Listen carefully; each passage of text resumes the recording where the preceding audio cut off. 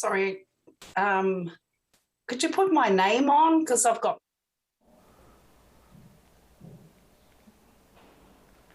Welcome along to our Kaupapa Recloaking the Whenua. I'm Martai Smith and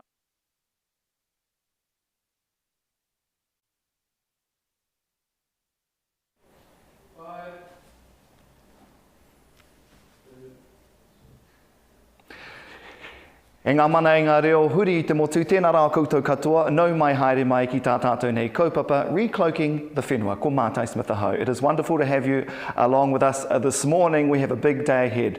Nā reira, nau mai haere mai koutou katoa. Hei timata ki a tātou mahi, mō tēnei kaupapa kua huri ki tērā kōka ōku, kia Karen pewhairangi mana tātou e whakarite. So let's start our proceedings today with a karakia, kei a koe te kōka.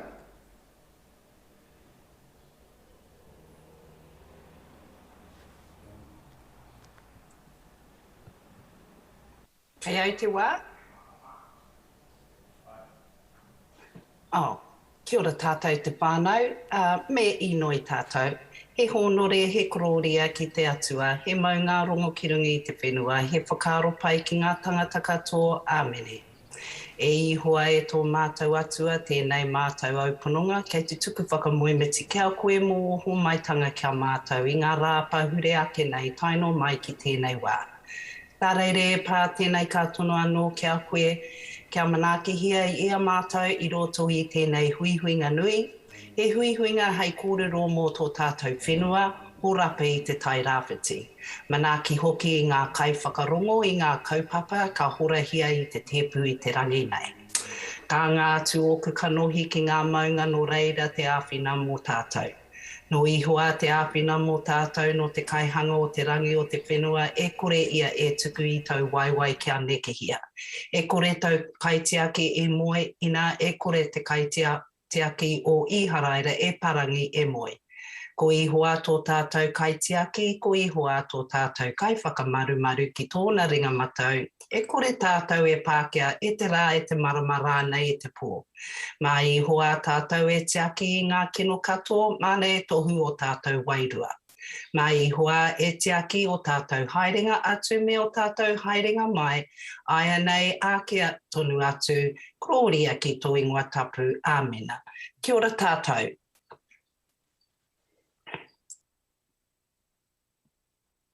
Tēnā koe te kōka, ngā mihi nui ki a koe, mō I whai wāhi mai, mō anō I whakariti a tātou ki tō tātou kaihanga.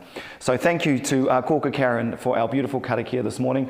Welcome along to Recloaking the Whenua. I'm Martai Smith and I will be your facilitator. And as we all know, nā te mate korona I pēnei ai, so because owing to the restrictions of COVID-19 and the situation we find ourselves, some of us are in level 4, some of us are lucky enough to be in level 3, but we have taken our kaupapa online. And so now I'm going to hand it over to one of the organisers, Manu Kari, to give us an outline and set us up for the day. Tēnā koe Manu.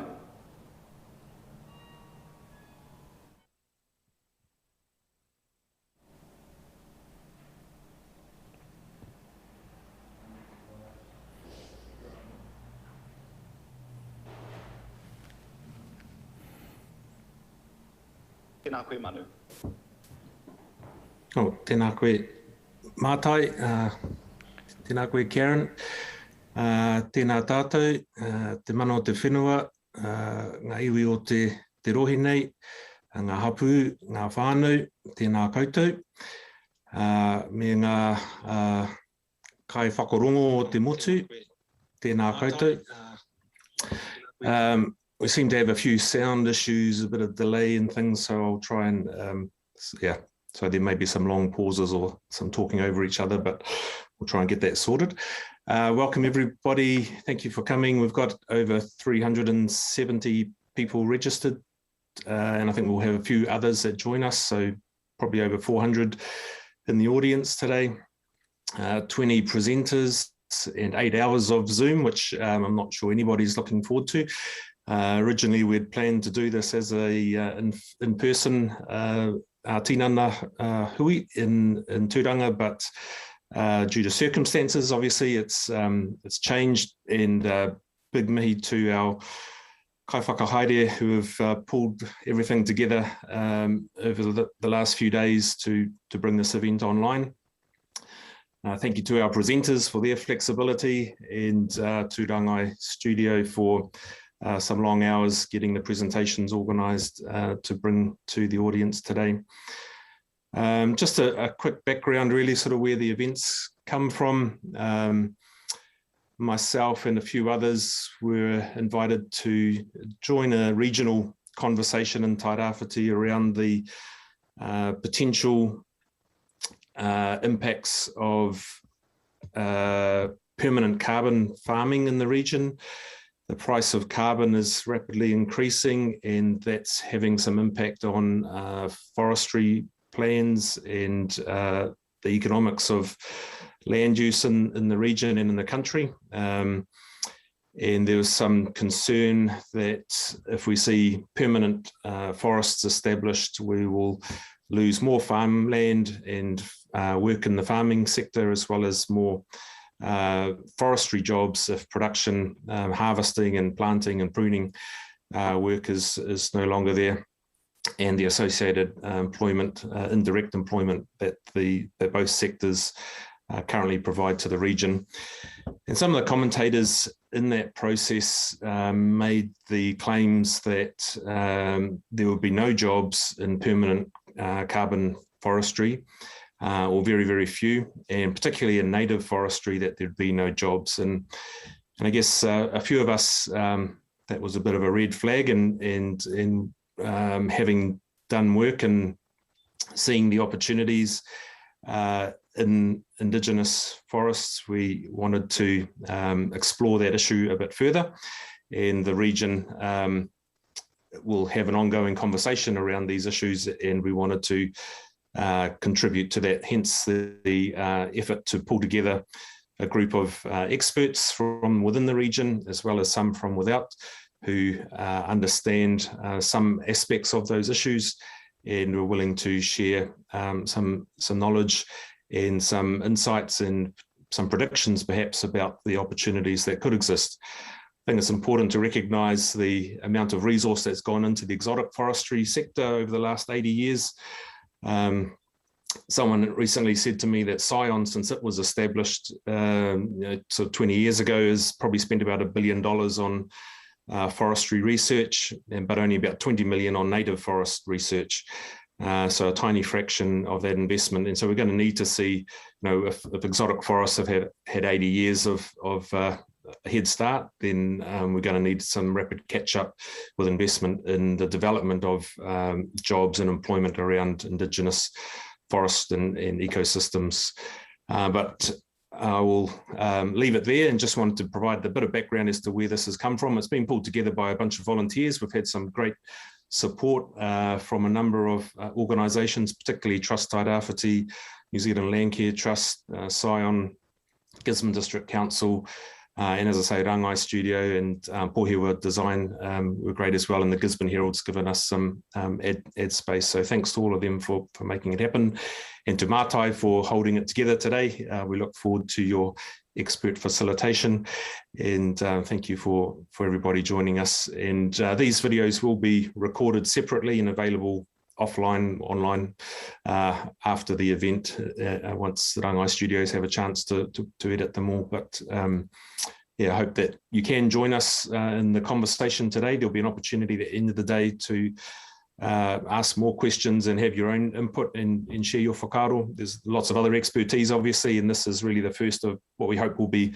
many events, but hopefully perhaps shorter than this full day. But we plan to bring other experts to the audience as well, and for it to be an ongoing proper conversation, not just a one-way set of lectures. So please do contribute comments, questions, pātai in the Zoom chat, as well as there's a Facebook live stream from Rangai Studio that you can ask questions of the presenters, and after each group of presenters there'll be a panel discussion to answer some of those questions. I'll leave it there. Kia ora.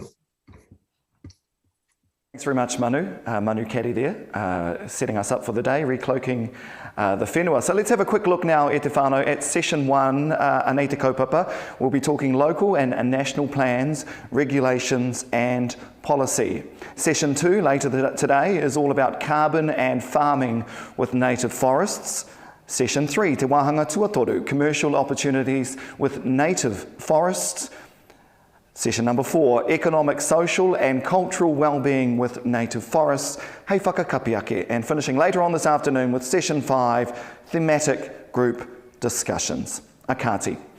Welcome back to the Rāngai studios. We are coming to you live from our piece of paradise, Tūranganui-a-Kiwa, Gisborne City, right smack dab in the middle of a town where we are currently under level 3 restrictions, and of course waiting with bated breath to see what the Prime Minister Jacinda Ardern might announce later this afternoon. We'll keep you posted on that. Akati, our first panellist joining us really needs no introduction.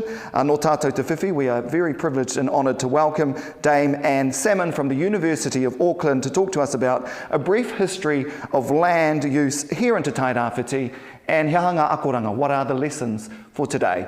Dame Anne Salmond, tēnā koe mōrena.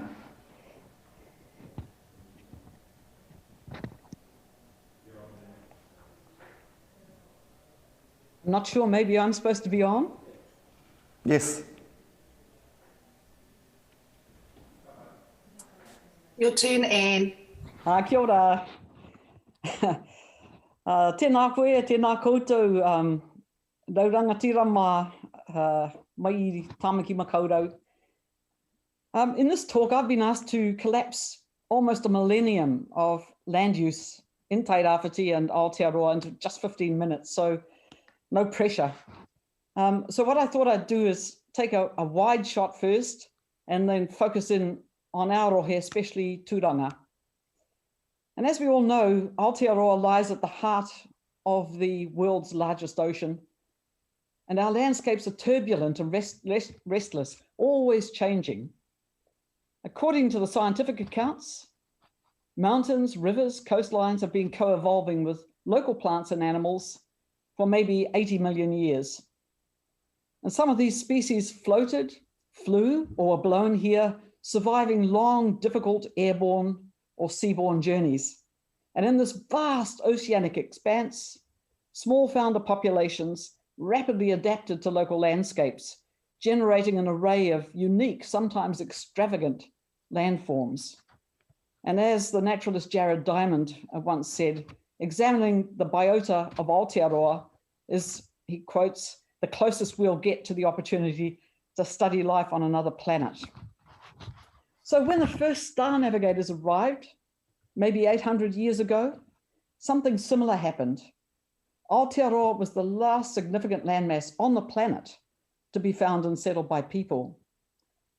And the landscapes and climates were so different from the tropical homelands of the tipuna that they had to rapidly adapt and invent new ways of living. And this happened differently in different parts of the country. As Tarangi Hiroa used to say, Aotearoa is like a Polynesian archipelago, but with islands linked by water and by land instead of water.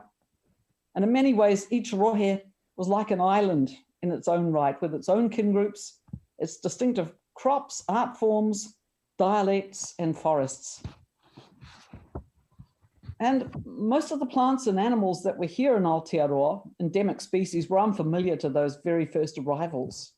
And they also brought new animals with them. So as we know, the kiore, the Polynesian rat, the kuri, the Polynesian dog, and they also went hunting.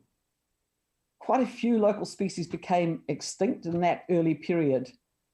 But over time, the different kin groups, the iwi and hapu, evolved their own seasonal rhythms, crisscrossing the land and sea to harvest particular mahinga kai at particular times of the year. The channels and the reefs and the fishing grounds, the rivers for whitebait and other fish and shellfish, eeling pools, gardens, fern root diggings, birding trees and the forests. And rahui, the ritual restrictions were placed on mahinga kai that were being depleted. So over time, the prime spots for living in harbours near the mouths of rivers with rich alluvial soils, such as Tūranga, were hotly contested, and those who were pushed out were forced to retreat into the bushy hills inland.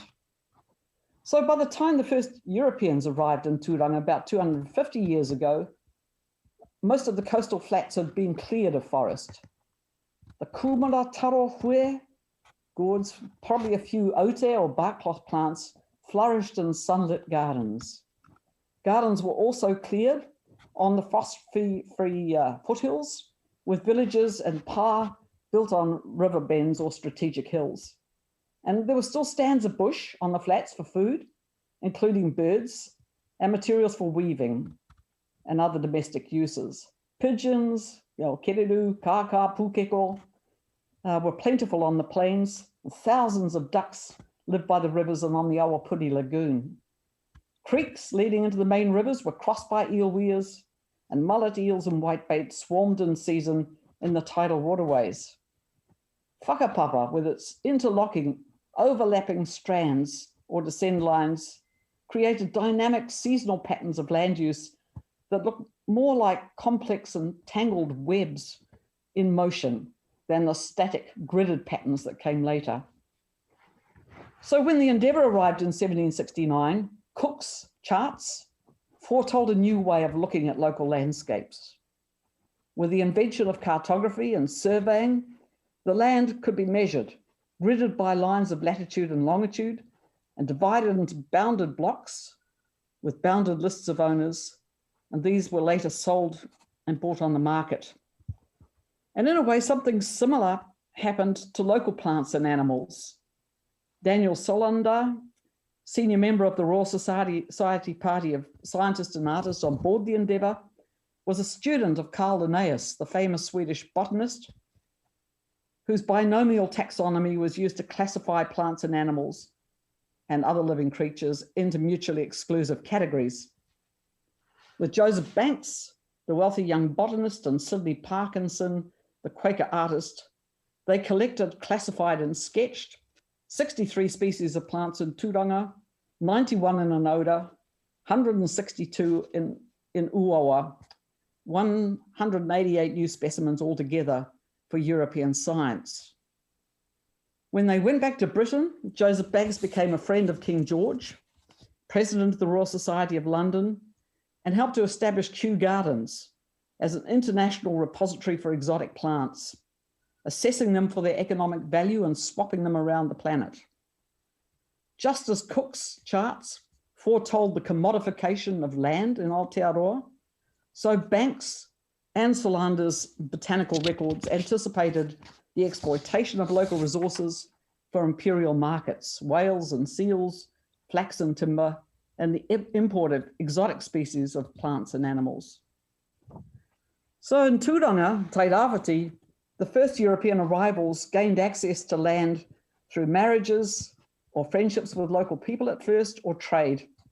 But the land sales didn't really take off until the 1880s, after the New Zealand Wars, the confiscations of land, and the first sittings of the Native Land Court, where large blocks were surveyed and their lists of owners decided. And in the process, the land was cut up and the networks of whakapapa were severed. And when the new settlers purchased large blocks for sheep stations and so on, they also let contracts to fell and burn the bush. And Sheridan Gundry's gone right through the local newspapers and documented a lot of these contracts. The burns were often spectacular, covering hundreds of hectares at a time, with plumes of smoke so huge that people on ships out of sea thought they were witnessing a volcanic eruption. And they had to turn the lights on in the offices in town. The forests were also logged, sometimes clear-felled, but more often selectively cut over.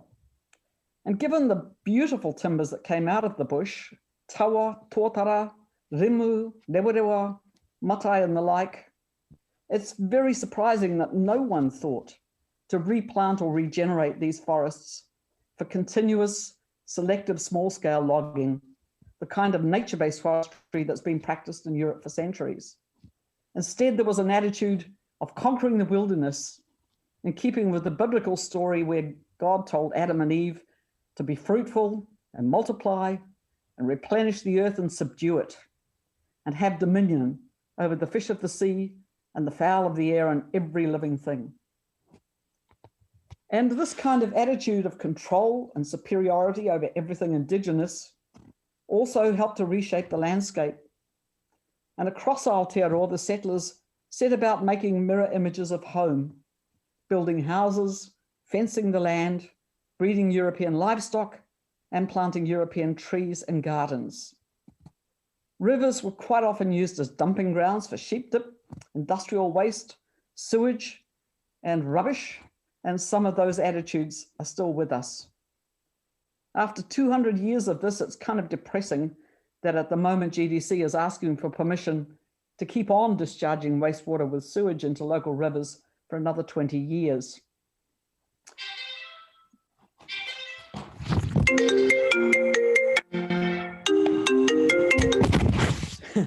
Aroha mai. Oh, no. Sorry, darling. Bye. Family, sorry about that. Kia ora. Okay, so where were we? Yeah, so I was just talking about the rivers. And the steep, highly erodible country that should have been left in native forest was cleared for pastoral farming, often with government incentives. And when that began to fall apart and the topsoil was washed out to sea, pine forests were planted for conservation purposes. Again, no one thought about nature-based forestry, which is strange, given our beautiful indigenous timber trees and the speed at which they grow in our region. Instead, Pinus radiata was planted across good farmland as well as eroding hillsides. And once the forest had grown in the 1980s, they were privatized and then eventually clear-felled, defeating the purpose for which they were planted in the first place in many parts of Te Rāwhiti. And in order to tackle climate change caused by deforestation as well as the use of fossil fuels, the government is now encouraging further plantings of monocultures of exotic conifers, and even more good farmland is being taken out of production for carbon farming. So you could say there's been one big mistake after another. While owners are promising at times that these pine plantations will eventually be turned into native forests, this will be extremely expensive. And in Te Rāwhiti's steep landscapes, impractical in many places.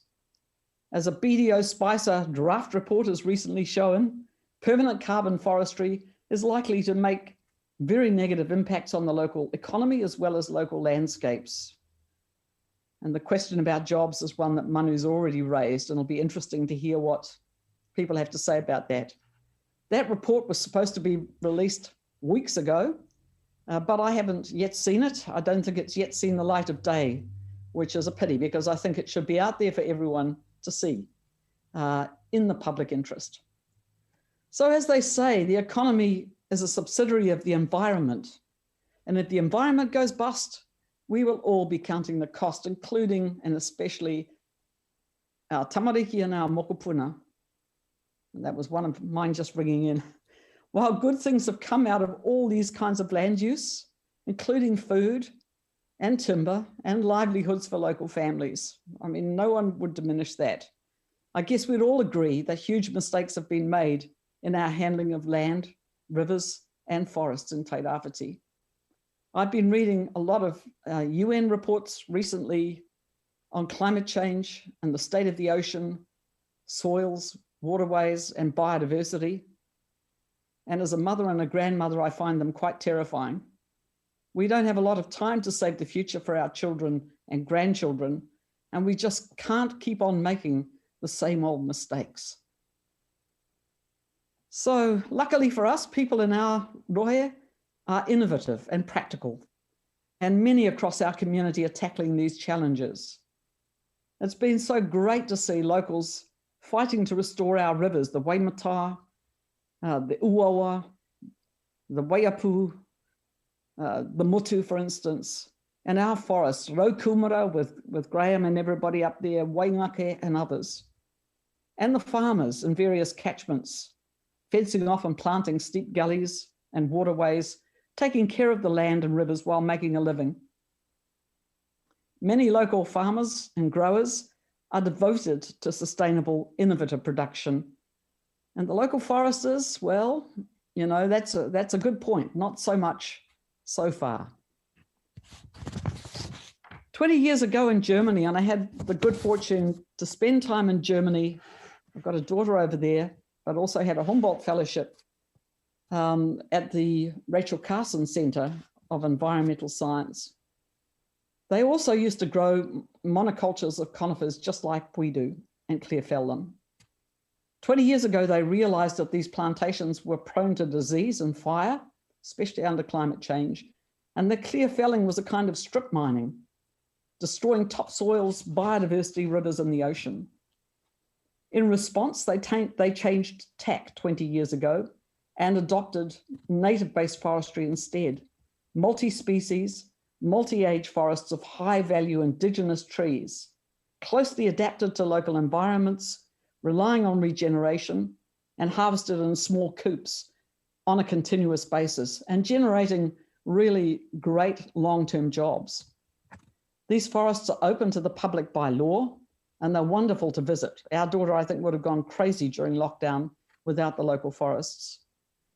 And this would be such a smart move for our region. Right now, the government has the chance to use the ETS to make the shift to nature-based forestry. And all they'd have to do to incentivize this is to restrict the permanent forest category that's coming in the ETS to native forests, and then make the allocation of NZ units competitive with pines, given the greater amount of carbon that native forests sequester over time. At present, Papatuanuku has been ravaged by climate change, stopped in her tracks by a global pandemic, and we're all being forced to slow down and take stock. There'll never be a better time to look into the faces of our children and grandchildren and think about the future that we're leaving to them. Together, we can recloak the Whenua, Papatuanuku in native forest, especially in steep hill country in Tairāwhiti, around the streams, in the headwaters, and along the river banks, and hear the dawn chorus again, and see the rivers run clear and clean. As many of our best farmers and growers are showing, it's possible to do these things and make a good living on the land. And I'd like to end by paying tribute to all those pioneers out there. Many of them are participating in this webinar, who are working out new ways of living with our mountains, our rivers, and our forests. They're helping to save the future for us all. Nā reira, I aku rangatira, kia kaha, kia toa. Kia ora.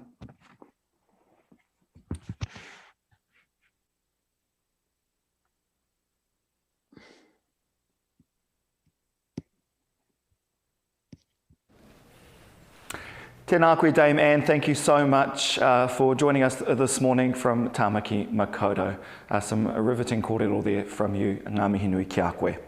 All right, ināi nei e te whānau. Let's turn to our next guest speaker to discuss the state of the region's biodiversity and soil. Hei whakakanohi I tērā iwi ona, ia Ngāti Porou, representing Ngāti Porou to talk about the Department of Conservation. And again, anei anō tāna kōrero, the state of the region's biodiversity and soil. Ko huri ki a koe, Graeme Atkins. Tēnā koe. Kia ora tātou, ko Hikurangi te maunga, ko Waiapu te awa, ko Raukomara te ngahere, ko Ngāti Porou te iwi, ko Graeme Atkins taku ingoa. My relationship with our taiao, Raukomara, goes back 50 years. As a 5-year-old, myself and my older sister would camp out with our father in the bush as he skinned possums for a living. Back then, the trees dripped with birds, and the ngahere, especially the understory, was thick, damp, and dark. There was no chance of sleeping in, as the daily cacophony of multiple species of birds in uncountable numbers prevented sleep. We would lay cyanide paste along the river flats and the occasional leading ridges. Such was the impenetrable understory. Deer and possums were just recent on the scene. I have worked for Te Papa Atawhai for nearly 30 years as a biodiversity ranger, specialising in our rare and threatened flora and fauna. Fast forward 50 years and the situation is so very different. Biodiversity loss has happened everywhere in Tairāwhiti, from the tops of our highest maunga, as in these shots, to our many beaches, and continues to happen. Over the next 10 minutes, I will share some personal examples of loss with you and attempt the scale of the problem in the short time frame given. These photos were taken on Whanakau Maunga, a sacred maunga of Te Whānau Apanui, during a recent search for a native Myosotis, or forget-me-not, formerly found on both Whanakau and Hukurangi 50 years ago. Because of the limited terrain that you can walk around on safely, on both maunga, we literally walked in the very footsteps of the researchers who found the Myosotis in the early 70s. After weeks searching earlier this year, we failed to find the target species. Coincidence or not, the disappearance of the species matched the spread of deer throughout. Kia manawa nui mai e te iwi. Our sincerest apologies. We seem to be having a few technical issues with Dr. Graeme's link. So what we're going to do is we're going to take a quick 2-minute break. We're going to sort it out and we'll be back soon to talk more with Graeme right after this. Kia mau tonu maira.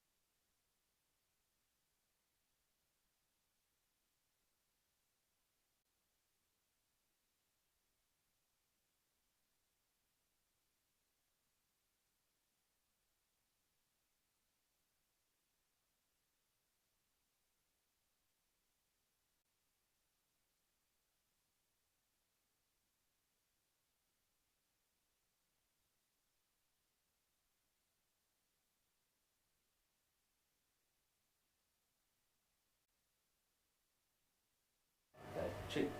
1 2 test 1 2 1 2 testing technical check. It shows that Ranga's muted. It is because it's on.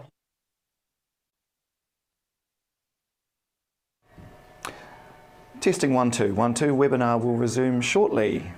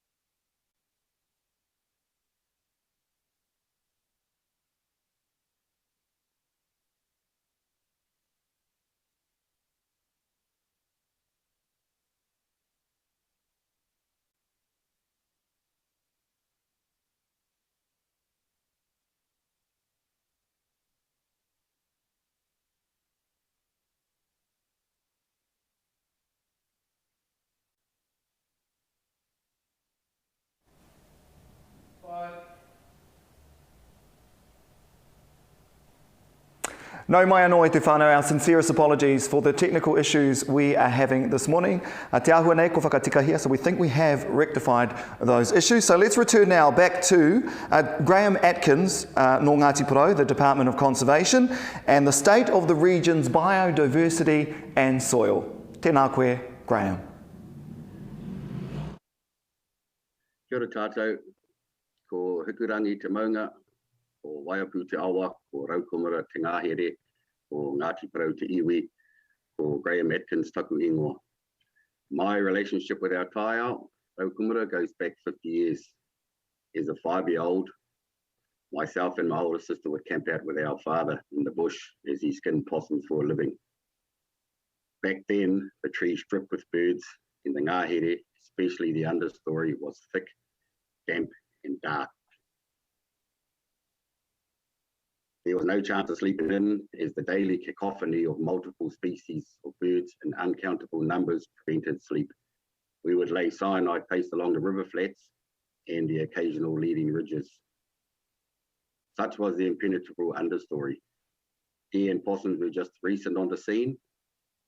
I've worked for Te Papa Atawhai for nearly 30 years as a biodiversity ranger, specialising in our rare and threatened flora and fauna. Fast forward 50 years, and the situation is so very different. Biodiversity loss has happened everywhere in Tairāwhiti, from the tops of our highest maunga, as in these shots, to our many beaches, and continues to happen. Over the next 10 minutes, I will share some personal examples of loss with you and attempt the scale of the problem in the short time frame given. These photos were taken on Whanakau Maunga, a sacred maunga of Te Whānau Apanui, during a recent search for a native Myosotis, or forget-me-not, formerly found on both Whanakau and Hikurangi 50 years ago. Because of the limited terrain that you can walk around on safely, on both maunga, we literally walked in the very footsteps of the researchers who found the Myosotis in the early 70s. After weeks searching earlier this year, we failed to find a target species. Coincidence or not, the disappearance of the species matched the spread of deer through our alpine areas. These two photos sort of show you the effort that's gone in to look for the alpine plants. And so, yeah, these photos were taken on Whanakau and Hikurangi earlier this year. So the effort to search for Myosotis amabilis, that was the target species, was undertaken by representatives from Te Papa, Whānau Apanui, and Ngāti Porou. The plant on the left is Pimelia buxifolia, pretty little native daphne. Most of our Pimelia have specialised pollinators, and this species is no different. It is a species of daytime flying moth that is solely responsible for the pollination of Pimelia buxifolia. Records from the 70s show that Pimelia buxifolia was once widespread and common and was a major component of alpine shrublands on Hikurangi and Whanakau. Now it exists in nooks and crannies that are up out of reach from deer. Lose the plant and you lose the pollinator. Lose the pollinator and you lose the plant.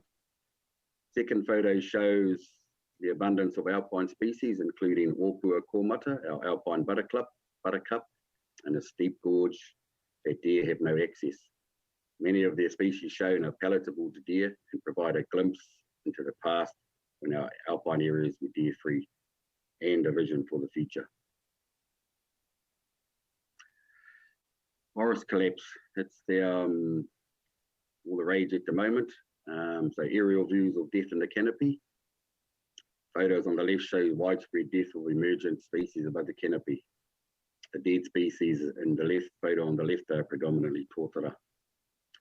Photos on the right shows tree death in the canopy, and those trees are predominantly northern rata.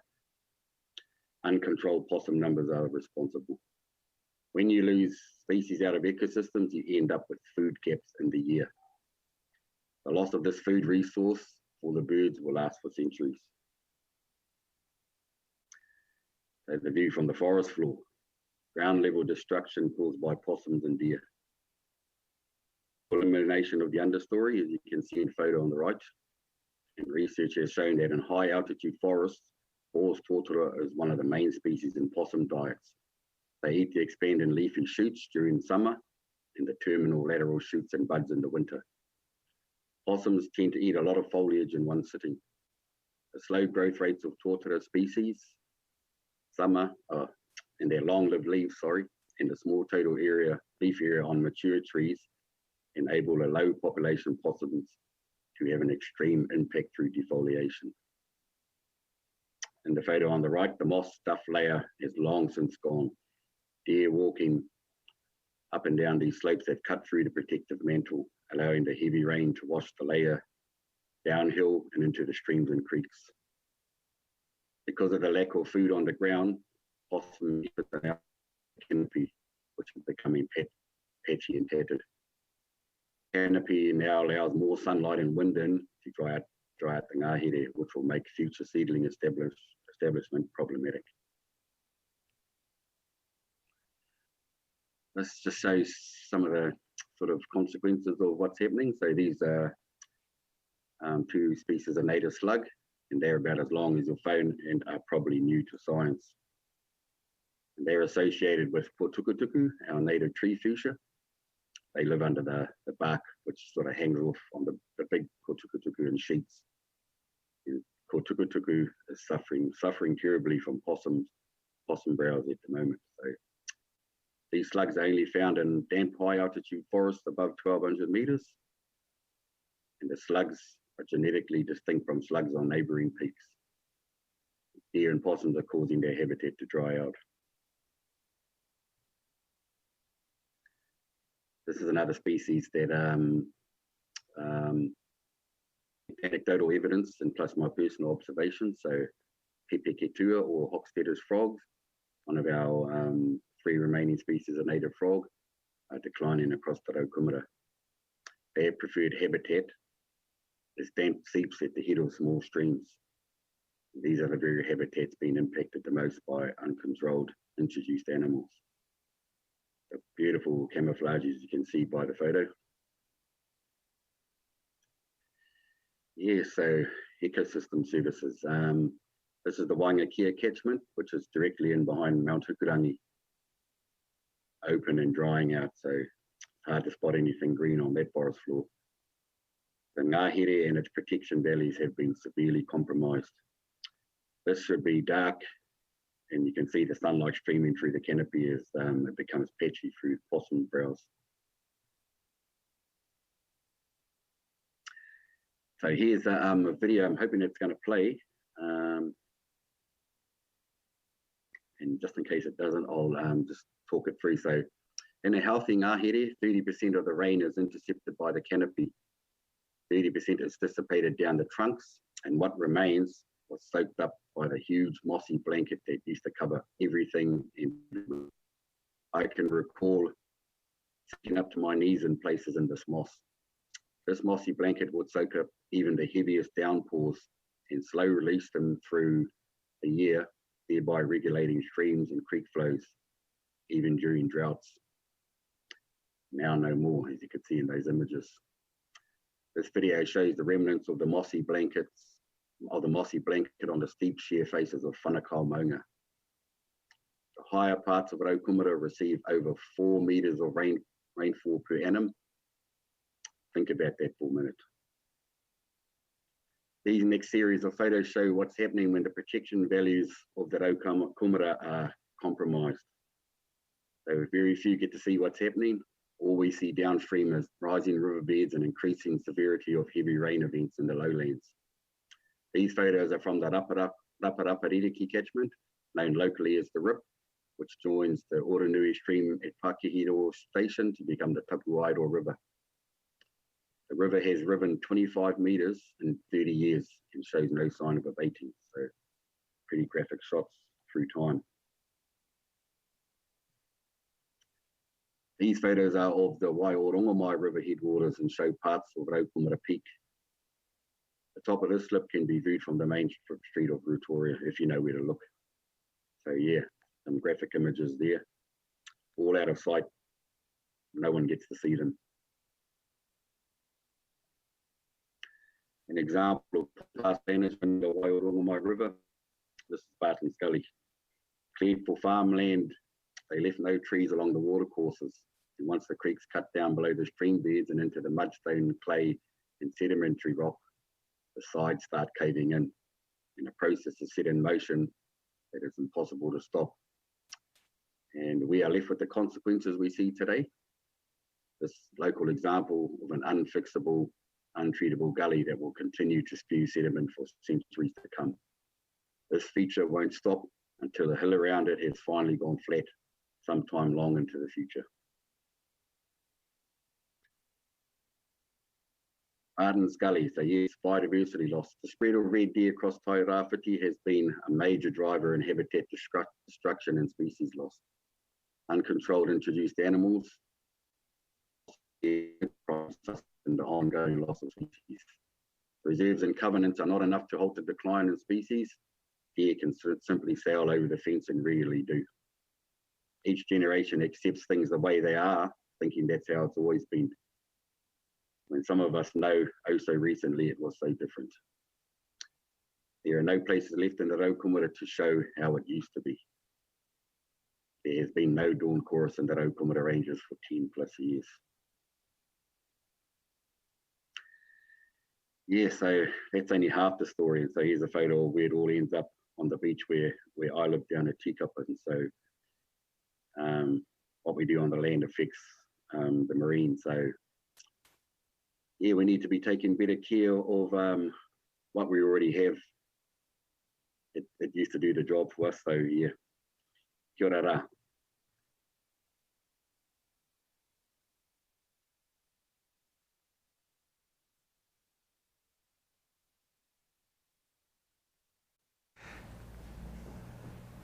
Thanks very much, Graeme. Graeme Atkins there from Ngāti Porou, the Department of Conservation. Akati, ki te kai kōrero tuatori. Let's go to our third speaker this morning, e te whānau. And again, apologies for some of the technical issues we are having this morning. Stay with us, bear with us, we will get it sorted. If I can, and by the way, before we go to Tom, you will have an opportunity to check out and listen to all of these speakers this morning. They are being recorded and we will put them up on the page for you to enjoy later today. Akati, let's move to Tom Porter now, speaking on environmental monitoring and science. He is the Environmental Monitoring and Science Manager from the Gisborne District Council, and he's going to be talking about trends and key indicators for Tairāwhiti state of the environment's likely impacts of climate plans and significant natural areas. Kai a koe, Tom.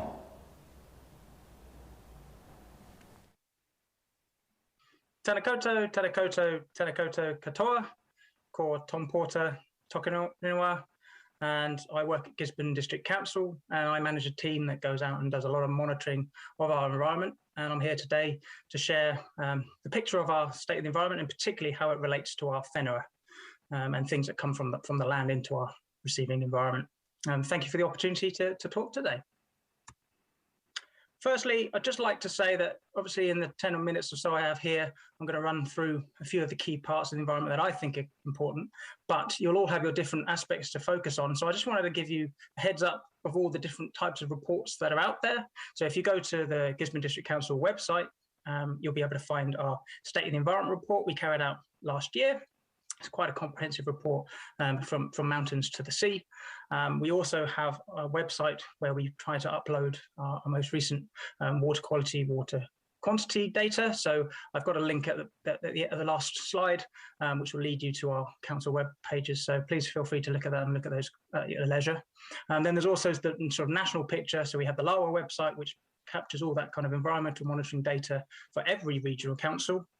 There's also a range of reports that come out of central government, and one that's particularly relevant to our whenua is our Land 2021, which came out earlier this year. So have a look for those.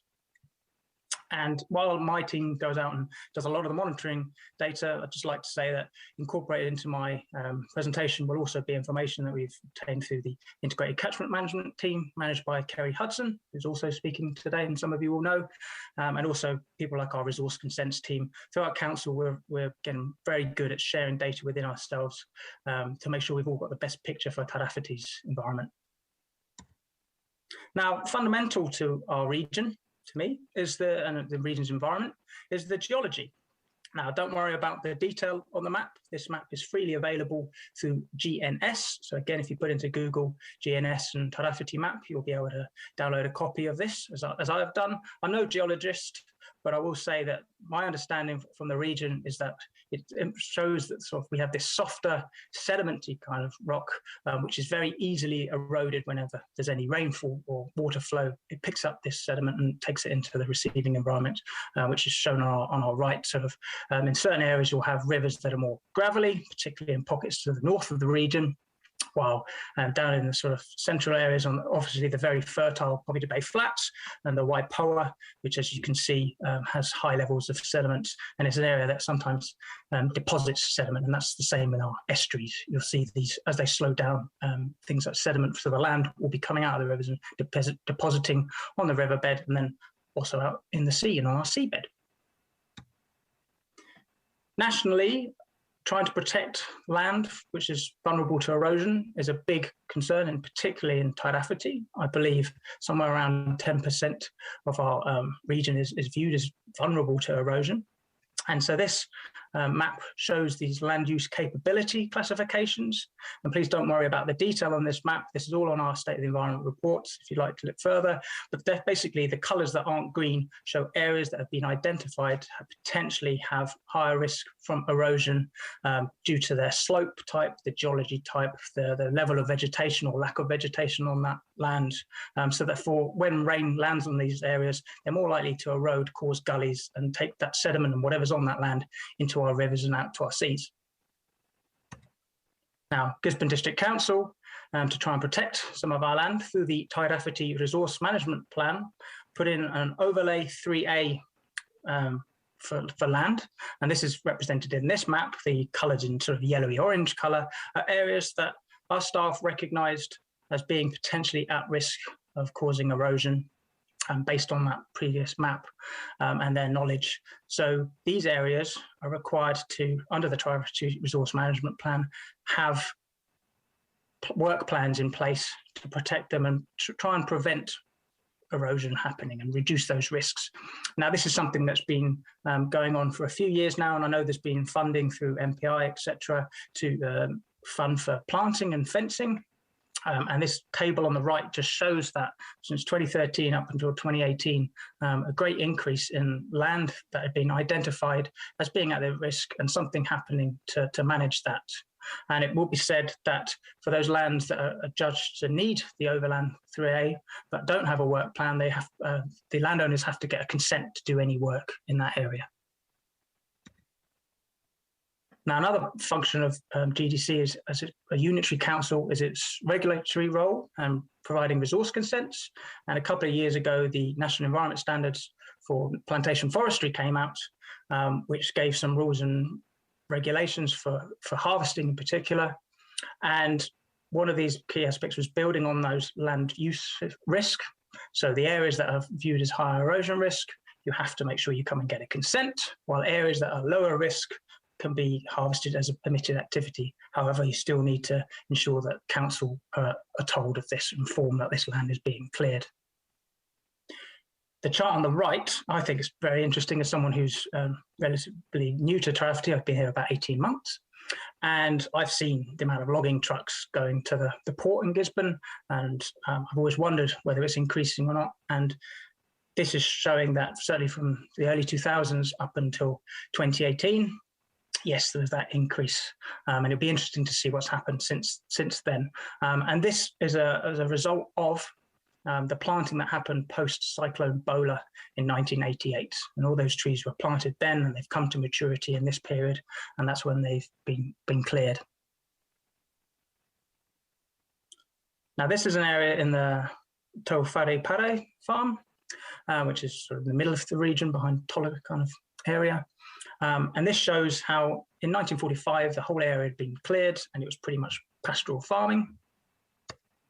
Cyclone Bola hit in 1988, and you can see some pockets of the lighter colour, which is where landslips has happened and there's been erosion. And then following Bola, there's this range of planting to try and protect the land, hold the soil, reduce this gullies and this erosion. And so in 2012, you can see a big blanketing of mainly pine, I believe, throughout the field, holding it together and stopping these slips from happening. However, as I mentioned, as those trees have come to maturity, they've been cleared. So these areas have now been cleared, and managing that is a key part of the National Environment Standard for plantation forestry, and also going forward. And I believe Kerry Hudson will be talking about more of that later. One thing I just wanted to share of some technological advance that I think we'll all be interested in the region is LiDAR. It's basically a laser beamed from a plane onto the floor, and as it reflects, it shows the contours of the land. And what's really interesting about LiDAR to me is that it captures the elevation that you just don't get through aerial photography. So it really does show where cliffs are, contours, gullies, that kind of thing. So we have on the bottom left, certainly on my screen, is the Waiapu River. And you can see through the LiDAR the different strands of the river as it braids there towards the coast, which is quite beautiful actually, but it also shows the contours of the land. And then there are two pictures in the top right are the same picture, but one taken through aerial photography and the other taken through LiDAR. And you can really see the depth and the clarity coming through the LiDAR of the different contours on the land. And actually, in fact, right in the middle, if you can see my cursor point there, we believe there's a couple of historic kumara pits. The interesting thing for LiDAR for us and others throughout the region is that this enables us to have that better picture of what land we need to be protecting, where we can plant, what needs to be reverted and set aside, and where's lower risk and more normal behaviours can carry on. Now, the impact on the whenua will then have an impact on the receiving environment. And I'd just like to talk for a few slides on water quality and the impact that this has, and in particular sediment, which is generated naturally from the geology. As I've said, the region itself is got a lot of soft sediments, so it's naturally that. There are some areas of hard rock, but the soft sediments do dominate a lot of the region, so that's easily picked up through rainfall and deposited in rivers and watercourses. But our land uses exacerbate that. If it's a clear area with nothing binding the soil together, then any heavy rain will pick up that sediment and take it down into the receiving watercourses. Now, my team goes out and takes water quality. Peter Hancock, some of you may know, is their team leader, and they go out and take samples across the region about once a month for most rivers at 45 different sites, and taking a whole heap of water chemistry, nutrients, dissolved oxygens, and also proxies for sediment. And that's what these two pictures are doing, the team out on different days. I'd like to focus on sediment. As I say, that's a key thing that comes off our whenua and affects the life in our rivers. So I'd just like to share a couple of graphs now. So this first one is total suspended solids, which incorporates sediments and other bigger bits that are maintained in the water that come in through runoff from the land, etc.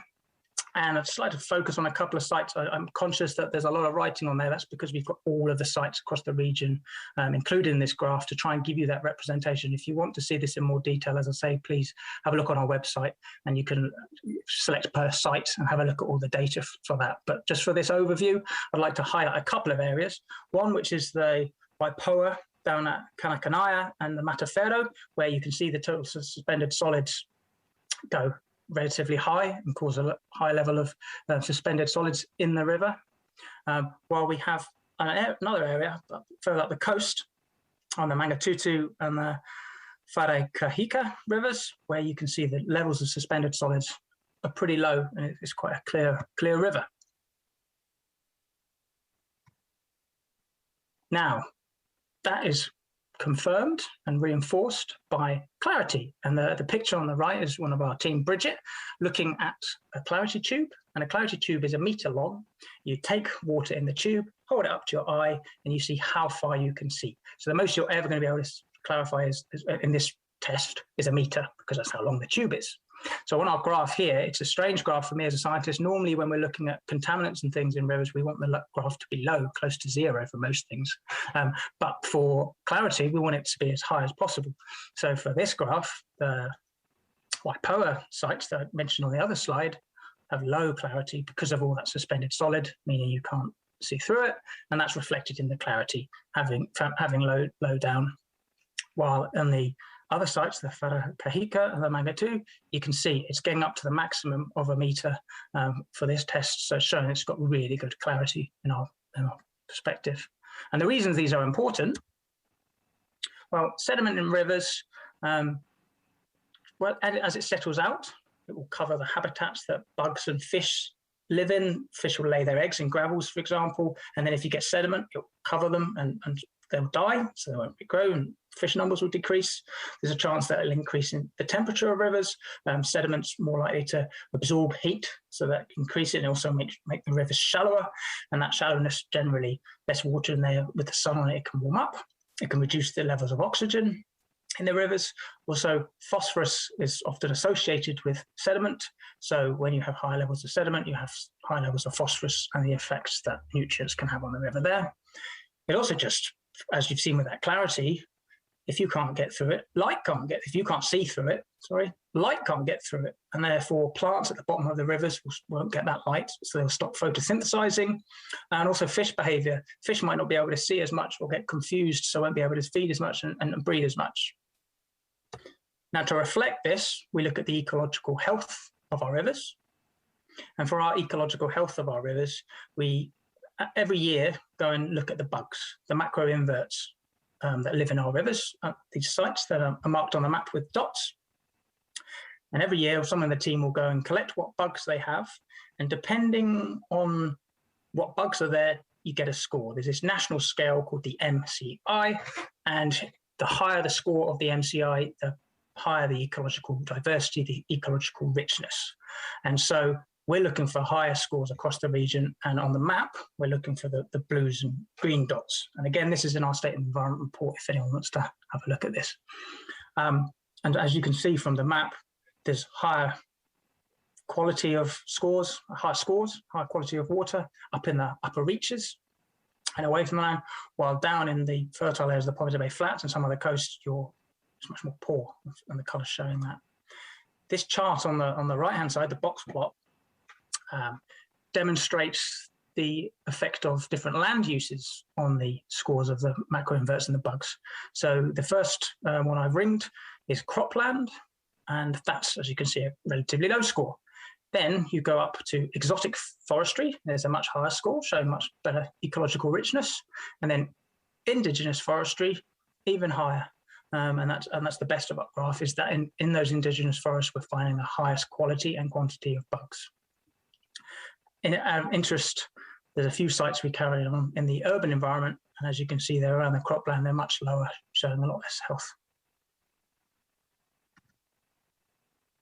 One thing just to mention is that we're developing freshwater catchment plans, and we're working with our communities, Mana Whenua, to develop these plans by 2025.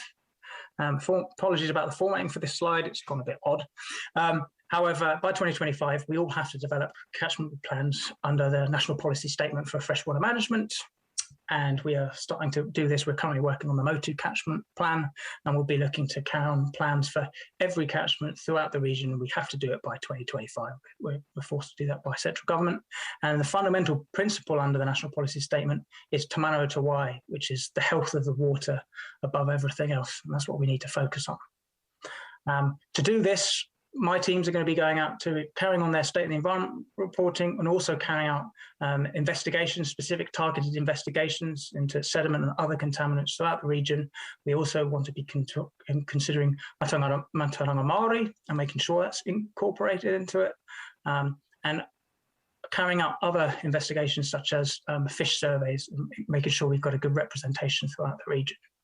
Well, thank you very much for your time. I hope this is an interesting, and if anything of interest, please do, I think at the panel discussion, we'll have a chance for any questions. My email address is there, and please feel free to reach out. I'm more than happy to share information. Thank you very much for your time, and enjoy the rest of the day. Kia ora.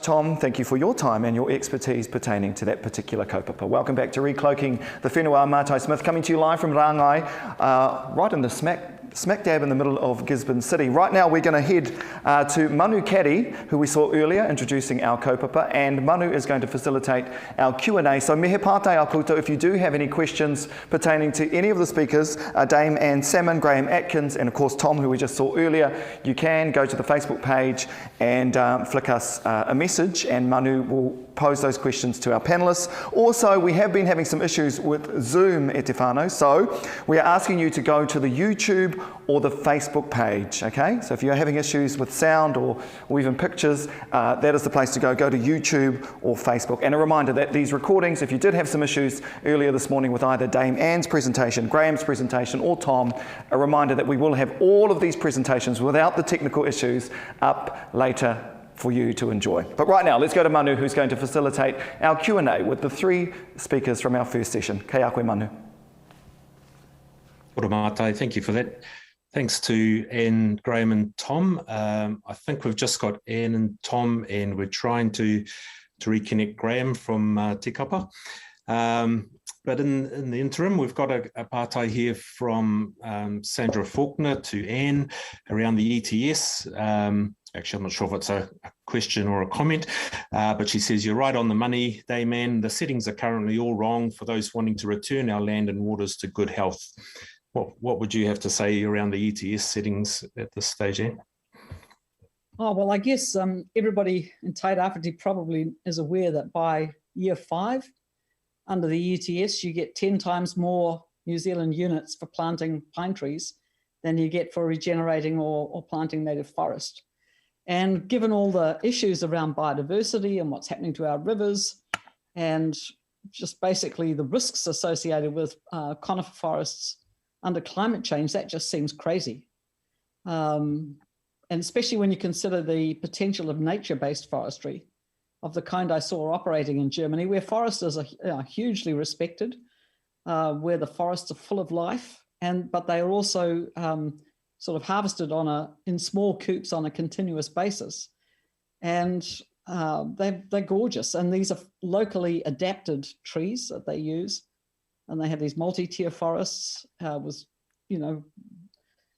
access to them. And it just seems like such a no-brainer, Manu. And if the ETS, they've got this permanent forest category coming in, I can't see any justification for putting pine forests or plantations into that category, because they're short-lived trees. Under climate change, they're very high risk. Whereas our native forests are going to sequester carbon for a very long time, and over time they sequester far more. So I think just even purely in terms of carbon, you could justify having NZUs that are competitive with pine. Do you think there'll be an opportunity for the public to have input on those settings? I think it's very interesting. The Climate Change Commission is working on this, I know. The Minister is pretty close to industry. And, there are probably forces in play that want to just keep on propagating pine trees. They know how to do that, and they know how to make a buck out of it. But I really like to see that BDO report out there in the public arena. I think it's very important that the public has a chance to understand the risks and the opportunities, both with nature-based forestry, but also with permanent carbon forests of pines. I mean, I just can't see the sense of that, especially when these kinds of forests are going up in flames all around the world. So the report you refer to is a report that was written by BDO in Gisborne, commissioned by Trust Tairāwhiti with support from the Tairāwhiti Economic Action Plan Committee, something. But it's, it was controversial. The findings were not agreed on by those that had been part of its development. And so there's some debate about whether it'll see the light of day and be released to the public. I think a summary is going to ministers, but as you say, it's probably useful to have it out in the public and allow the public to debate the accuracy and claims that are made in there. Maybe reminded of me, Manu, but I would think that something that's funded by public funding ought to be shared with the public. Yeah, something for people to ask Trust Tairāwhiti for, perhaps. Tom, you've got a partai here. Do you have trend data over time? While some of the rivers might seem good compared to others, is there data over time that shows decline or improvement? Morning, Tato. Yes, Nikki, thanks for the question. Yes, we do. We have reports. If you go to the GDC Environmental Monitoring website, the link's on my last slide with my name. If you go to that, then you should be able to find some links through the data, and you can actually pick a spot in your orohei in the area of interest for you and look back and see some trends.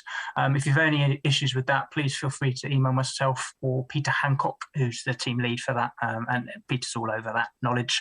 And one thing just to say is that going forward, we're really trying to improve the way we share our environmental data, so we welcome any feedback from anyone on this call in ways that we want this data. We can collect all this data, as I say, at these sampling points. We take a sample roughly once a month over a series of years. So we have a load of data.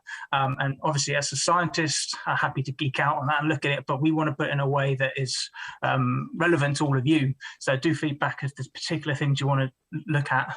We're open to any feedback. How often does the State of the Environment report come out for the region? Roughly every 3 years. And that's generally a PDF hardback copy, but the way we're looking to go and support through LAWA, which is the, as I mentioned in my presentation, the sort of national picture, we're trying to get data up so it's relevant. So because as soon as you've put it into a PDF or something, obviously it's gone, it's history. So we're trying to get it so it's much more regular and up to date. And that's what we're looking to push in the next couple of years, certainly. Yeah, and these days you should be able to pretty much have it in real time online. That's the hope. It's not that easy, as I'm sure you can understand. There needs to be a lot of quality assurance of that data to make sure that there's not some malfunction with the equipment, etc. But yes, yeah, we're looking to get it as soon as possible up there. Cool. I think it was Henry Gaddam said Tauwhare Para images post-harvest look worse than Bowler. And someone else commented that foresters should be made to plant a perimeter of natives to help prevent the sediment flowing into streams in nearby gullies when felling takes place. And they speak to councils and landowners regularly, and it's like they just swore at them in quotes, but that's lost production. You have any comments on the rules around riparian margins? What I would look to do without passing the buck is, I know my colleague Kerry Hudson, who I'm sure a lot of you on this call, he's talking in a little while. And if it's okay, we can park the question for him because he knows a whole heap more than me. Cool. And I think but I would just say, man, anything we can do to keep that sediment, and I know that, and from my point of view and from the sort of water quality point of view, as it's the downstream effect, anything we can do to stop that sediment from being mobilised and reaching our rivers is of benefit. Manu, can I have a question about that? Sure. I know that a lot of those forestry blocks are FSC registered. That's the Forestry Stewardship Council. And under those regulations, which are supposed to guarantee that the timber that's being produced is sustainably produced, there are supposed to be buffers around all waterways. And so how come we're getting, in our region, harvests that go right down to the water? I mean, what's the FSC doing about that? If these are forests that are, I know that some of the forests that went through the courts, and there were, you know, the judges were kind of making appalled comments about this, what was going on there. They were FSC registered. So is this a rort or what? Yeah. I remember some of the discussions around the national policy statement and the rules applying nationally in the forestry companies saying, you know, that they needed consistency across regions, and I know GDC pushed back hard at the time, trying to argue that, you know, there's unique factors and the rules that apply in Kaingaroa aren't going to work in Tairāwhiti on our geology. And so yes, there's those issues of national consistency, but also regional specificity and yeah, some challenges there as a region too, in terms of the voice that we have and being part of those conversations. Do see a comment here from Kate Timlin, who says that there will be a chance for the public to comment on the government's emissions reduction plan. It's due out soon, so we'll try and keep people informed about that. Jenny says, aren't the measurement tools, I think this is around the ETS science, demonstrated being applied after the horse is bolted? Why not spread the budget, ideally equivalent to cover intergenerational knowledge, which is much more sensitive to change. Not sure if either of you have a comment on that. And another comment from Jackie, radiata pine is a relatively short-lived species, so not ideal for permanent harvested forest in New Zealand. It is a good plantation species when properly sited and utilised, but not a good option for permanent carbon forests. Some consensus there. I guess the point is that, you know, that radiata pine lives maybe, you know, 80, 90 on average, but maybe up to a couple of hundred years. But tōtara lives for 800 years, and it'll be sequestering carbon. And there's quite a lot of science about, you know, that the old trees are sequestering in indigenous forests, are sequestering a lot of carbon. So I think our science is, it's a bit like the comment you made earlier, Manu, about the level of investment in understanding what happens with pine trees compared with understanding what happens with native forests.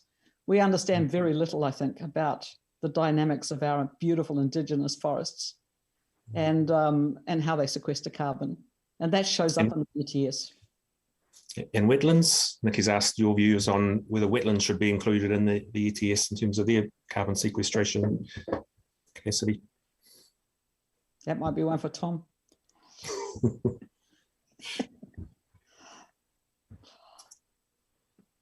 Yeah, I don't know. I'm not an expert on that, sorry. I gather they're really good at sequestering carbon. Yeah, and mangroves too. I mean, yes, in terms of their environmental function, biodiversity, they sequester carbon, but I don't know how it fits in with the ETS. I see there's GDC prosecuted recently around a wetland. Are there rules sort of around wetland restoration, or is it really just trying to hold on to what we've got left? So as part of the National Policy Statement for Freshwater Management, which is a big piece of legislation that came, the last version came in 2020, or the most recent. And as I said on my slide, by 2025, we have to map every catchment or in the region. And as part of that process, we have to map every wetland and identify. And obviously there's needs some clarification of what is a wetland, because some person would see it as a wetland, and that's in itself is an issue. But as a whole, wetlands provide a great ecological function. They clean water, they provide habitat, they slow down water, so reduce the risk of flooding, and that's kind of long scour of sediment in particular. So if it slows and holds that water and releases it a lot slower over time, then it's really benefit. So from my point of view, and this is my personal opinion, wetlands provide a whole heap of environmental and ecological benefit. So yeah, we need to try and protect them. They're under threat. You may well have heard figures that as a whole, Aotearoa has lost 97% of our wetlands. And so any that we need to protect really do. They are habitats for our manu, our birds, etc. From my mind, we need to protect them. And perhaps there's an argument for restoring those that have been lost, like you say, 97%, and we're only mapping those 3% that remain. Okay, well, thank you very much for that. I think we've exhausted our questions for now, but if you do have more folks, add them in and we'll try and get to them, but we'll hand back to Mātai. Kia ora, Anne, Tom and Graeme. Kia ora, everyone. Kia ora. Kia ora. Kia ora, tēnā koe manu, and thank you again to Dame Anne Salmond, representing the University of Auckland. Also, a big thank you to Tom Porter, Environmental Monitoring and Science Manager at the Gisborne District Council. And we also must acknowledge Graeme Atkins as well, from Ngāti Porou at the Department of Conservation, who, owing to technical issues, was unable to join that panel discussion. But ka nui te mihi atu kia koutou katoa. Let's have a look at session 2 and see what's coming up e te whānau. This is carbon and farming with native forests. And it gives me great pleasure now to welcome to our discussion Kerry Hudson, the team leader of soil conservation here at the Gisborne District Council. Ko tana kaupapa kōrero, she will be talking about integrated catchment management right here in Te Tairawhiti. Nō reira, over to you, Kerry. Good morning, and looking at recloaking the whenua, and we're really pleased to be able to have a talk with everyone about this issue in the Gisborne District. I I'd like to share with you people experiences I've had over 40 years in the field of land management and soil conservation here in the Gisborne district. Started firstly with the East Cape Catchment Board back in 1982, and more recently with the Gisborne District Council. A lot of my time's been spent in the Waiapu, but throughout the East Coast, and a lot of involvement in land management issues. So I'd like to start off with land clearance, and one of my colleagues, Tom Porter, probably mentioned about some of the photography we have and some of the aerial photography we have in the district. 1957 is a really interesting time here. We had wonderful coverage of aerial photography throughout the Gisborne district at that time. And what that run and why 1957 is so specific is we have an excellent record of just how much this district we've had cleared at times. So 1957, we'd done a lot of clearing for farming. We had the results of erosion, real surprise for a lot of people, big time aggradation, gullying, soil erosion. But it was prior to when we had any commercial forestry coming into place in the Gisborne district, and just prior to when the Forest Service started with Mangatu Forest in 1960. So yeah, we had cleared a lot of this district, and we'd done it in very jig time. So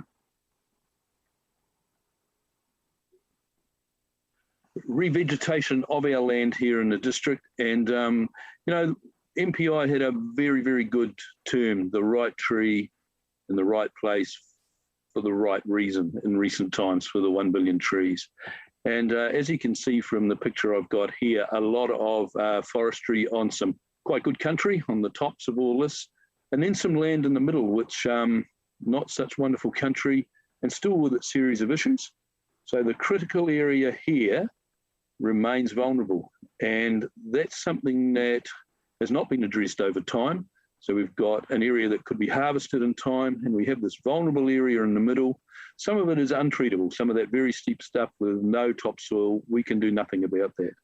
What is required on the more vulnerable land is some form of permanent vegetation cover, particularly in and around the gullies. And the opportunity to do that, and the best opportunity to revegetate those areas, is in mid-rotation. So that's when we've got some control over runoff with the forestation that's occurred in the top end, and the flows down those creeks are likely to be quite a bit less. We're missing that opportunity up until now, but there are mechanisms in place where we can improve that into the future.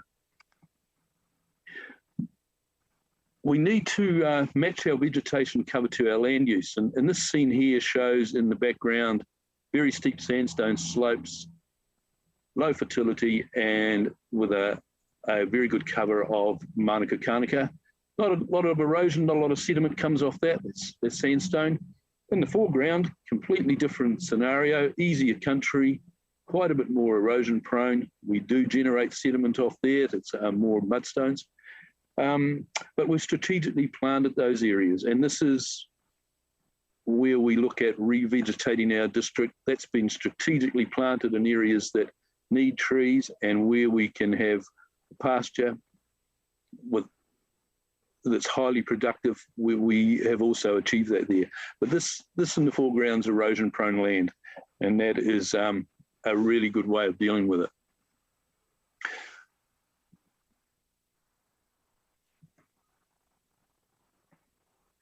Once again, here we have a scene of conservation planting on some of our more productive land, and you can see we've got poplar and willows established in gullies and on active slopes. But an advent we've had in recent years is Manuka has been allowed to grow in and around those more erosion-prone areas, and you can see it intermingled in amongst the poplar and willow.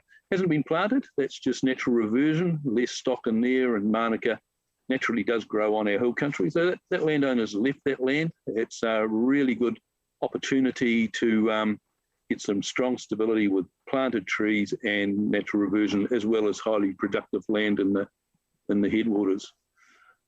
Return here to a forestry site. So we're matching our revegetation cover here to the land use. And what we're looking at here is a very well planned site where the better country has been established in plantation forestry, and that's on this more stable land.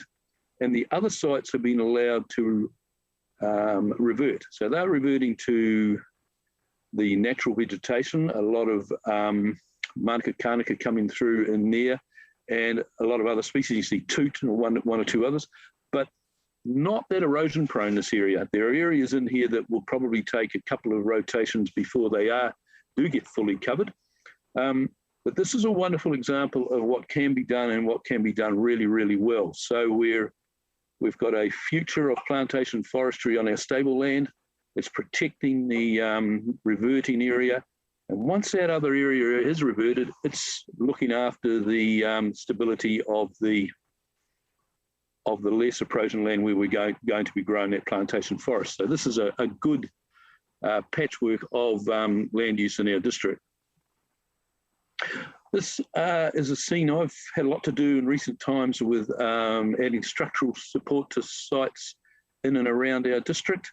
And this is a site, all that paddock there was planted in willow trees at about the same time. And you'll notice some of them have worked particularly well, and some of them have been quite a disastrous outcome. You can see the gully in the middle still eroding. That area is too active to be treated with just trees.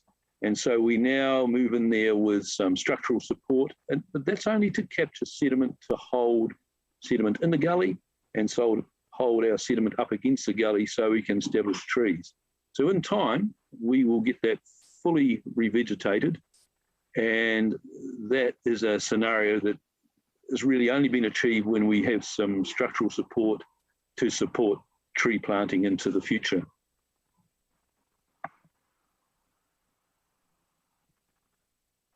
So we have some really interesting tools available to us, some of them quite recent. So National Environmental Stand and Plantation Forestry came in 2018. We've had some really interesting wins with regard to afforestation, where areas that shouldn't be in plantation forest are allowed to revert or have long-term permanent species established. Our earthworks now is a lot more controlled in that we can have areas where that earthworks occurs once, and under the NES, as long as landowners have looked after the earthworks during the course of the next rotation, their consent requirements second time around a lot less. So the double win there, win for the forest owner, where he's not going through this a second consent process rotation 2, but a win for our environment and our district in that they are looking after the sediment issues. Harvesting, looking a lot more now at areas that we can harvest in blocks, and replanting, looking at areas that should be in plantation forestry and some areas that perhaps shouldn't. The emissions trading scheme has been around with us for a while, tweaks to it recently, but once again, a really useful tool in terms of getting vegetation on our land, and one way that we can really look at getting some permanent forestry on sites that are really sensitive, and also ensuring that plantation forestry is established in sites that it's conducive to.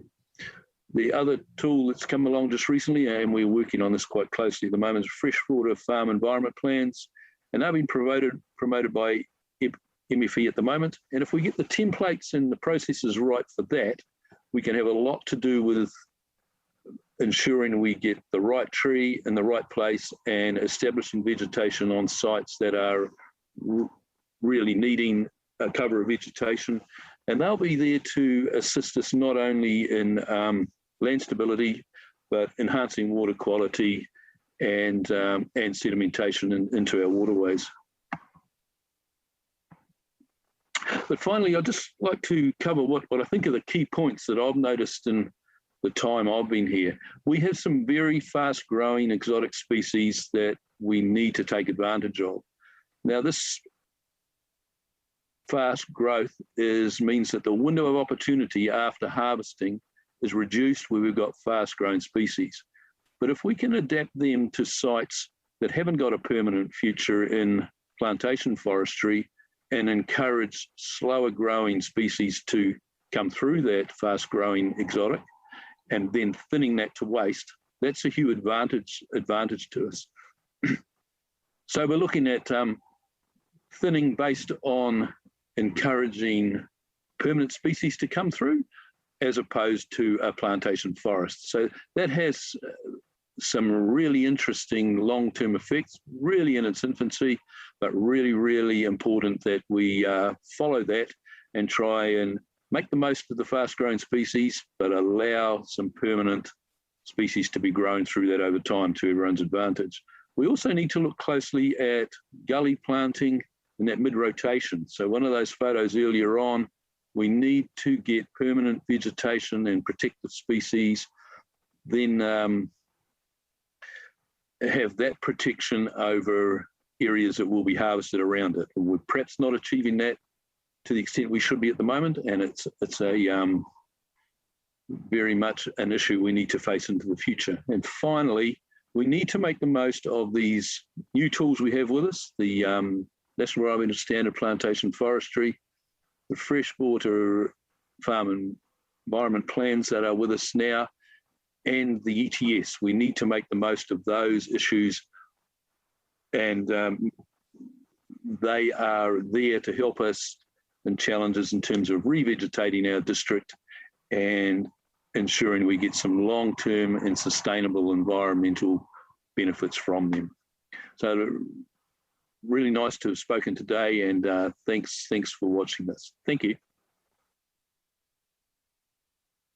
Hudson there, ladies and gentlemen, boys and girls, the team leader of soil conservation at the Gisborne District Council, and I apologise profusely, I think in my introduction I referred to him as a she, clearly Kerry is a he.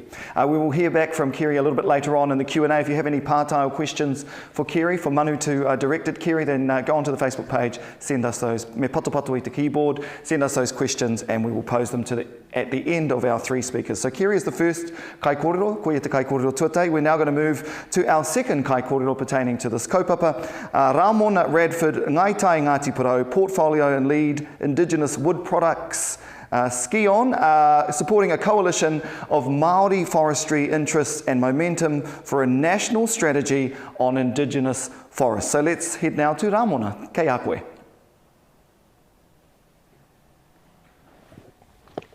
Tēnā koutou. Sion, what did I say? Ko tainui mā tātua horauta waka, ko au ko Ramona Radford.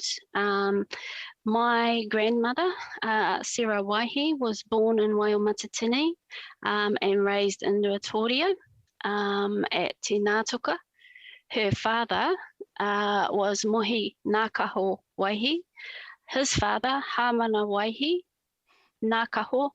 His father, the carver of one of the carvers of the original Waitangi meeting house, was Tamati Ngākaho. He was a tohunga whakairo and angatira mō Ngāti Porou. Our carving traditions stem from the fusion of our dual whakapapa, which is te iwi Māori, obviously, and te iwi Navajo, or the Navajo Nation, hence the transliteration of Ngākaho. Our whānau moved on from these lands to other places. My tūranga waiwai is Te Hānua in Tōrere.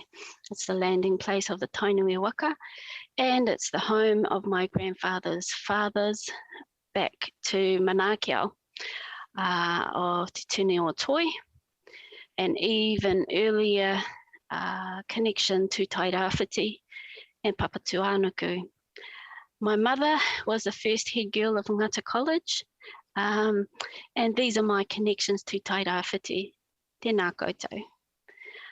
So I am tangata whenua, generations born out of this land, a forest owner, a hapu land owner, and now I'm a nanny. And it's these identities that establish my interest in forestry. My connection to research and innovation comes through my professional life as a commercial developer. I work at Scion. There's a Scion on the slide here. It's a government-owned research institute based in Rotorua with a mandate to drive the innovation and growth of New Zealand's forest and bio-based industries. Scion's history began shortly after the decimation of the Great Forest Te Waonia for farming and human occupation in the 1800s. In 1893, the first exotic trees from across the world were planted here on this pā, which is known as Te Tokorangi. Our pā site sits at the edge of what is now Whakariwarewa Forest on the northern side of the Central North Island pine forest, which is also known as Kaingaroa Timberlands. It's a beautiful place. We know from Ngāti Hurunga Te Rangi that hapu that were once here, that this was their main hunting ground. This place was abundant in manu and flooded with biodiversity until the Tarawera eruption in 1839. To survive, the local people took jobs from the new settler government, and the land was set aside for growing forest under the control of that government. And here began the innovation and hybridization of 3 pines that came from overseas, and which we now know as the radiata pine. Here we typically do forest science.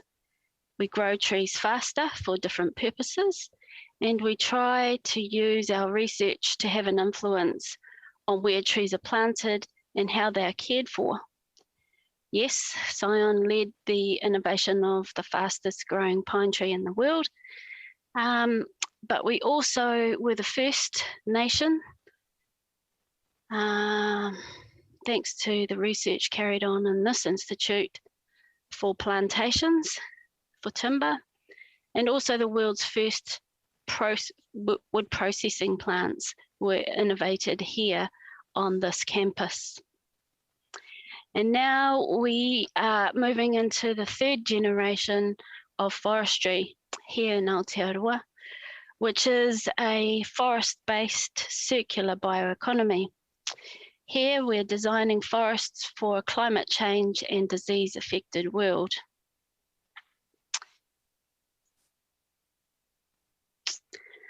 Our new vision for this 3rd generation of forestry is a forestry industry in 2030 that has embraced te ao Māori values, R&D, and make space for the future generations to be heard and prioritised to the benefit of all New Zealanders. In short, why is this? In short, it's because forestry is an essential po in a climate and disease-affected world, and because forestry needs to be doing things better. From this point forward, it needs to be cleaner, fairer, and smarter. It needs to be done differently. It needs to take into account the downstream effects of decision-making, and that is why te ao Māori is being embraced, and why we're bringing in Māori partners to help us innovate the next generation of forests. Across the world, forests and other precious ecosystems like wetlands, kelp forests, oceans, have been identified as tools for mitigating climate change and other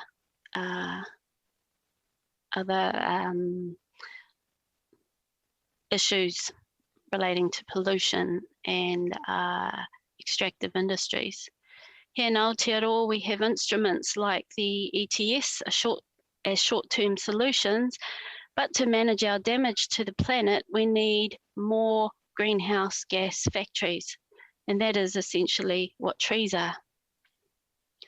Ideally, forests that are long-term are for emissions reduction, and forests that are short to medium term are for returning income, livelihoods and prosperity to communities, New Zealand and the world.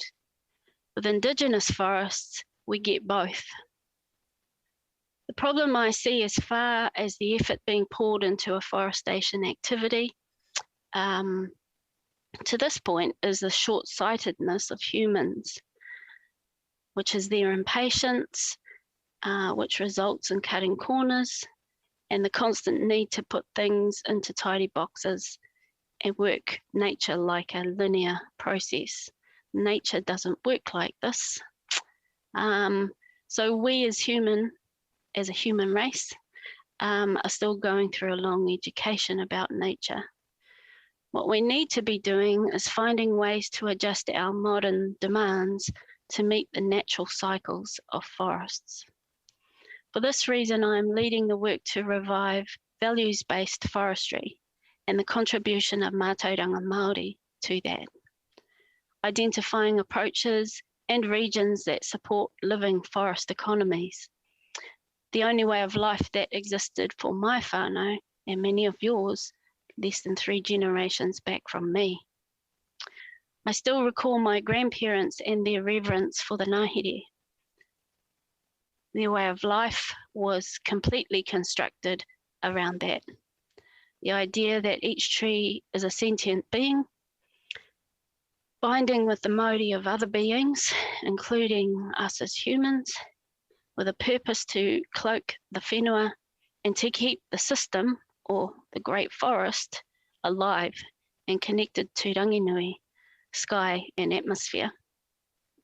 It is my personal belief that all of our national practices and actions should be aligned to this understanding, not just Māori lands and practices. There are also ways to apply science and economy to this distinctive view to ensure prosperity for all. As Scion continues to inform government strategy to pivot from the old ways of cutting things down and bearing papatuanuku to the elements, digging things out of her, as we innovate a newer, better world, we need to look at things differently. The first milestone to that will take place through the Paris Climate Agreement in 2030, which is only 9 years away. To do that, we need to put the right tree in the right place for the right purpose. What this describes is a circular bioeconomy, which is frequently expressed as a response to the challenges of climate change. We, as researchers, governments, and sectors, speak less often about its potential to create a fairer, cleaner, and smarter world by doing things differently. But that is the intention. In a world where there is a commitment to do things differently, indigenous trees and the benefits that they provide will become chief enablers. A forest-based circular bioeconomy would set up a comparative advantage for Aotearoa and for Te Ao Māori. Our climate and weather suits growing trees, and it would also complement as an offset for other primary sector land uses. The projects that make up my portfolio will drive the impact of distinct value indigenous wood products, but they are only part of the interconnection between forests and products. Here you see displayed on the screen the 11 portfolios in Scion that are being developed to transition us into a forest-based bioeconomy.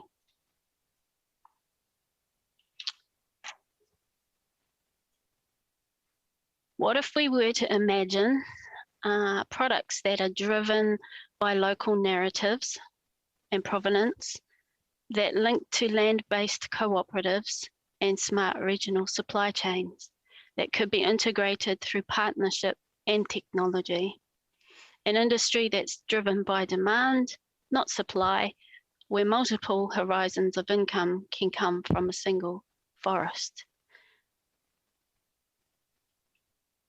That type of industry and sector would be differentiated by Te Tiriti principles and partnership, sustainable forest management, and multi-level forest maintenance, and novel premium wood and bio-based value chains. These are products from trees that have mana. Some of the critical issues that stand in the way of a vision like this, and that we are working to move out of the way with other partners, include the lack of a treaty approach to forestry, current policy, regulation and incentives that are out of step with a forest-based bioeconomy vision for Aotearoa, low social license for indigenous wood products due to an inadequate reset of New Zealand's dichotomy of conservation on one end and pine forest on the other, without any cognizance of the ability to fill in the space between. Also, the inertia and insufficient commitment to R&D to identify and remove blockages and enable indigenous wood aspirations and investments of landowners and communities and regions. All of these critical issues add up to low certainty for markets and growers and limited freedom to operate. Scion pushes for hero regions and demonstrations of what communities want. Otherwise, how will we transition long-term forest value chains to a better world? There is value in demonstrating a distinct value mindset that is not volume-based or about reaching critical mass. There is value to well-being and next generation benefits of medium to long-term investments, which are not currently valued inside of our GDP-focused nation. How do we value these forests across time and establish plantations and industries, measure the well-being and targeted impact for intergenerational economics? Over the next few years, the 10 years up until 2030, 9 years, sorry, 25,000 hectares of forest need to be planted each year in order for us to meet our Paris climate agreements. Of these, 8,250 hectares must be native. At Scion, we want to demonstrate how wood product value chains play a role in incentivizing and promoting healthy economic stocks and flows, and incentivize planting. Without a return or a plan for how we can turn some of this wood and some of these forests into revenue to support the activities of kaitiakitanga and planting and land-based decision-making, we're really not going to be able to achieve this. Most of all, therefore, we need a treaty-based approach to forestry, one where Māori have the support to lead out and demonstrate the potential of Indigenous thinking, creativity and innovation, holistic approaches to well-being and livelihood, customary kaitiakitanga practice, and what we mean by Y262, and how the benefits can flow back to our communities and to our whenua. Although we, Scion, really engage with individual land blocks, because of our national and global focus, we are available to support a coordinated tairāwhiti. Nō reira, tēnā koutou, tēnā koutou, tēnā koutou katoa. There, e te whānau, Ngai Tai Ngāti Porou, Portfolio Lead, Indigenous Wood Products and Scion, as opposed to Scion, which I said earlier. Not that anyone noticed. I may have had 1 or 2 messages, just quietly. Hoi anō.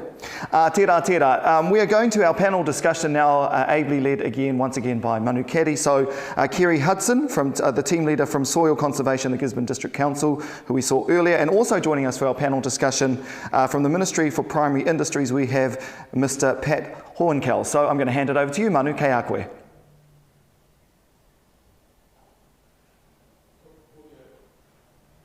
Questions, I'll just give you a chance to say anything on behalf of MPI. Yeah, no.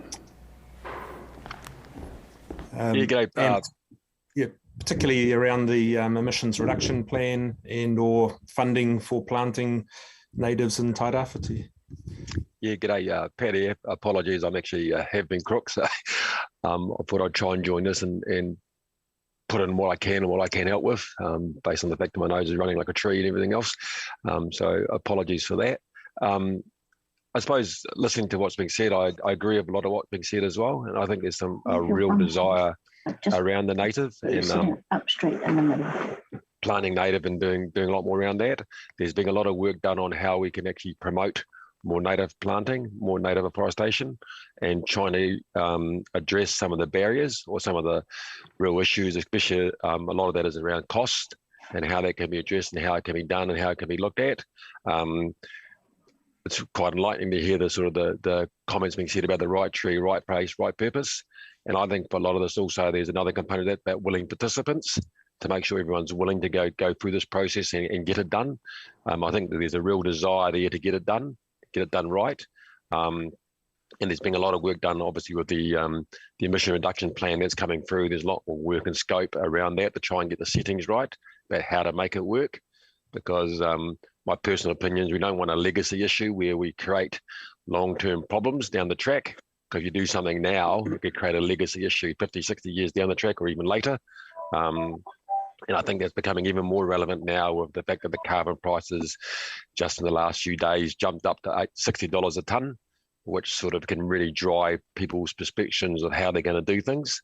So I think there's a real desire to get it done and get it done right. And I think it's sort of an ongoing process. So I haven't got much more to say at the moment, just sort of a little bit quick as well. Yeah. It's great. And thank you. Thanks for joining us. Even I hope you've been tested. That's all good. We're isolating and separate in some ways. So yeah, there's some interesting points there. One of the comments made was that the establishment of native species is a great initiative with multiple benefits, but the issue is that the pricing mechanisms don't change absolute greenhouse gas outputs or emissions from major emitters, and neither are they really the science is still being developed around their carbon sequestration capacity. But anyone got comments on that issue? So I'll send them a note through the emails. That is a huge issue. Can you hear me, Manu? Yep, you've got a bit of background, but all good. Yeah, no, that's a huge issue, Manu. And the thing is here, we can't lose sight of the fact of how expensive it is to establish indigenous species and how much care they need into the future. But if that's invested properly, that's a huge advantage to all of us, and it's getting the right tree in the right place at the right time. And that's really critical. One of the things that government has done recently in the last couple of weeks, which didn't quite go exactly to plan, but what they did was they increased the value of carbon credit, and part of that, the reason behind that was to incentivize planting of native species, and we as a nation understand that we are geared in one particular way, which is towards GDP, and it's going to take a lot to turn the ship around from focusing on export and products to focusing on regenerative, sustainable land uses. So there are opportunities which we as an institute and some of the communities that we're working with are exploring to inform government, to help government to make some of these decisions that will then be put into policy. So we are involved in a wood transformation, industry transformation advisory group, as a number of others. There are opportunities for us to inform government policy in the years to come through that mechanism. There's opportunities for us to make submissions to the ETS consultation, which takes place from time to time. And certainly there's opportunity for communities to put their hands up and say, look, we think we can do things in a different way. And some of those demonstrations that I put onto my slide there are some of those communities. They're the ones that are the first movers in this space, saying, we know that this can be done inside of our rohe, and we'd like to get some support from government. So I think there are ways that we can do that, both through partnership and through research, science and technology, and working with government. I think looking forward that there needs to be a cohesion between what government decides, what communities want, what the nation can manage in terms of economics. That's a rather complex equation, but there are opportunities for us to do that. And Kerry, you talked about the erosion-prone nature of land in the district. Have you got a sense of what proportion of land that's currently in pasture or in production forest should really be in permanent forest again?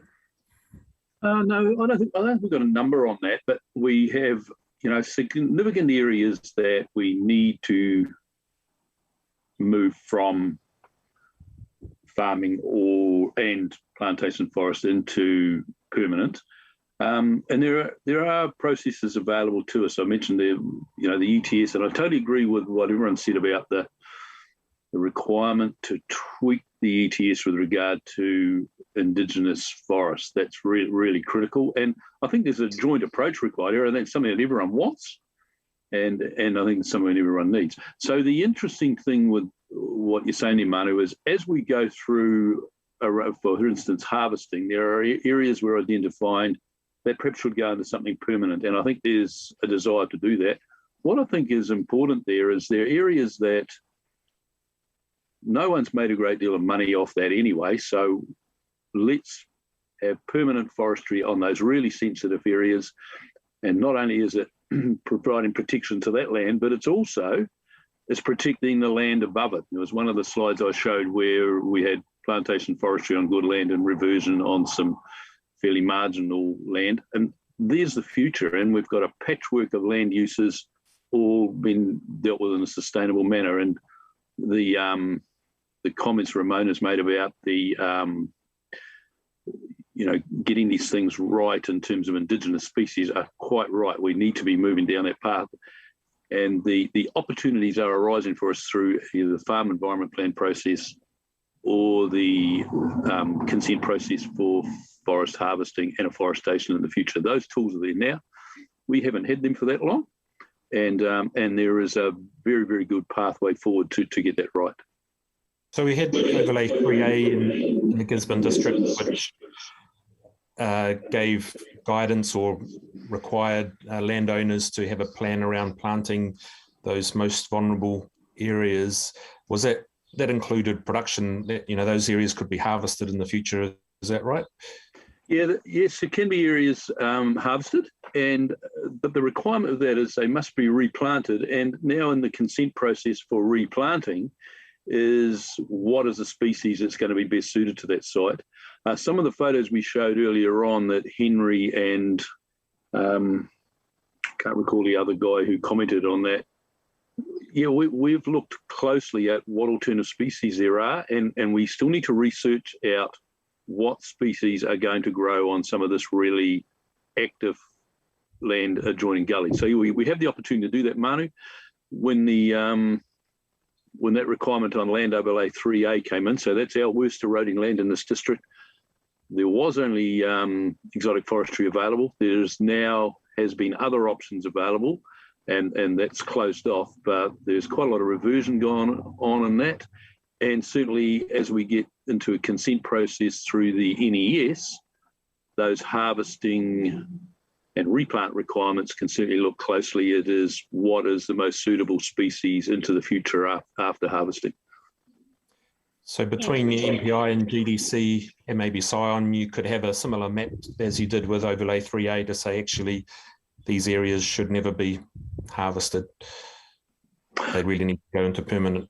Yes, cover. Yeah, there's some permanent. We've also got in the district, we've got some land that is untreatable based on, as one of the slides I showed had some very steep land with no topsoil. We've also got some land that is so active that we have problems getting anything growing, and Graeme Atkins showed that photo of Barton's Gully. Sorry. Carry on. Go ahead, Kerry. No, carry on. I'm just going to jump in here.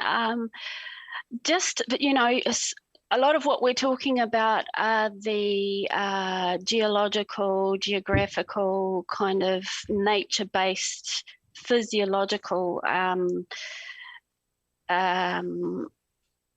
layers to making these decisions.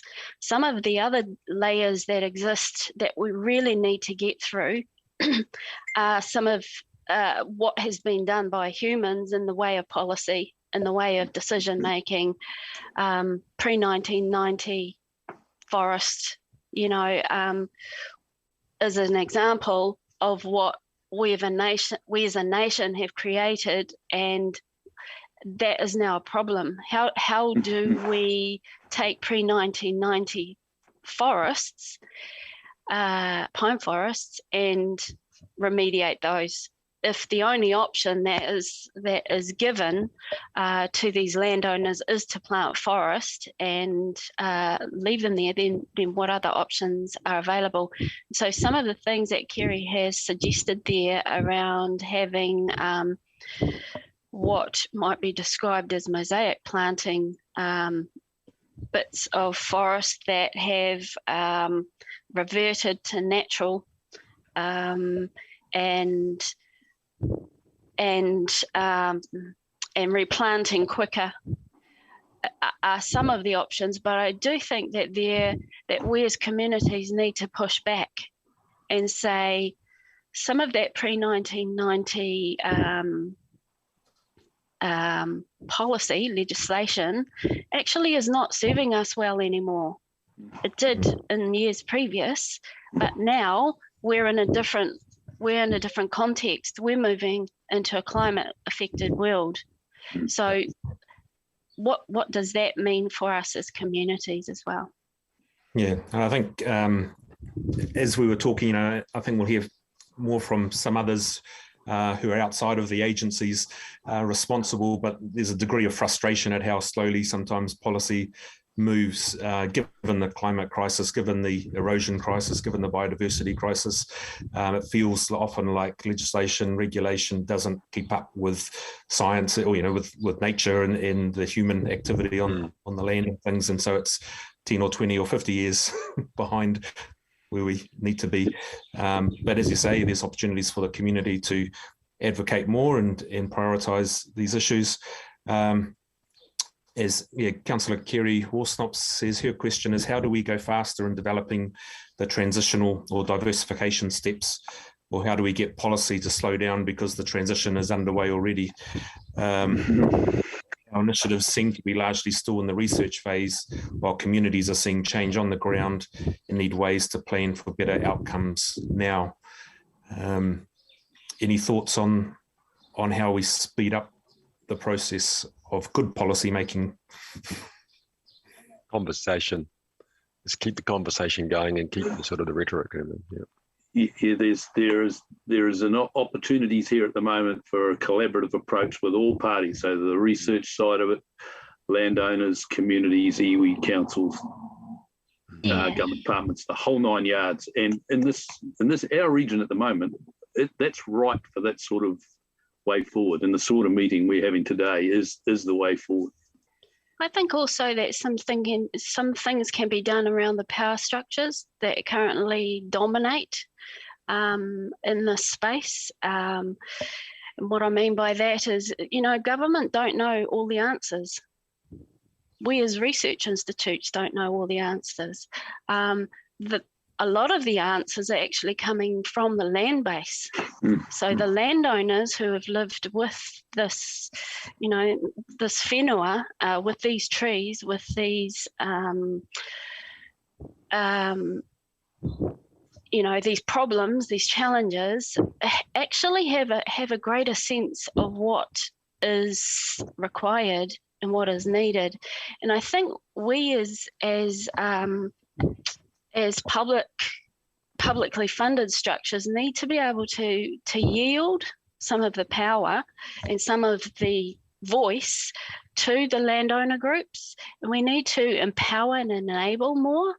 That's an answer that I will give to Gisborne District Council, is probably sit back, set up an enabling environment and allow the landowners to have their voice so that they can say what they're seeing and what they understand. I know that that government has a responsibility to make good decisions, and that's great. But sometimes I think government gets too deep into the detail and the decision making, which really should be a space for landowners. So that's why we're moving forward with demonstrations. We're moving forward with regions and with landowner groups that know their stuff, that have an intergenerational sense about what's right for their communities and for their whenua and also their economies. Awesome. I guess that was one of the goals of this forum and in the ongoing discussion that we want to have as a region.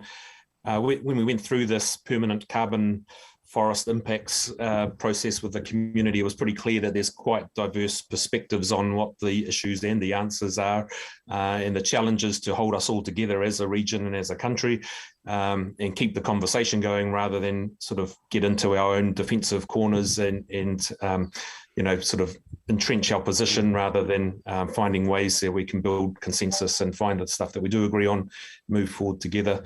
Just the last question before our break from Professor John Tunnicliffe. He asks, Kerry, the close coupling and interaction of harvest blocks with river systems seems to be a big problem, both for sediment and slash. Why are there no large buffers at the margins of large and steep cut blocks?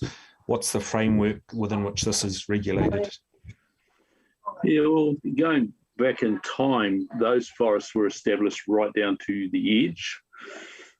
And of course, as John will know, the gullies and the river systems, Waiapu, where he's done a lot of research, have filled in places like the Rip, the Rip stream now a lot higher up the slope than it was.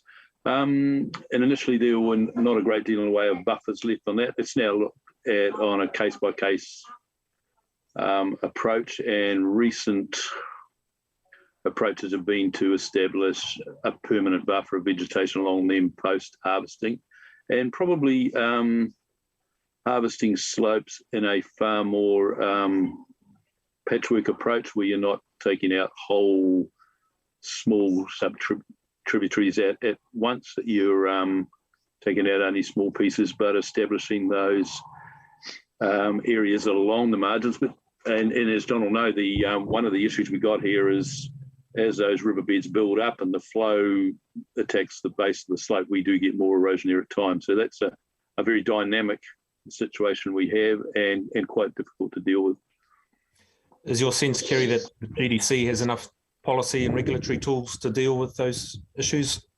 That's quite a difficult thing. I think we're doing our best on it, but one of the problems is how fast some of those riverbanks are rising and falling. You know, the people from all over the world have come to look at those sites, and you know, the history would show where the woolshed used to be at Pakiroa Station, and it was, you know, in a grassy paddock 1 week, and then debris all around it a few weeks later, and then debris within the woolshed. It's so dynamic. So we've got a really big challenge on our hands with that. So I think we're doing our best on it, but it is a really huge challenge. Well, thank you again, everybody. We're due to have a break. Sorry, we've got quite a few questions. We'll try to people may be able to answer those in written form as we go on, and we'll just pass back to Mātai, I think, and have a break. We're supposed to finish 10 minutes ago, so we've got 1 minute left before the next session's due to start. We'll see how we go. Thanks very much, Manu. Yes, we better get our skis on, no pun intended. Thank you very much to Kerry, Ramona and Pat, and also Manu facilitating that discussion. Kia mau tonu maira, as Manu has indicated, we do have a little bit of a break, but we will continue our discussions with our next panellists right after this 10-minute break. Kia mau tonu maira, back soon.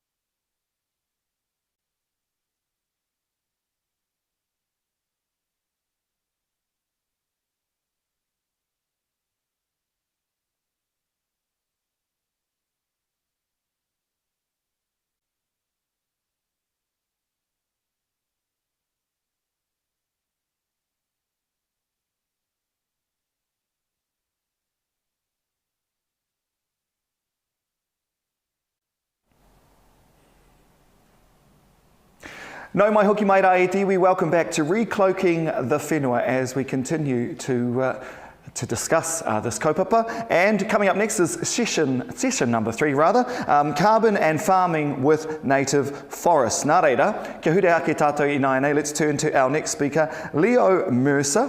He is a PhD student at Victoria University. Ko tāna kaupapa kōrero, he'll be talking about native forest carbon farming here in Te Tairāwhiti and also alternatives. Nā reira, Leo, kei a koe te wā.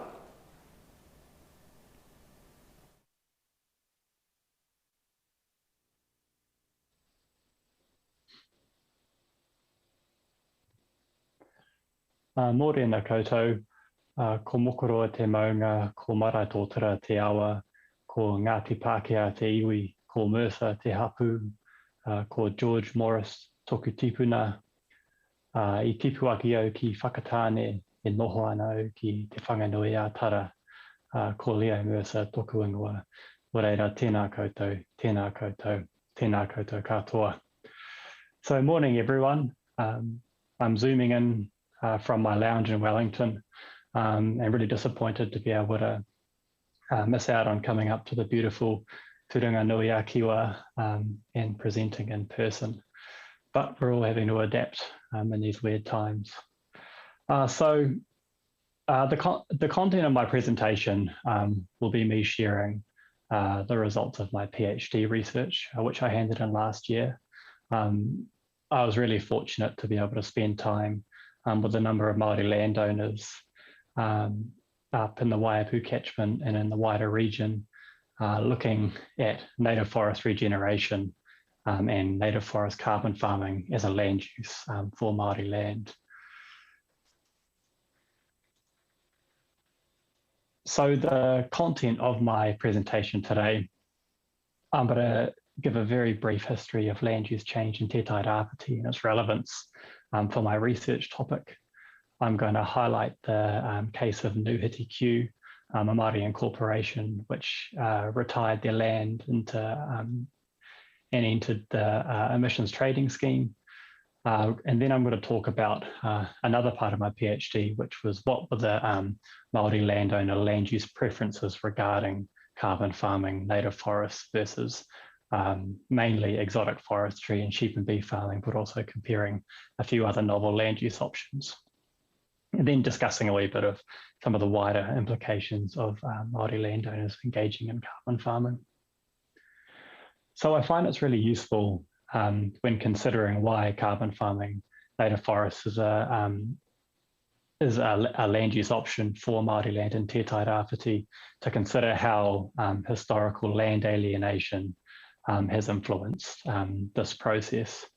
So obviously colonisation of Aotearoa significantly changed patterns of land use, both by the very nature of the vast majority of land was lost through land alienation, but also land management practices changed from being governed by an ethic of kaitiakitanga to one driven by the introduction of European animals, technologies and tools, which had significantly changed the way Māori engaged with their land.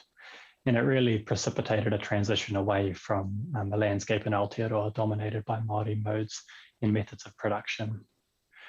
So the gentler, low-lying and highly fertile parts of the motu were alienated first, and then moving into the hill country. And this was largely extensively deforested to establish sheep, beef and dairy farms throughout Aotearoa, generally beginning in the 19th century. And so moving into the 20th century, the majority of land remaining under Māori ownership was concentrated in areas which were characterised by inhospitable terrain, non-contiguous land parcels, isolation, and generally the poorer quality land. A lot of this land was leased to Pākehā farmers under fairly onerous terms, settled with council debt or native land court debt, And so by the 1960s, some estimates indicate that up to 50% of Māori land was classed as unusable. And so much of what, moving into the 20th and 21st centuries, much of what was termed idle land in that time in Te Tai Rāwhiti was deforested. This was incentivised by local and central government policy, and much of it was converted into pastoral stations. Now, a lot of this converted land really suffered under a number of processes in the 20th century, sorry. We had rural depopulation in the 60s. We had economic and labour market reforms in the 1980s. And then the big one, the big environmental shock, Cyclone Ebola in the 80s, really made pastoral farming become untenable in a lot of regions. And a lot of land reverted back into scrub. And now in the present, the dominant land uses in the Waiapu, and this is also true of the wider region, are dominated by exotic forestry and sheep and beef farming. And in the region, and particularly the Waiapu catchment, really significant sedimentation and erosion rates. So why is carbon farming relevant for Māori land in Te Tai Rāwhiti? I'm sure it's very difficult to see this table and figure back home, but the map on the right indicates the land loss between 1860 and 1939, and you can really see how quickly this happened. And it's also interesting to consider where this happened. Areas with gentler terrain, this is a very simplistic analysis, but in the Waikato and Taranaki experienced much higher rates of land alienation than in areas with more rugged terrain, such as in Te Tai Rāwhiti, the Urewera, and King Country, and so on. The land in these areas was less immediately desirable for farming, and so more of it remained in Māori ownership. And so this breaks down that analysis a wee bit further and looks at Māori freehold land in the Gisborne district by land use capability. So the land use capability index details the productive capabilities of different classes. So there's 8 different land classes. And your class 1, 2, and 3 is generally your versatile multiple use land. In Aotearoa, you'd see that in dairying or some sort of orcharding. Your class 4, 5, and 6 is your classic sheep and beef hill country. And then your class 5, 6, 7 is your classic forestry land. And so this graph here shows that around about 90% of Māori land in the Gisborne district is class 6 and 7 and 8, which is generally only suited to some sort of forest crop. And this image will be familiar to many of you, but this shows the Queen's birthday rainfall and / deposition event in Tolaga Bay back in 2018. And so particularly in the public consciousness, although I'm sure people have been ratty about forestry for a long time, but it's becoming a much more salient issue as harvesting increases. And these sort of events have made a lot of landowners really consider whether exotic forestry or sheep and beef farming, whether the environmental pressures from those land uses are something that they want to continue with, particularly as blocks are harvested. And so there's plenty of evidence, but I've highlighted a few. But there's significant areas of Māori-owned land in Te Tai Rāwhiti have been classified as variously undeveloped or unproductive, and there's really widespread dissatisfaction with the current status quo in terms of land use. And so over the past decade, there's been a fair bit of research looking into some land development options which sort of solve a variety of those problems. And native forest carbon farming has come out as one of the options in that it provides a permanent permanent forest crop on erodible land, and it provides a revenue stream and gives a lot of other benefits not provided by status quo land use. So one study found that native forest carbon farming could be more profitable than sheep and beef farming on over 100,000 hectares of eligible land in the Gisborne district. So there's obviously something there. So carbon farming is regulated under the emissions trading scheme, which came into play in 2008, and is basically defined as any land use in which landowners capture an economic benefit from carbon sequestration.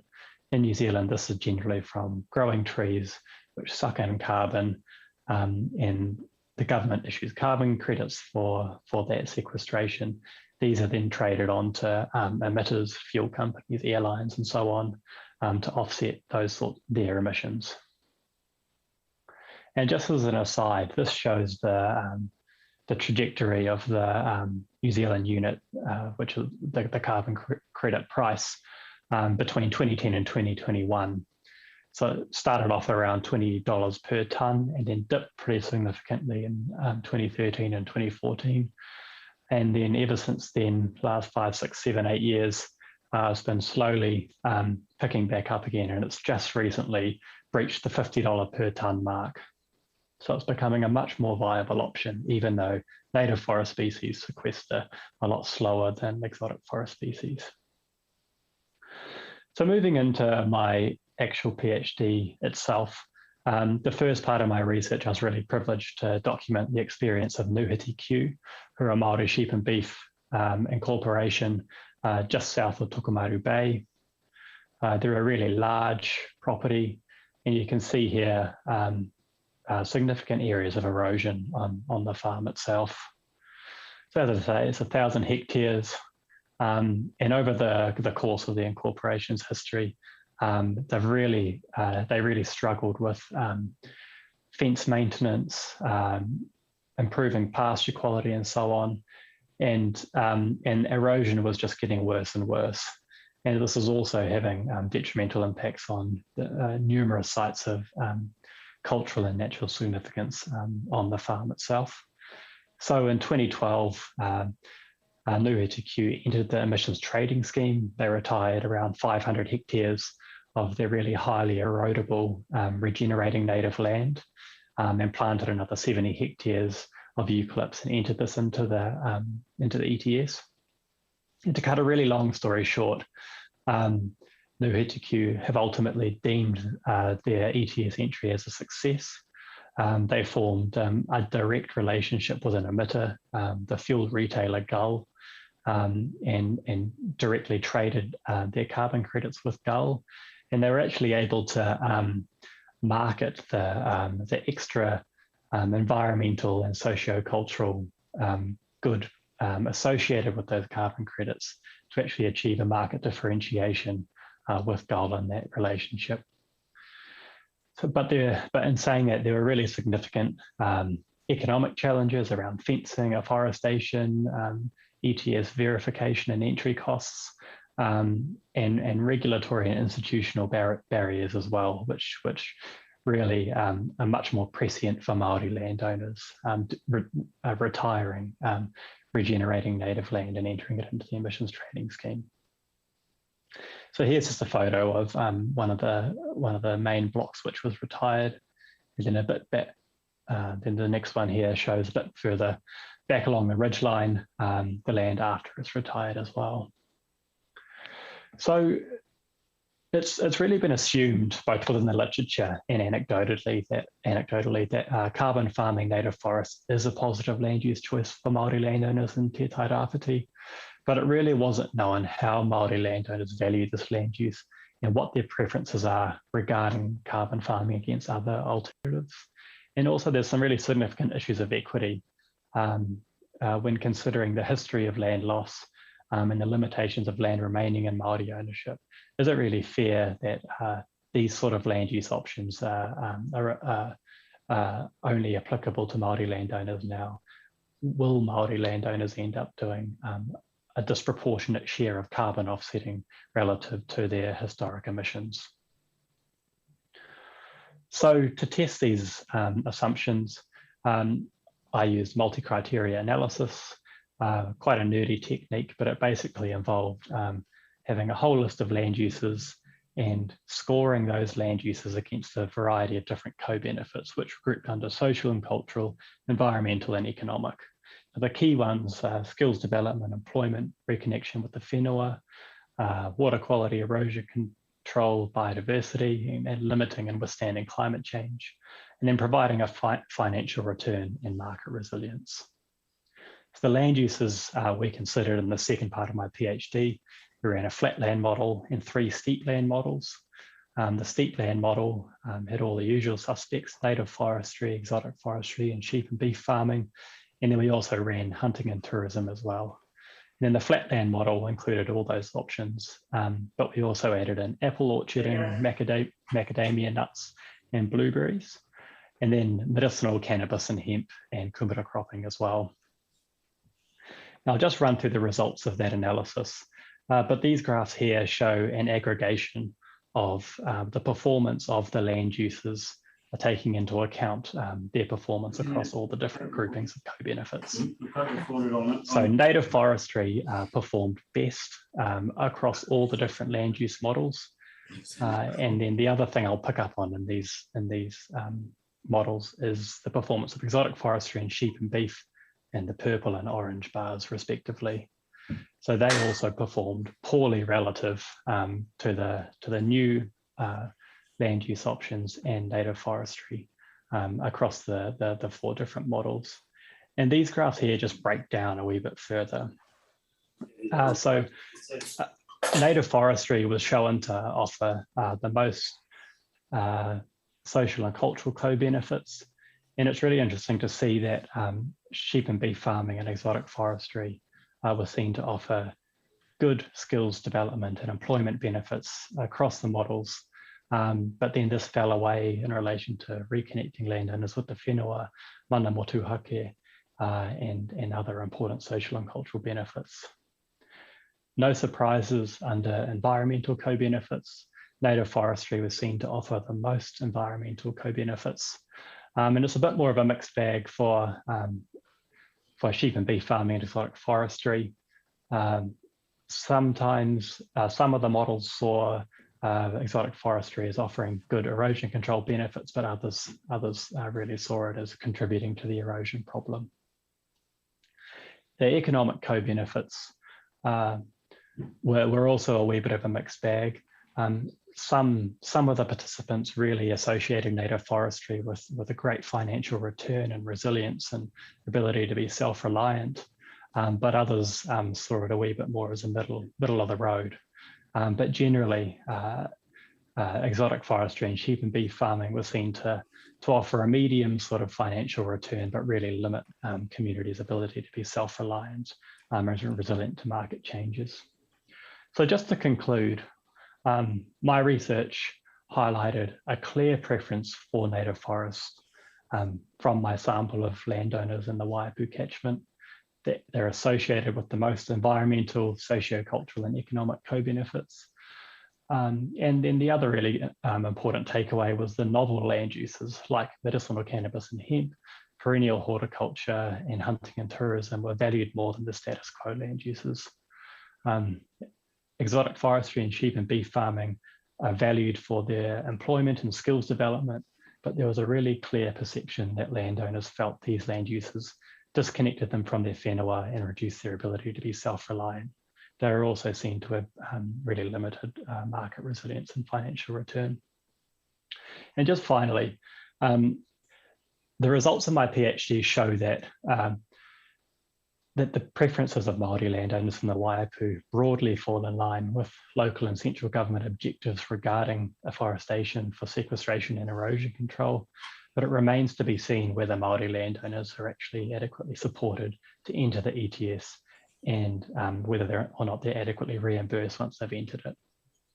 So resilience, land use diversification, and a mosaic of land uses are desired. And key to supporting Māori landowners if they wish to go down this road is assisting the decision-making process with independent expert advice. Finance is really important. and supporting those innovative trusts and corporations like Nuhiti Q and local champions to get out and spread the good message. Well, thank you very much for your time, and I'm happy to take any questions. Nō reira, tēnā tātou katoa. And thank you very much, Leo, for your time this morning. And as Leo said at the end of his coho there will be time for Q&A with Leo later in the show. Kia mau tonu mai rā. So thank you very much, Leo. Let's head now to our next speaker, Pia Pohatu, Ngāti Porou Hikurangi Enterprises. Nei tāna kaupapa kōrero, she'll be talking about Māori land decision making for native forest regeneration. Nō reira, Pia, kei a koe te wā. Tēnā tātou katoa I whakarauika I rungi I te kaupapa o te rānei. I roto I ngā tini āhuatanga o te wā, ka tika me mihi kia rātou kua mene atu ki te pō, haere o ki atu. Huri no kia tātou te hunga ora tēnā tātou. Ko te manako, kei te noho haumaru tātou, I ro kāinga, I ro whānau, I tēnei wā. Ngā mihi o te wā kia koutou katoa. Ko tokatea, ko kōkai o ku maunga, ko te whānau rākairoa, ko te aitanga mate o ku hapu, ko te kiakia me wharepunga o ku marae, ko mangaoraka me parika rangaranga o ku wā kāinga, ko kōpuro te koawa. Tēnā koutou.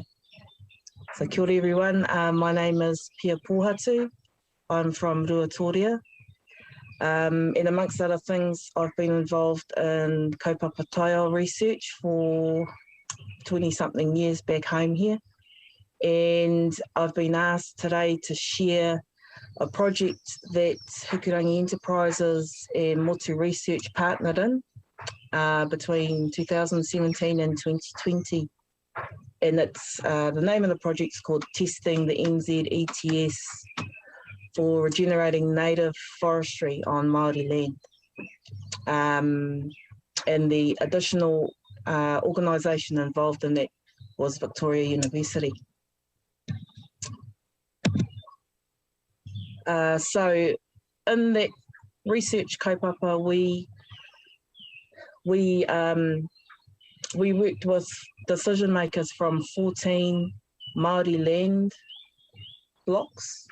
The land entity types covered Māori incorporations, ahu whenua trusts, Māori land administered by Te Timu Paeroa, as well as family trusts and one post-settlement governance entity. So that was in Te Tairāwhiti, but the majority of them were are land blocks within the Waiapu catchment.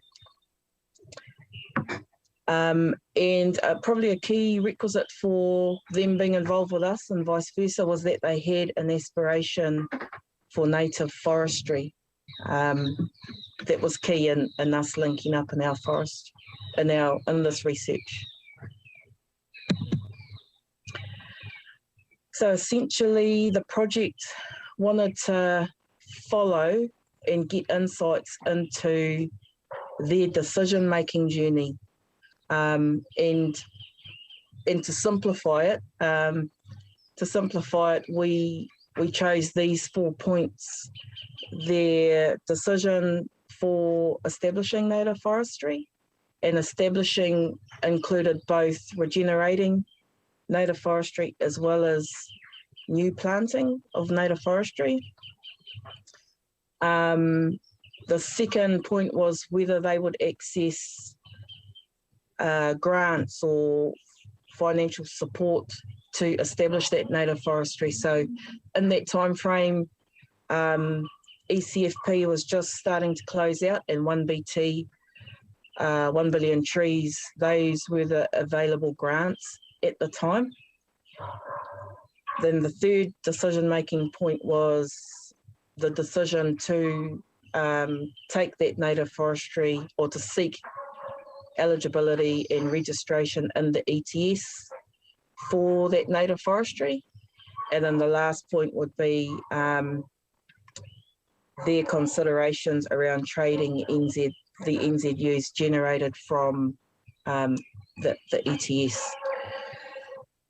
So simplified, it's 4 key points in that decision-making journey. But the research soon found out that the process is actually very complex and there's layers of complexity. So Māori land governance is complex, trying to establish native forestry is complex, whether you're putting in new plantings or allowing regenerated areas to stay in native forestry.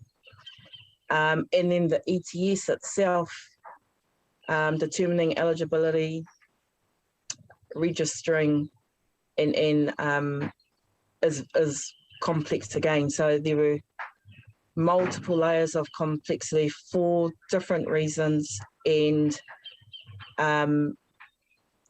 it shows in this table here, actually only one of our 14 land blocks had an experience of trading NZUs.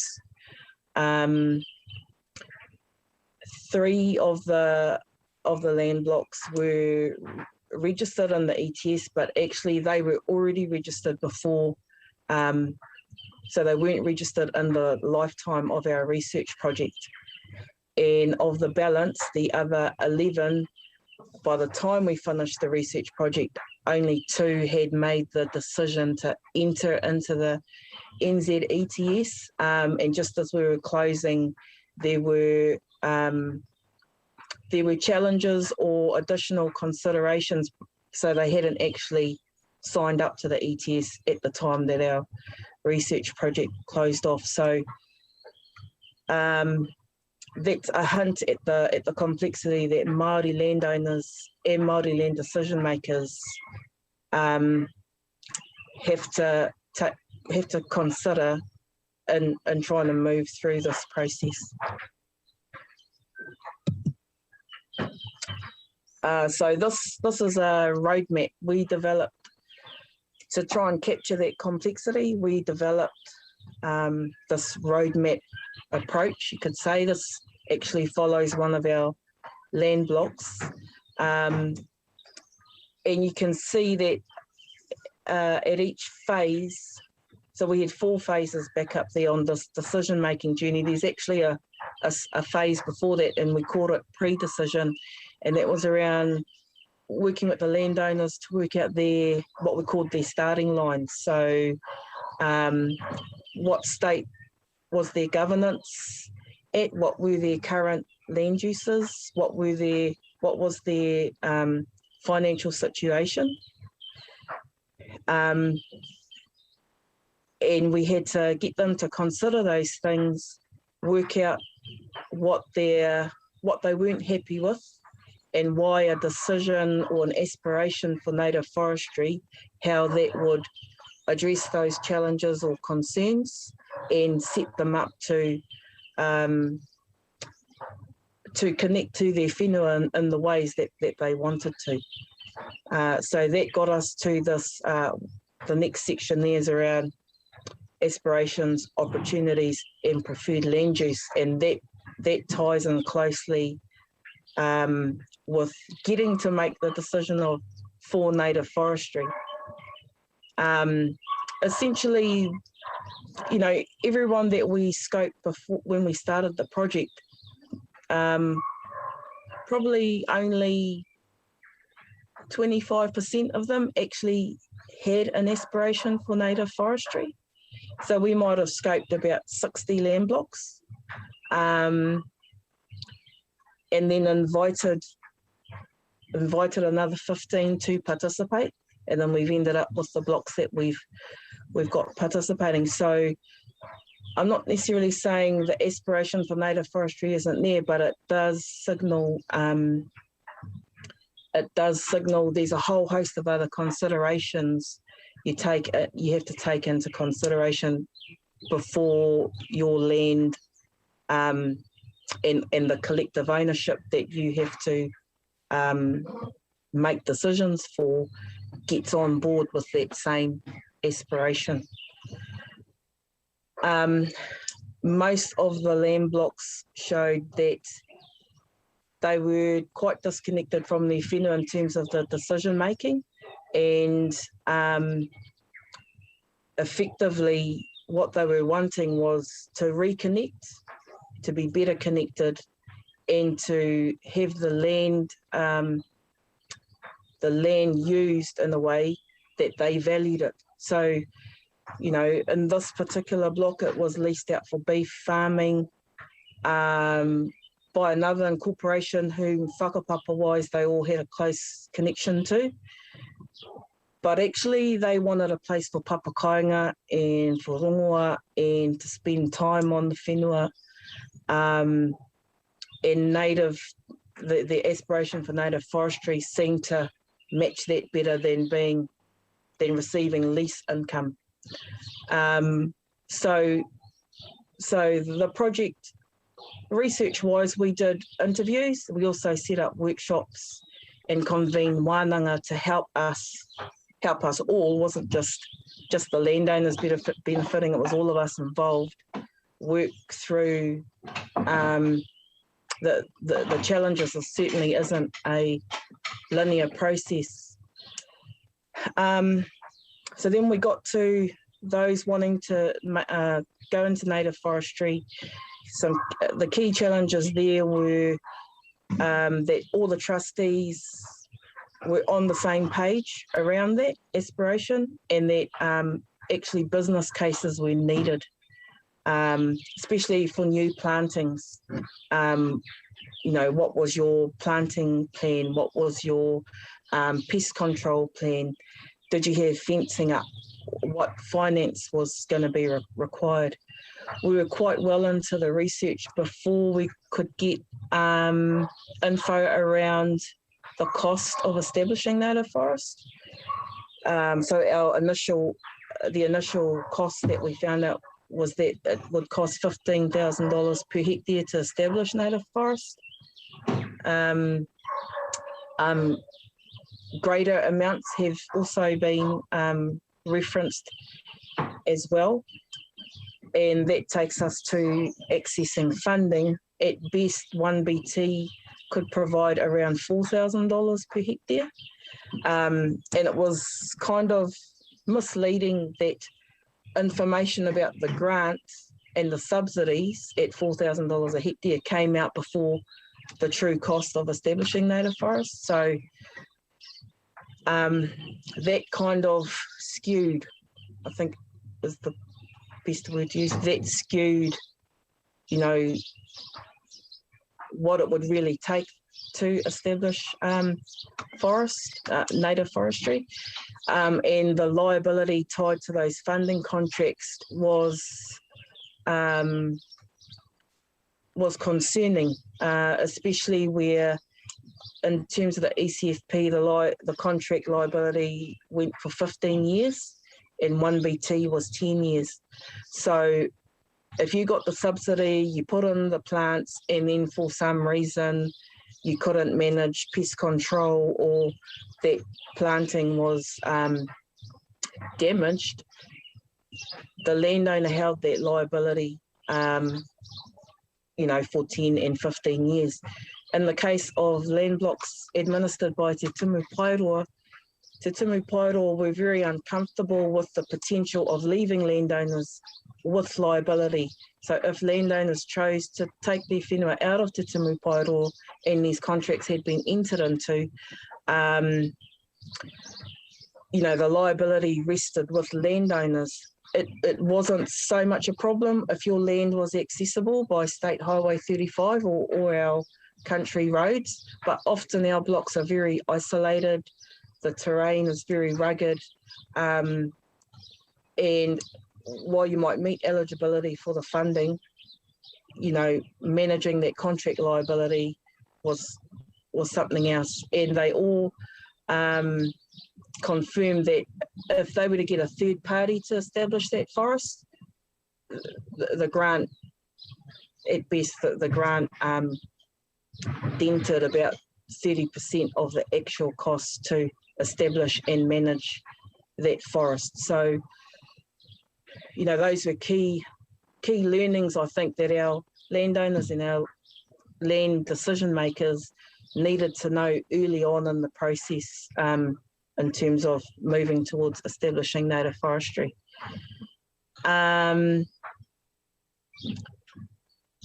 the latter phases, like those that actually got to the point of making a decision for the NZETS, that's when we really got to understand the nitty-gritty steps you need to take when you're registering, in which are, well, they are what they are. They're quite stringent at a policy level and at an administration level. Consultants who express their concerns with the subject nature of how the process is interpreted. So they advised us they'd use the same mappers, they'd follow the same process, they provide the same info, and one application will get through and another wouldn't. That's a hint at the sort of subjectivity depending on who was administering the application to join ETS. The key point, though, that we wanted this research to get across to the decision makers, the landowner decision makers, is that they had to understand the opportunities and challenges of the ETS. For all of the land blocks, the ETS was never a driver in their aspiration for native forestry. It would be bonus income if it worked out that way. Determining eligibility, if you were a mapper and you had that skills, it would be straightforward. But actually trying to get that info, most landowners would want to seek feasibility funding to get that eligibility worked out. For a lot of our blocks, especially for me living here in Whenua Rakairo and Te Aitangamate, we aren't eligible. Our lands were already back in Kānuka and Mānuka at the 1990 cut-off. So while we have a lot of land and a lot of land in regenerating bush, it's ineligible for NZETS. One of the land blocks I'm on, we've got 1,200 hectares. Not even 100 hectares of that would be eligible. So there's, you're sort of getting down to tin tacks right about now. I think the key thing, though, is to understand, for those who do go through, to understand the liabilities of being in the NZETS, and that you communicate that really well with your landowners. Getting money for carbon, this thing in the air, is quite hard to communicate, especially with our older generations. And it's permanent. Once you sign up and put your land in the ETS, it's permanent. It's not a 25-year thing like ngā whenua rāhui covenants. The next generation can't change your minds, because your decisions, because there's a liability there to repay the income you've received from the NZUs you've traded. So those kinds of discussions and kōrero need to be done in a real plain language way, so that your landowners are fully on board with the decisions that you're making, and that has to then become a taonga tuku iho. You've got to transfer that intergenerationally, so that any decision to overturn lands put into the ETS are not there's liability attached with them. And then the last aspect of that decision point is around trading. A lot of the land blocks had whakaaro around who they might want to trade to, what sort of business those companies were, and who they might trade with, and the benefits really from the relationships. So throughout all of this, relationships are key. Landowner relationships to their whenua, relationships in making decisions with other third parties or organisations or agencies, and that certainly carries through in terms of trading units. We're wanting to build relationships all the time.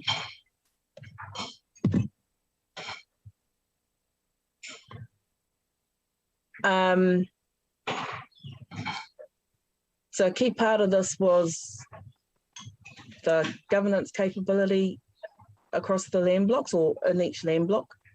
And that's in order to make decisions in a timely manner. Once you start getting into applying for grants and, you know, investing resources into establishing native forests and getting to the ETS process, there's sort of time frames involved, there's timeliness to making decisions.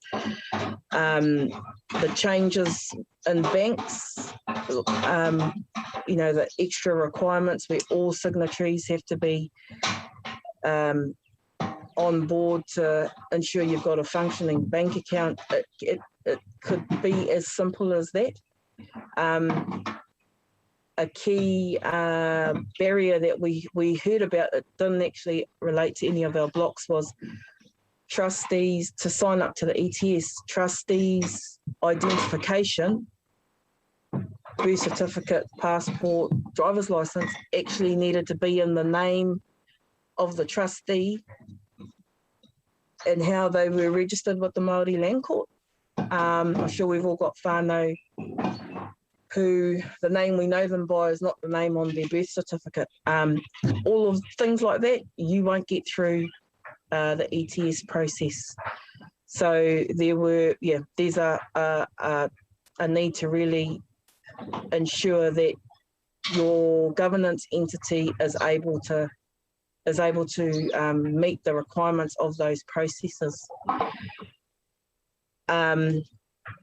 And if you're diversifying, so if you're going from current land use that has economic benefit at least, there are extra considerations, and that's mainly around persuading or getting your land ownership onto the same page as you around that's the direction to take, or that's one of the land uses that you, one of multiple land uses that you all agree and endorse your whenua is a part of.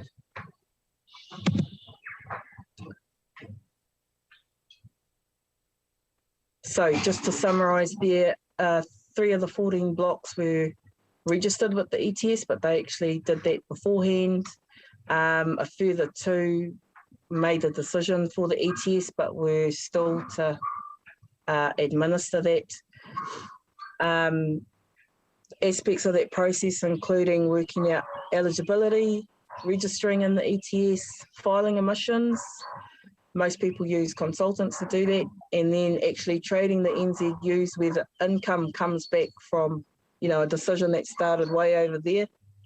Now you're getting to generate some income off the decision to go into the ETS. Oh no, sorry.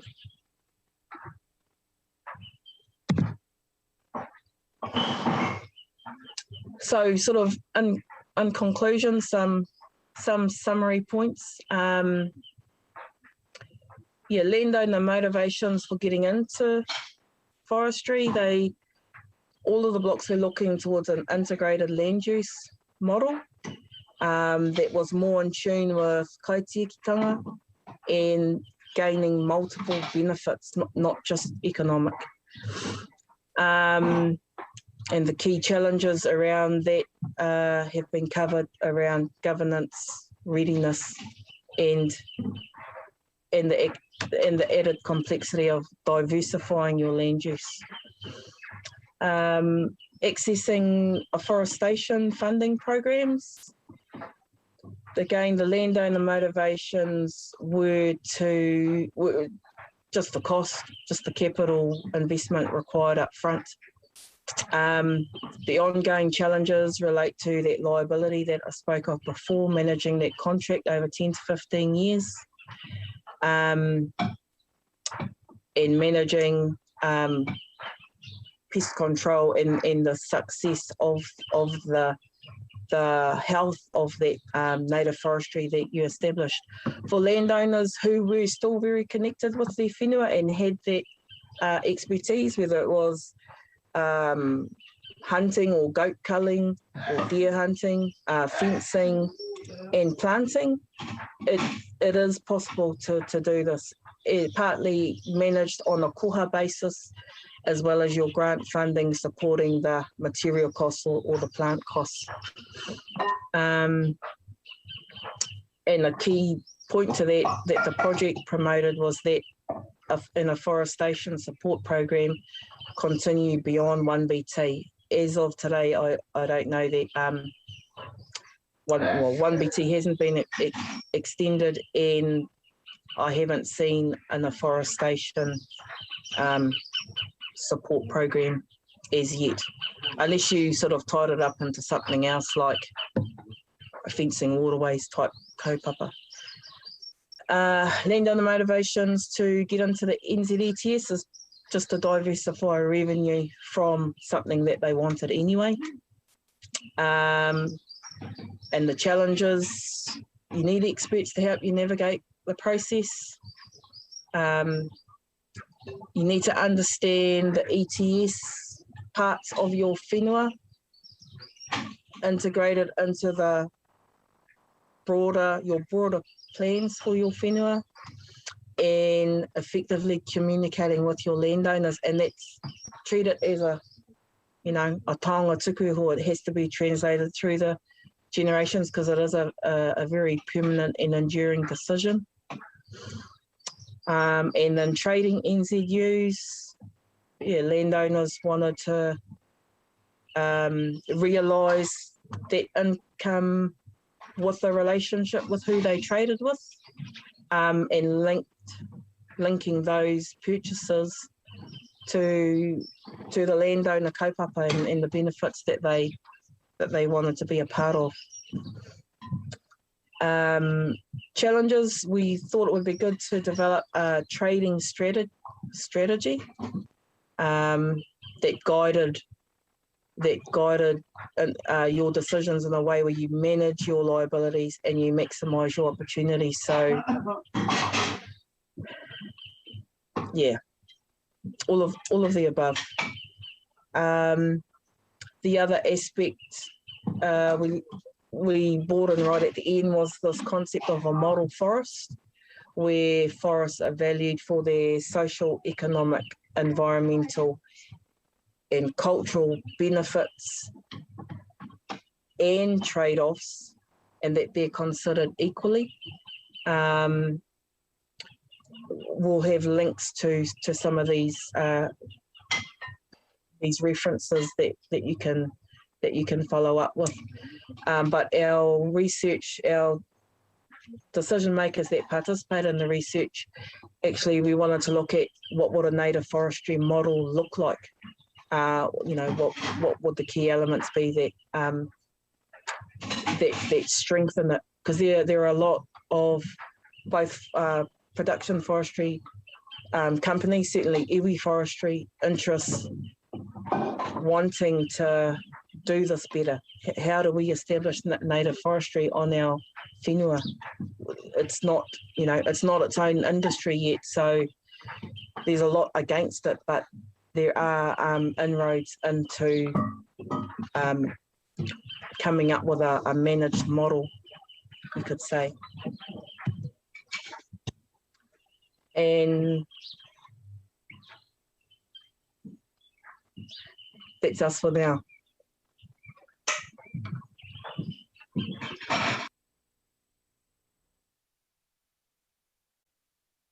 Koe Pia Pohatu there, and we will continue our conversation with Pia. If you have mihi pātai a koutou, if you have any questions for Pia to answer, kia mautoni mai, we will have a session facilitated by Manu Kerry very, very soon. Akati, we are now turning to our next kai kōrero from ECOS to talk about diverse land use as the key to a sustainable transition. Please welcome to our kōrero today, Recloaking the Whenua, Mr. Sean Weaver. Hand it over to you now.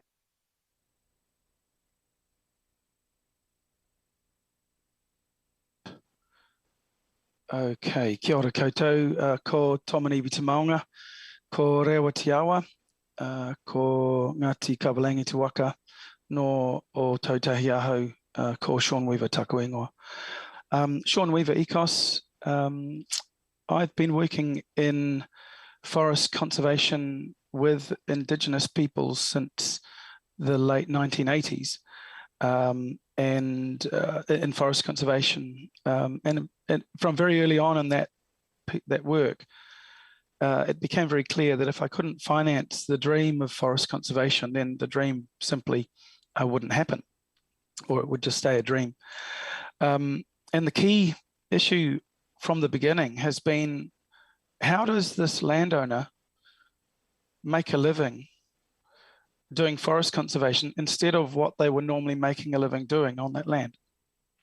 So this work that I did was in both in the Pacific Islands, where I'm originally from, Fiji, which is where my mountain and river is, but also in Aotearoa and also in other Pacific Islands. And in order to finance this undertaking, you've either got to find grant money to do conservation, or you've got to get some sort of subsidy or some sort of commercial undertaking.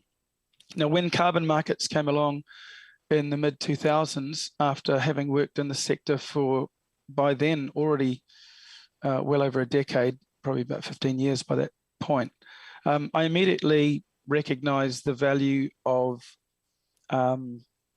accessing private sector money to do this work, because there's a limited amount of public sector money and grant money to do this, as we've heard from previous speakers. And so what I did was set up ECOS essentially as turning conservation into a business, not because, well, for the main and only reason that I wanted to not be constrained by the absence of grant funding, that I wanted to be able to just do this work and not need any grants, not need Billion Trees funding, not need PGF funding, ideally. So the presentation I'll give you today will be talking about the economics of native reforestation in Aotearoa in the context of the emissions trading scheme. And I'll pull up a presentation and share my screen, and we'll go through it. So if you just hold the line, I'll find my screen and share it. And here we go. So, so the point of all of this work is to harness carbon markets for forest conservation. And across Te Rāwhiti and across many other parts of Aotearoa, there's a great need for significant areas of reforestation, permanent reforestation. I mean, Hawke's Bay, for example, alone needs about 200 to 300,000 hectares of reforestation in order to cope better with extreme weather events that are heading down the pipeline. We have challenges in many, many parts of the country, including the Gisborne district as well. The challenge at that scale is, it needs a lot of money. And yet at that scale, there's absolutely not enough grant funding for the task. In addition, we can rely to some extent on natural regeneration, but if we do really want to respond to a climate emergency and build climate resilient landscapes with permanent forests on them that can cope with especially the likely increase in intensity of ex-tropical cyclones, we're going to need to do some active planting and not just rely on regeneration alone, although they complement each other quite well. The solution potentially is that, in fact, there are enough funds in the private sector for this job. The challenge, though, is that to get access to that money, you've got to generate a return, a financial return. And this is where we come up against some barriers, and the barriers include the fact that carbon economics of native reforestation are very challenging, which we've heard from previous speakers and which we at ECOS know intimately through practice. So just looking at from a business lens, if we are going to do this work with private capital, it's useful to think about it through looking at it through a business lens. And so the way that we break it down is into three forms of cost for forest conservation. If you're doing a carbon project, say, you've got your capital expenditure where you build your carbon credit factory, which is, in other words, your forest, and you register your forest and pass through all of the challenges that we just heard in the last presentation. But we establish our forest. But then you've got to operate and manage that forest. And a key element of that is pest and weed control, and I'll come back to that. And the other part of the puzzle is the opportunity cost, which is the benefits that landowners have to give up in order to do it. So let's have a look at the capital expenditure involved. We need to develop the project, develop the business plan essentially for the project, so we know exactly who's doing what, where, how much everything is going to cost, what the revenues are going to be. We need to establish the eligibility of the project under the emissions trading scheme. And we have to have a very detailed management plan to get the project to the point where it's investment ready, where an investor can come in and say, yeah, I can understand this project. I know what's happening. I can see the costs and the benefits. I can see who's going to do what. And that takes us to also to implementation readiness, where you can actually start spending money on ordering seedlings and planting them. The other element of capital expenditure is the actual establishment of your project. You've got to purchase seedlings, you've got to prepare your land, you've got to do some pest control sometimes to make sure the rabbits don't eat your capital expenditure.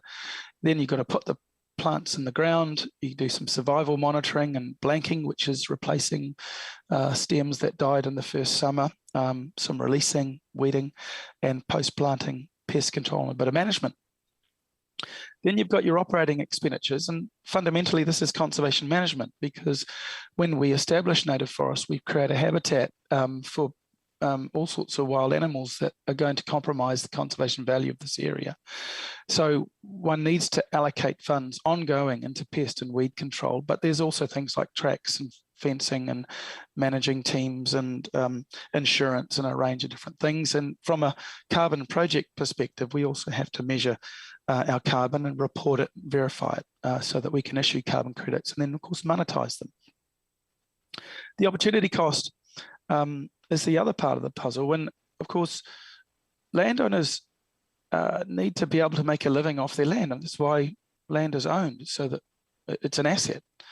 And if we want to work with the middle of the bell curve, the bulk of the population in the rural landscape, we're going to need to find a way for farmers, landowners, to actually afford to give up beef and lamb revenue on that land in order to reforest it.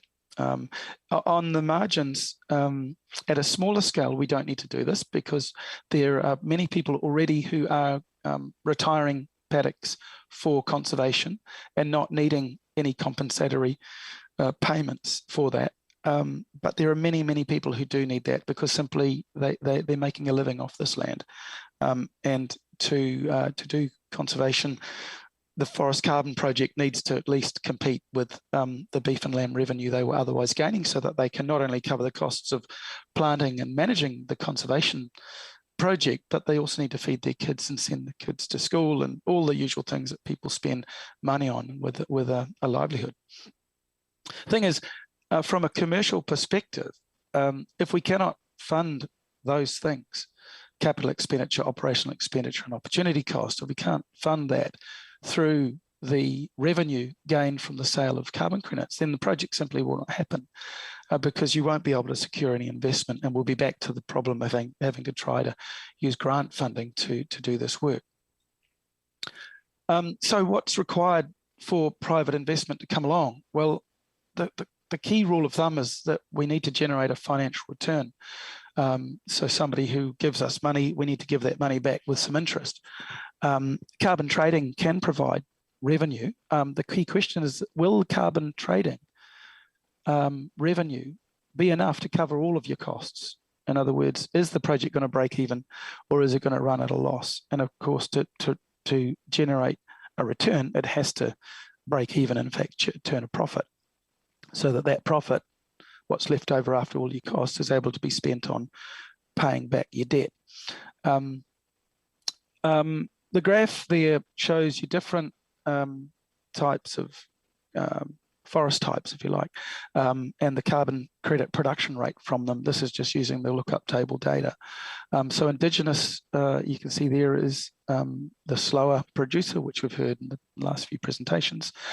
Pines have a higher rate of carbon sequestrations, and exotic hardwoods, things like, well, this is modelled on a eucalypt model. You know, their carbon credit production rates are a bit higher. Let's have a look at a case study just to see what this might look like through a commercial lens. And the first piece of this would be to look at, well, what about a natural regeneration project? Can that project succeed commercially in theory and in practice? So what we've got here is a carbon credit production rate from a naturally regenerating forest that's eligible to register in the ETS. And I think I was assuming that the forest established in 2010, which is why you've got a carbon credit production rate starting already at that 1,000 tonnes at the beginning. And then we're looking at modelling the carbon price starting at $50 and then rising at different rates per year on average across a 50-year cash flow. So the three rates that we've modelled is starting at $50 and rising at $1.50 every year on average, CP1. CP2 starting at $50 and rising at $4.75 a year, and CP3 starting at $50 and rising at $8 a year. And the graph at the bottom left is showing you what the carbon price has done over the last year. You can see it's risen very steeply from hovering around the $25 price cap that the government imposed, and now shooting up to the $50 mark and overshooting that $50 mark. The internal rate of return is an indicator of profitability of the project. With a natural regeneration project, because there's very little capital involved, because nature did the planting for free, there is some capital expenditure, in other words, costs for project development. So there are costs involved in doing vegetation age assessments, doing the mapping, doing the management plan, all of the stuff that you need to do to register a project. There's still a cost, but because you didn't have to fund all of the purchase of the seedlings and the planting of those seedlings and things, your capital costs are relatively low. And as a result, you can get reasonably high internal rates of return. So if the carbon price were to start at $50 and rise at $1.50 every year at CP1, then the internal rate of return is up around 35%. And then it goes north of that if the carbon price rises at a higher rate than $1.50. The net present value is another indicator of profitability of a project. And we've got the net present value of this natural regeneration project, 100 hectares at the three different carbon prices, and compared that with an opportunity cost of leasing out that same area of land for grazing based on a placeholder lease value of 3% of the land value per year. Lease value. And what we can see for natural regeneration is that the three histograms on the left are all bigger than the one on the right. In other words, the carbon project is more profitable than leasing the land out for the same land out for grazing, assuming leasing it out at 3% of the land value. There are some barriers, however, and we've heard about those in the last couple of presentations. NZETS eligibility is hard with natural regeneration. You've got to do a lot of detailed mapping, typically have to do vegetation age assessments, which is on the ground sampling, and that can get quite costly. There's also the timing of emissions trading scheme application process, and this can take very many months and significant costs, and there's lots of uncertainty. But anyway, it can be done, and it is being done, and we've got some really good examples around the country and in your region. The work that Anne Salmond is doing at Waikiruru is a fantastic example of a natural regeneration project that also includes some infill planting. So yeah, fantastic example. Now, this is also now going to look at what if it was not natural regeneration, but we had to plant the forest ourselves, buying the seedlings and planting them with human effort, human labour. So we've got the same carbon price scenarios. We're modelling the planting of natives. The scenarios there: native afforestation up the top right, native afforestation at 8,000 stems a hectare, native afforestation at 4,000 stems a hectare, native afforestation at 2,000 stems a hectare, then 1,000. And then the bottom two are a blend of natives and exotics, where 80% of the area is planted in natives and 20% is planted in exotics. And then the final one at the bottom, where 20% of the area is planted in natives and 80% is planted in exotics, just to see what the economics look like. So let's have a look. If we look at the capital expenditure for that 100 hectares of project, then the planting natives at a high density is essentially very expensive, the most expensive option.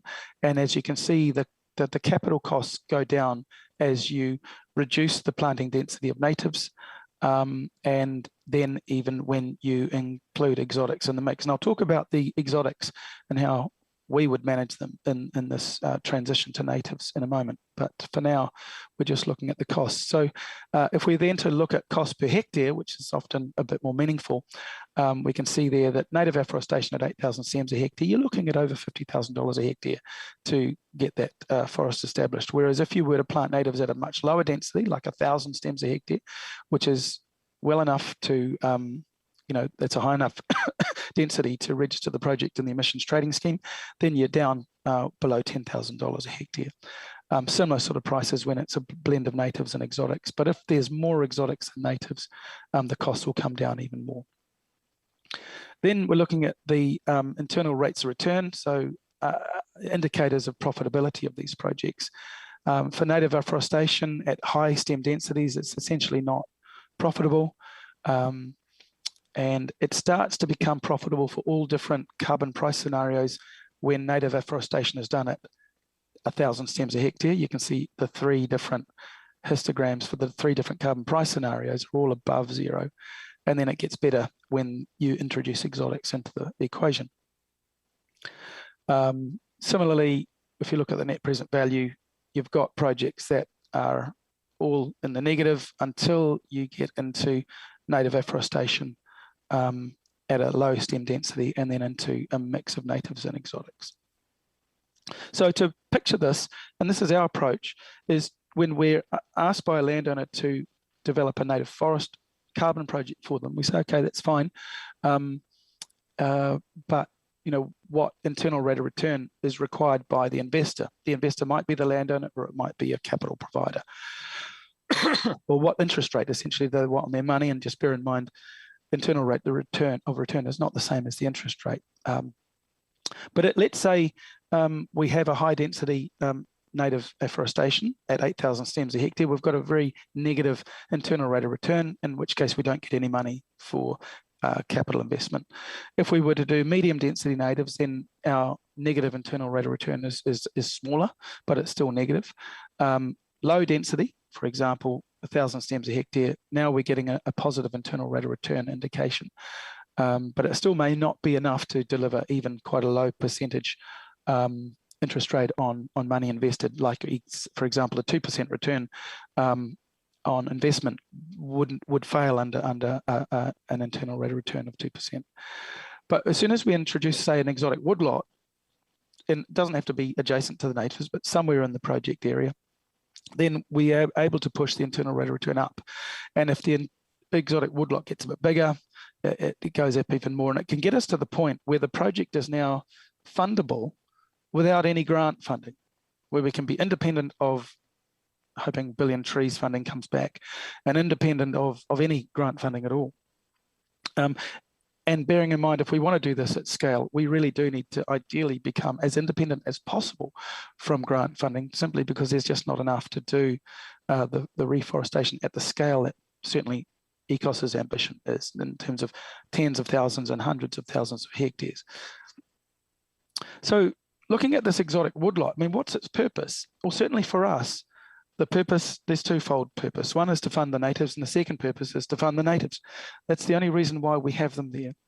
As indicated, they don't need to be in exactly the same place as the native reforestation. They could be in a separate part of the land. And if it were an aggregated project across the whole region, you could have a whole area that is an exotic woodlot that's able to be used to drive the economics of native reforestation elsewhere. What exotics do you use? Well, that's also up to local ecological knowledge and local forestry knowledge, essentially a right tree, right place scenario.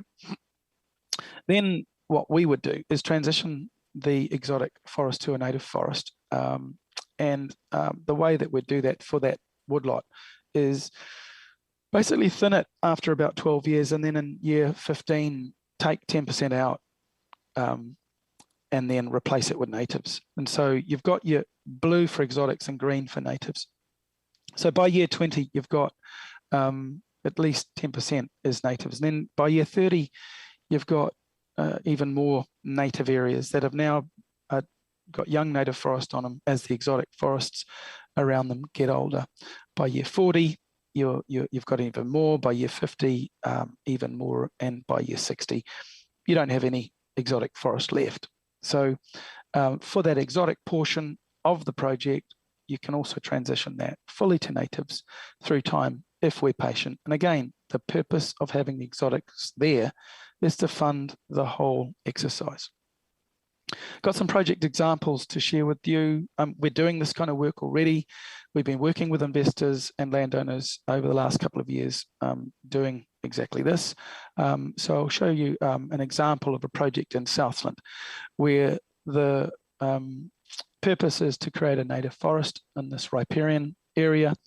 And what we've got is areas of native only reforestation in blue, and also in the very top right-hand corner, this area D4A, that's also native only. These other areas are native only plantings in more wet areas, and then exotics are going in these reddish areas, and then will be transitioned to natives in the through time, as I've described before. This is what the site looked like before it was planted. You can see the areas that we're planting in native only here, like the wetland D1, D4.1, and various other wetland areas throughout the site that are being replanted in natives only. For the native plantings, that includes community planting days, and for larger scale native plantings, then we use contractors to complement that. An example of a Northland project where the landowner didn't want any exotics in the, as a Maori landowner, they didn't want any exotics in the mix. So we had to put our thinking cap on and be a bit creative and figure out how to deliver on that. We're working with an investor who's willing to provide capital at 2% across a 25-year maturity. And we've got an opportunity to have a mix of native active reforestation planting, as well as some native regeneration. So this project has 10 hectares of native regeneration in it. And the regional council here has also provided a grant to supplement the project. So let's have a look at the details here. We've got 10 hectares of natural regeneration. The native reforestation piece, where people are doing the planting, is 75 hectares. The co-financing grant from the regional council is worth 120,000. The private investment from the investor is 600,000. The interest rate on that money is 2%, and the returns start to get paid back starting in year 6, and the investment maturity date is 25 years. Key thing here, though, is that the key success dependencies for this project, because it didn't have any exotics, it needed to have some natural regeneration, which gave us carbon credit cash flows without much capital spend. And also the co-financing grant gave the project a lift. Also, we had a low interest rate. Now, if we change any of those things, if I put the interest rate up to 3%, the project would have failed. If we reduced the co-financing grant from 120,000 maybe down to 100,000, then the project failed. If we reduced the natural regeneration from 10 hectares to 5 hectares, the project failed. So getting this project over the line required toggling the different project factors to make it work in the end. The take-home message, to succeed at scale in looking after the whenua at scale, then we need money at scale. To source money at scale, we need to deliver a financial return, because there simply isn't enough free money around, grant money, to do the job at the scale that we're looking at.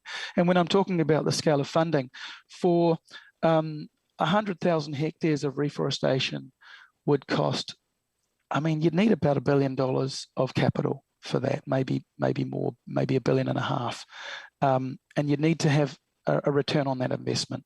So that's the sort of scale that we're talking about. And delivering a financial return is going to require either a co-financing grant, an exotic woodlot element, a native regeneration piece, and or a low interest rate on investment. Here's an example of native forest in Golden Bay in Mohua, top of the south, where this is a native forest understory, and there's an exotic forest element here that helped make all of this happen.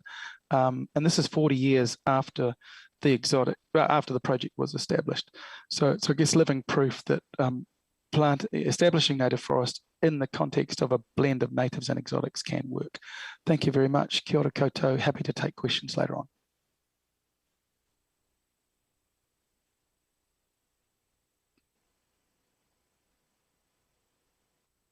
Kia ora, thanks very much, Sean Weaver there, e te whānau. So we're conscious of time, so we're going to go straight to our next speaker to talk about carbon farming with animal farming.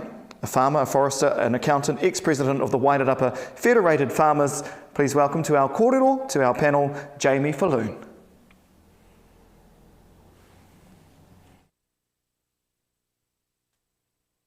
G'day, I'm Jamie. I'm a farmer with a fair bit of forestry on my farm. I live in the Wairarapa and farm our version of dry East Coast hills. My background's in forestry and accountancy, and I've worked in forestry, fruit exporting, and now farming. I'm sad not to be in Gizzy, as I love road trips and haven't been there for 25 years.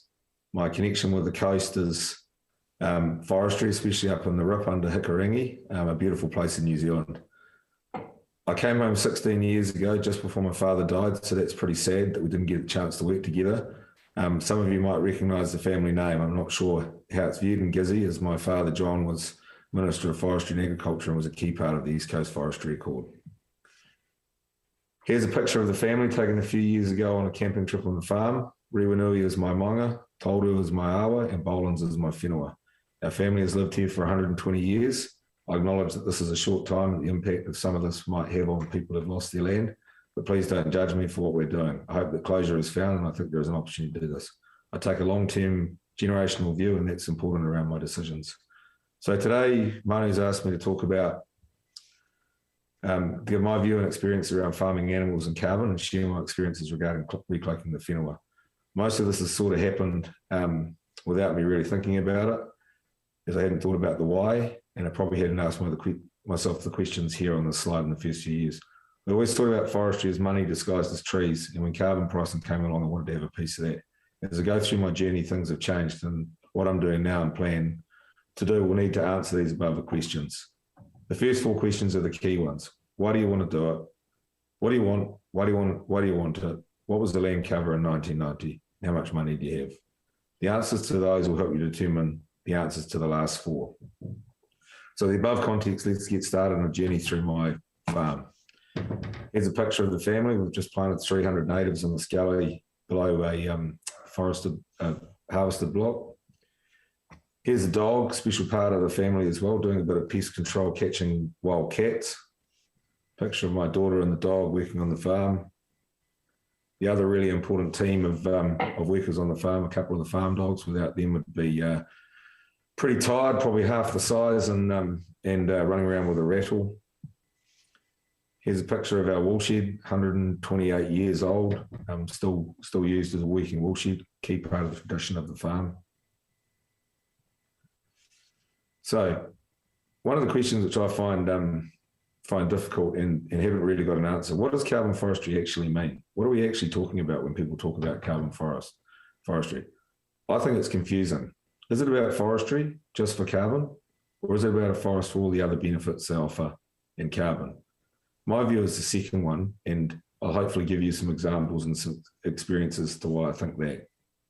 If you get fixated on the first bit, you're not going to get the other benefits out of forestry. Here's a picture of the farm. The blue paddocks, the blue areas are the farmed areas, the green areas are forest. I'll go through the stats in the next slide. Basically 1,265 hectares, a small bit leased, 745 hectares of farmland, 560 hectares of hills and 185 hectares of flats, 405 hectares of radiata forest and 65 hectares of native. Some in QE2 blocks, but most areas are within the forest planting. Of the forestry, we've got 55 hectares of pre-1990 forest and 335 hectares of post-89 eligible forest. And for those of you who are quick with the numbers, the balance is ineligible forest planted on land that was forest land in 1990. Very difficult in areas on the whole East Coast, which loved reverting to Mānuka and Kānaka, especially in the tough times of the late 80s.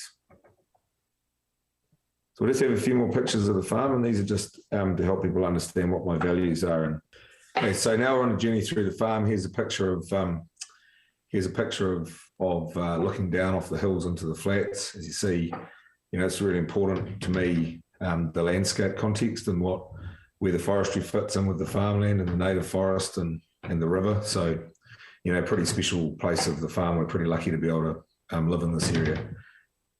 Here's my son helping out with docking. Another important part of the farm is getting the family involved and having them part of it. The boys are keen on motorbikes and machines, so forestry brings a really cool time for that with looking at these big processes and felling machines. Here's a few pictures of the farm just to give you a view of the wider landscape. It's looking northeast, looking south, main water dam there in the foreground, and a bit of planting we've put around that. Looking to the north there, as you can see the landscape, you can see the areas of native, mainly Kānaka and Mānuka, and the poplars and some forestry in the background. Here's a view looking towards the Tararuas, so looking directly to the west, again up on top of the hill. So it's really important to me that these views and the landscape aren't lost just and so the planting decisions I make have an impact on what it's going to look like when we go in 30 years' time. Here's another view looking to the west, just showing an example of an area where the riparian area has been protected. There's forestry in the background, you've still got good farmland sitting in the front. Just a few more slides. Here's one of cows and calves going home. Just a good on the lane, just a really nice picture of the use of the trees and in the landscape of the farm. Ewes coming in for winter shearing.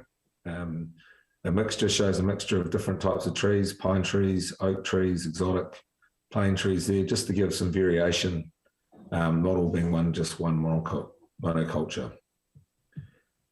And finally, the farm views, there's one looking towards the Tararuas on a stormy spring day with a big mob of sheep coming into the yards. And, it's always a great view. I love that. I love coming down that lane with stock and looking out over the land. So what are the decision drivers around planting? Why would I not plant the whole farm in trees? To me, it's wider than just carbon and money. Where would we live? If it was all trees, would you live here? Tradition. I showed you a picture of the woolshed at the time our family's been here. Farm policy. What do you actually like doing? Do you like sheep? Do you like cattle? Do you like trees? Do I need to offset my carbon footprint? How could carbon become worthless? All these decisions you need to think about. And what will the neighbours and community think? And I think But this is one of the challenges that we're in at the moment, that people judge landowners about what they're planning to do without thinking about, you know, why they're doing it. And we're seeing a lot of this with people going on about carbon farming, and, you know, someone owned the land and someone sold the land and they've made a decision why to do that. So we need to just be a little bit more considerate when we're thinking about the reasons for doing that. So one of the focuses of obviously today is talking about using native forest to recloak the whenua.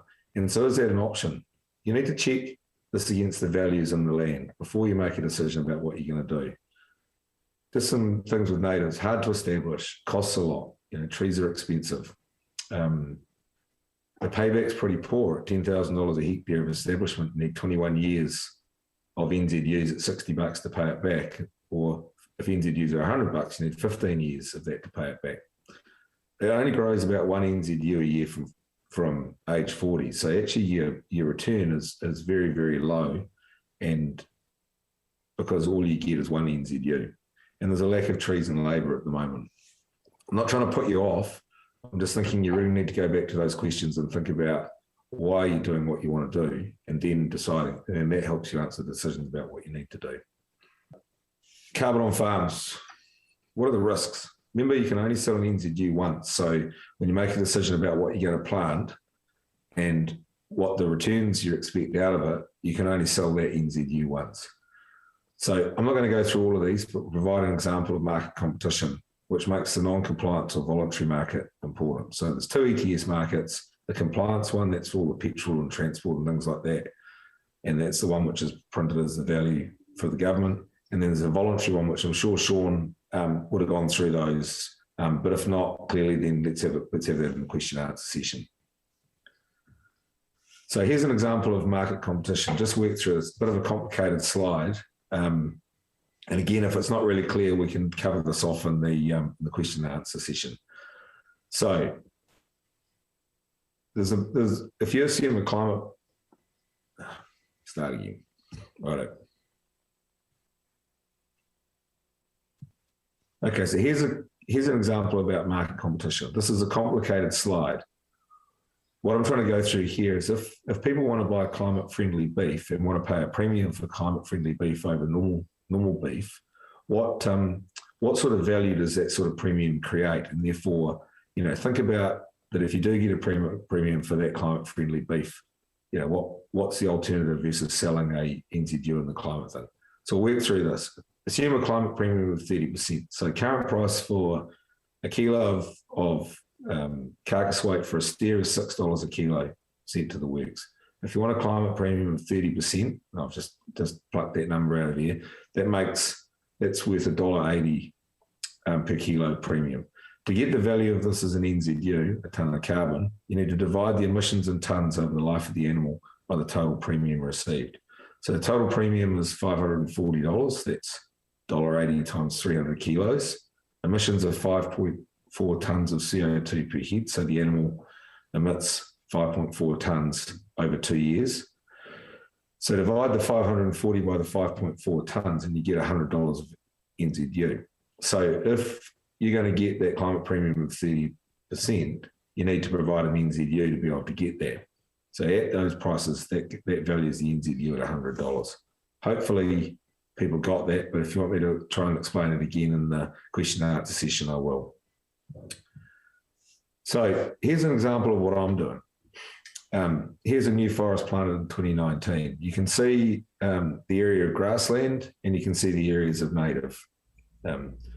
So this area, the farm is on the boundary. It has large areas of regenerating native, poor water, fencing, pasture and fertility. So it's a really good block to decide to plant. The total area is 64 hectares. We've planted basically 50 hectares of forest there and left all the native areas that you can see unplanted. The next slide is what it looks like from the laneway. This is a picture of Rushy Hill. It used to live up to its name of being very wet.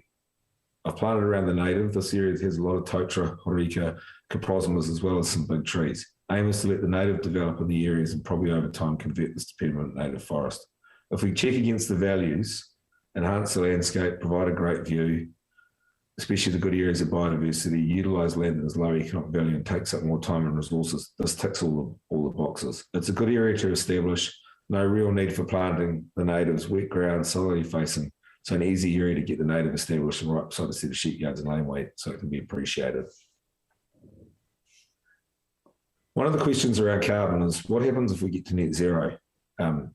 Is carbon then worthless? And this is talked about with people who are converting land to permanent forest. In my opinion, no. Again, look back at the values you hold. Look at the alternative values of carbon. Consider the fact that the net zero might only hold the line. Consider the values of the forest and what that gives to you.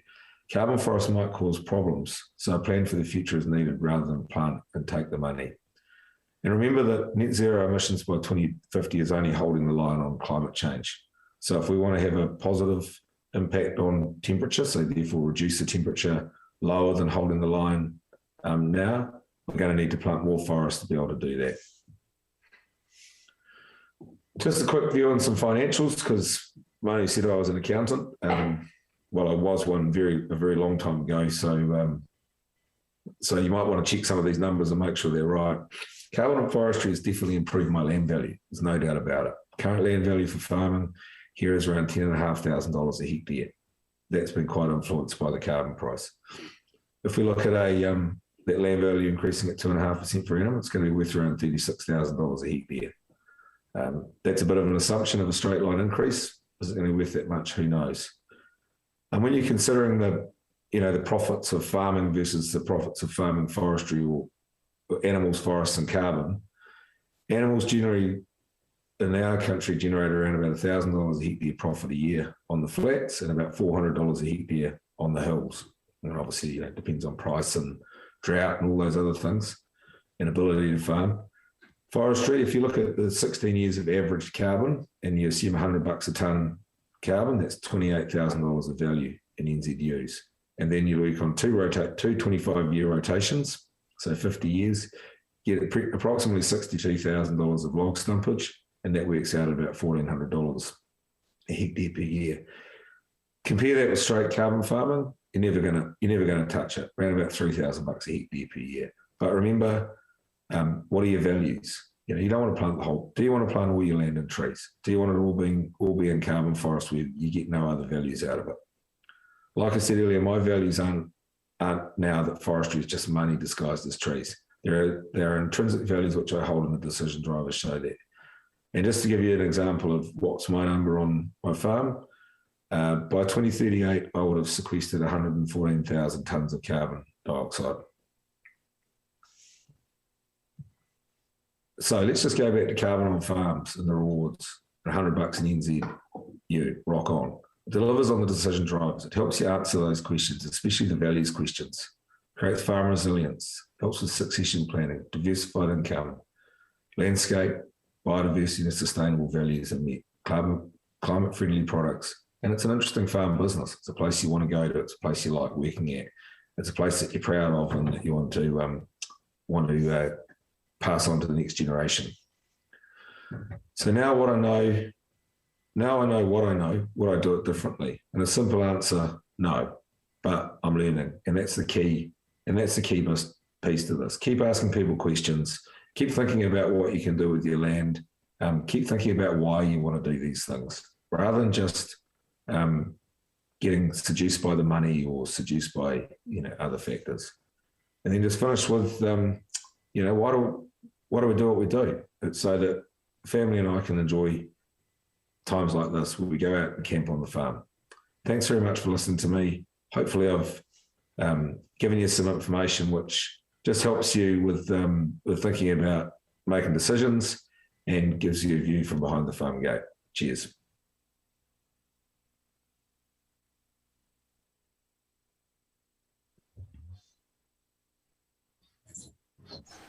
Thank you very much, Jamie Faloon there, farmer, forester, accountant, ex-president of the Wairarapa Federated Farmers, talking on carbon farming with animal farming. And now Jamie will be joined by Sean, Pia and Leo to have our panel discussion, which will be ably facilitated once again by Mr. Manu Kerry. We'll hand it over to you, Manu. Tēnā koe. Kia ora mātai. Thanks, everybody. As you can see, Pia and I are together next door to my place in the Wharenui, because we're having some internet issues at home, and she was having internet issues at her place. The joys of rural life. And our boys are hooning around on motorbikes like Jamie's, so probably going to have a bit of background noise as well. But we've run way over time, and so we're going to cut question time and certainly lunch break. But we did have a few really good questions. So there's quite a bit of time at the end of the day for discussion, and I know some presenters, this will be the only chance to grab them, so we'll try and get through some of those questions now. But Leo, one of the questions was around the 50-year cap on native species carbon farming, making a contribution. What options are there for long-term contribution to cash flow post that period into generational wealth? Yeah, kia ora Manu. So intergenerationally, obviously we have the carbon revenue over the 50 years, but we've heard a lot that natives operate on a far longer timescale than that. So realistically, you're going to get carbon revenue well into the future beyond that 50 years. But we have all those things which are already happening on the coast. We have the Manuka honey. There's a new permanent category being introduced into the ETS, which will allow small selective harvesting, and for the really high value timbers in a certain forest, that'll become economic as well. There's lots of research being done by Scion around underplanting, whether it be in exotic forests with kawakawa, for example. And I know Hikurangi Enterprises has really spearheaded research into manuka and kanuka oil as well, and trying to develop markets for those sort of resources as well. Then we have the other slightly more intangible options intergenerationally around tourism and aesthetics and amenity and stuff, which Jamie has just covered. So plenty of options beyond just the carbon revenue. Sean. Kia ora Manu. Yeah, just to reiterate and amplify Leo's comments, I mean, discussions I've had with MPI officials about, well, what happens post 50 years and you've still got a project that needs to generate revenue, and their indication was that as long as your project is demonstrably delivering positive carbon benefits, it'll continue to have access to carbon credits, but that just hasn't been legislated at the moment. So that's the first thing, and we're assuming that that will happen. Well, we have to, because otherwise it would, a 50-year window is really not long enough, especially for native forests that are going to be sequestering carbon for a much longer, for more than double that. Secondly, we see it as really important for carbon revenues in that first 50 years to be very carefully planned for how they are spent, and ideally reinvested in things that will have a much longer life than a carbon project, because your carbon credit factory only has a limited life, even if it is 100 years, or what happens in year 101. And if we spend all of that money in that 100 years, then you've got very little to do in year 101 onwards. Whereas if you reinvest that carbon revenue in other enterprise opportunities, as well as plant a forest that's going to have a revenue in the future. For example, if you plant lots of high-valued native species in the forest, and if the covenant that you put on the land allows you to take a small percentage of those trees in the future, then you can maintain cash flows into the very long term. And we see that planning part of it as just a key part of the puzzle. Thanks. Thank you. Pia, there was a question for you around the enablers for Māori landowners interested in the ETS, and whether your research had identified some of those mechanisms that make it easier, or what needs to be put in place for whānau to understand and get more involved. Yeah, to me, I kind of brushed over that, but succinctly, enablers are around the points that Sean and Jamie covered about the actual steps of going through things. So the detail that Sean did in those Northland project and the Southland project, that's the level of detail we need to get to, and we need to communicate that in a multiple ownership setting to get everyone on the same page. And us Māori landowners getting better at really evaluating dollars or numbers with our value for Māori, Kautikitanga, Ahika, all those co-benefits that we're looking for, all those multiple values that we associate with our whenua. So getting us on the one page, communicating that, and maximising or optimising relationships all the way through, the enablers are broadly in that framework. Awesome. And Sean, how do you characterise the ease of access into the ETS? Feedback from a number in the industry is that Dururako is making it very difficult. Is that your experience?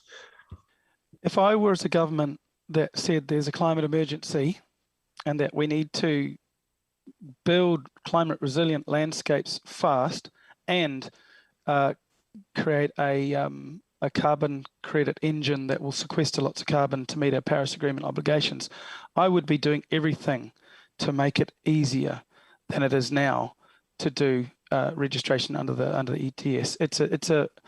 There are so many barriers that I would love to spend time listing that I won't just now, but they are deeply, deeply frustrating, and they're deeply incompatible with an aspiration to respond to a climate emergency as if it was actually an emergency. So yeah, huge barriers, and I won't list them here, but I'm very happy to engage in discussions with people offline. And I've got recommendations that I've been making to government on this. And ideally, if everybody is on the same page about what our frustrations are and also what we think the solutions are, and I've got plenty of examples of solutions that I'm putting forward, then we might increase the probability of the government actually waking up to the fact that some simple things just need to change. Well, thank you very much. Again, thank you to our speakers. Sorry, we don't have more time for the Q&A, but there is a bit of space at the end of the day, but you know who they are now. Get in touch. So yeah, thank you very much, Jamie, Pia, Sean and Leo. Yeah, well, I think we're going to a lunch break. Kia ora, mate. For about 1 minute, and then we're back. Trying to make Kia ora koutou. Thanks for listening. Ka pai. Thanks very much, Manu, and thank you to all of our guests, and thank you for tuning in. E te whānau, we are going to take a lunch break now, and we are going to be back with you at 1:30 this afternoon. So look forward to you joining us back on Recloaking the Whenua. Kia mau tonu maira. Back soon.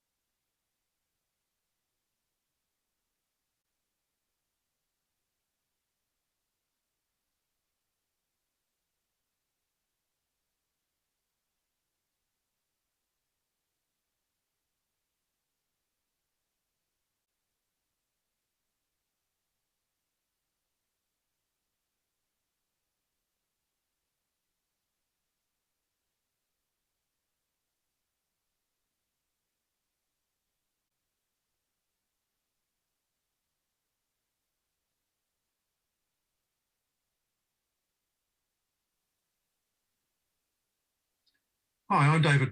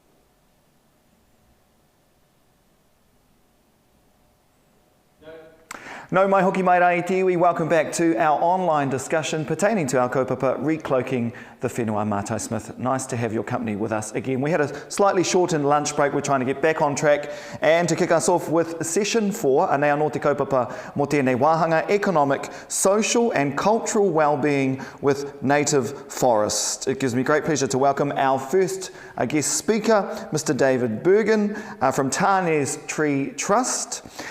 His kaupapa kōrero is plantings of native trees and lessons from the Northland Tōtara project. So let's hear what he has to say about this kaupapa. Kei a koe, David. Hi, I'm David Bergin. I'm from Tane's Tree Trust, one of the trustees, and I'm going to give you a bit of a rundown on some of our work in Tane's Tree Trust, specifically planting and management of natives.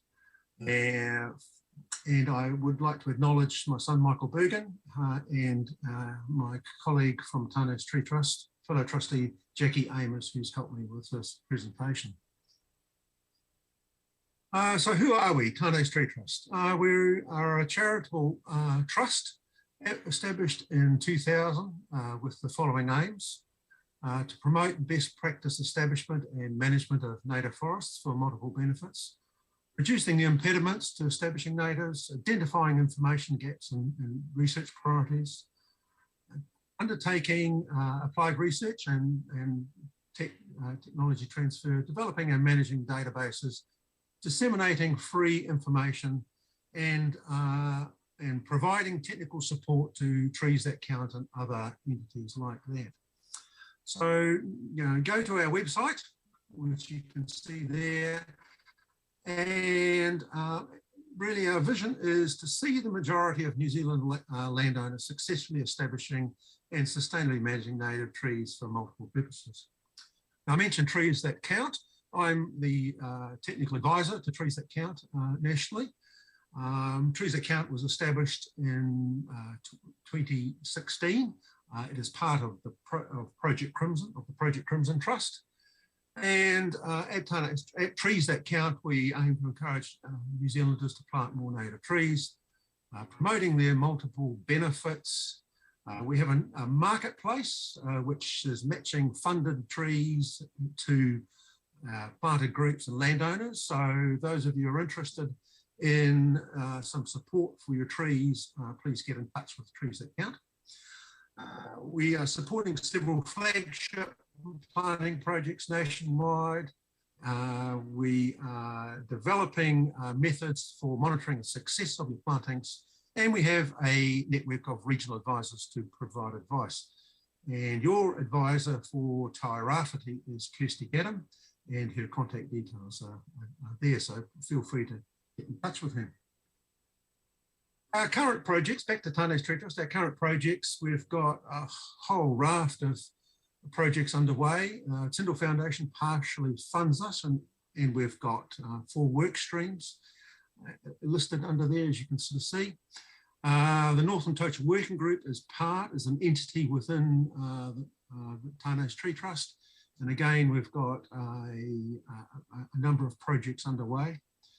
We have a very exciting project looking at developing a forestry toolkit for planted native forests, and that is going to be launched in December, and that's a whole series of calculators and models and resources that will all be within our website and freely accessible. We've got a project at the moment looking at how to convert the failing exotic buffers along our coasts to native in response to issues with climate change. We've got a fact sheet series for the 1 Billion Trees project, which is underway for Tuarakau. And again, you'll see the first of those being launched over the next few months. We've got some videos to match those fact sheets on best planting practice. We just finished our report for Tuarakau on disruptions to the nursery and planting sectors from lockdowns, such as we've had with COVID-19. And I would encourage you to go to this website at Pure Advantage. There's a link at it from the Tāne's Tree Trust website, Otata Ngāhere, where we have collected a number of experts nationwide to write articles and contribute to webinars on management of native forests and all the benefits of native forests to all of us. And we have a whole range of forestry databases that we're managing as well. So today I'm just going to go through very quickly about four areas to do with planting and managing of natives. I will touch on them. I will touch on it fairly quickly, but then you can see that there are links back to the website for more information. So firstly, I'll look at best practice planting. Then we'll look at the planting database and toolkit work that we're doing. An area that is becoming of increasing interest to us and others is regeneration, working with nature. What can we do to help nature do a lot of this work for us? And lastly, a quick look at silvicultural work we're doing and continuous cover forestry. So best practice planting. I'm not going to go through this point by point. I think we all know why we would like to see more native forest established. Reducing hill country erosion and sediment into our rivers is obviously a fairly major issue for Tairāwhiti as it is for other regions. Cultural values, the opportunities to do timber production from some of our forests from appropriate sites in the long term, right down to the non-timber forest products that some of which we already know about, like manuka honey, and things that we haven't been discovered yet, as well as carbon sequestration, are all part of why we should be establishing native forest. And one of the big areas that we've put a lot of work in is non-timber values, ecosystem services.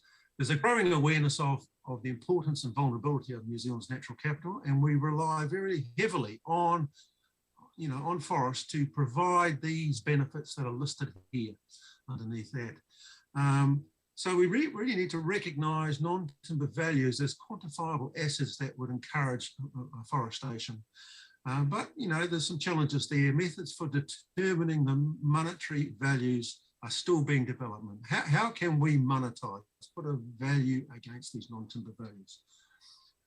And we have a brand new publication on non-timber values. It's a 100-page review by Dr. Jackie Amos. And there's a link there for you to go and get your download. You can download your own free copy on that. And we've split up the categories of non-timber values into those various points there: non-timber forest products, environmental regulating services, and socio-economic, spiritual and cultural services. So have a look at that report. It's well worthwhile looking through.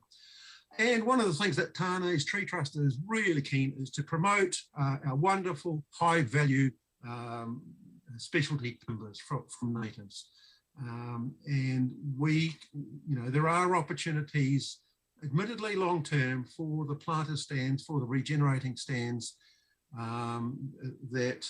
to provide from appropriate sites a supply of decorative timbers, as you can see from the photographs there, and under the Forest Act, of course, using sustainable forest management plans, and of course using continuous cover forestry methods, so that we are retaining the high forest values. Getting back to establishing native forests, there are three main options, if you like, three things to consider: planting, managing natural regeneration, direct seeding. And, the planting, I guess, is the one that most people are involved with when it comes to establishing native forests for a whole wide range of areas. And it can be for, just restoration, because we just want to see more natives established from a scenic or a biodiversity point of view, right through to planting native timber tree plantations, and also a lot of interest in converting of exotic plantations to natives. But when it comes to a large scale establishment of native forest, I think we've got to be looking more at natural regeneration. And there are there are 3 or 4 issues there that need to be tackled if we are to be successful in regenerating our native forest, trying to give nature a hand to get there for us. And planting will be a part of that. And then lastly, direct seeding. This is often held up as the holy grail. It's often where you get the high-tech offers for drones and what have you to spread seed and to make it easy to deploy. But the viability of direct seeding on a large scale has really still got to be investigated. Weed competition in New Zealand, because we've introduced a lot of exotics, is really a major issue when it comes to the success, the recruitment of seedlings from direct seeding. But it's worthwhile keeping in touch with it. And I'm not going to go into all of the many questions that are around how to plant natives and manage them. A lot of the information is already available on our website and on various council websites, DOC and what have you. But if you've got specific questions around matching species to site, or why do I need to use a nurse cover, and through to what should I be looking for, what should I be ordering from the nursery in terms of seedlings, grade of seedlings, size, etc. right through down to how do I monitor and maintain my planting sites. All of that information is readily available from Tane's Tree Trust as well as other sources. But the very bottom point there, starting small, you know, modest beginnings, avoid difficult sites initially, build up experience. Every site is different, every year is different. So, you know, just feel your way and don't be too ambitious in the first year or two. So at the end of the day, it is relatively high cost to establish native forest on bare land.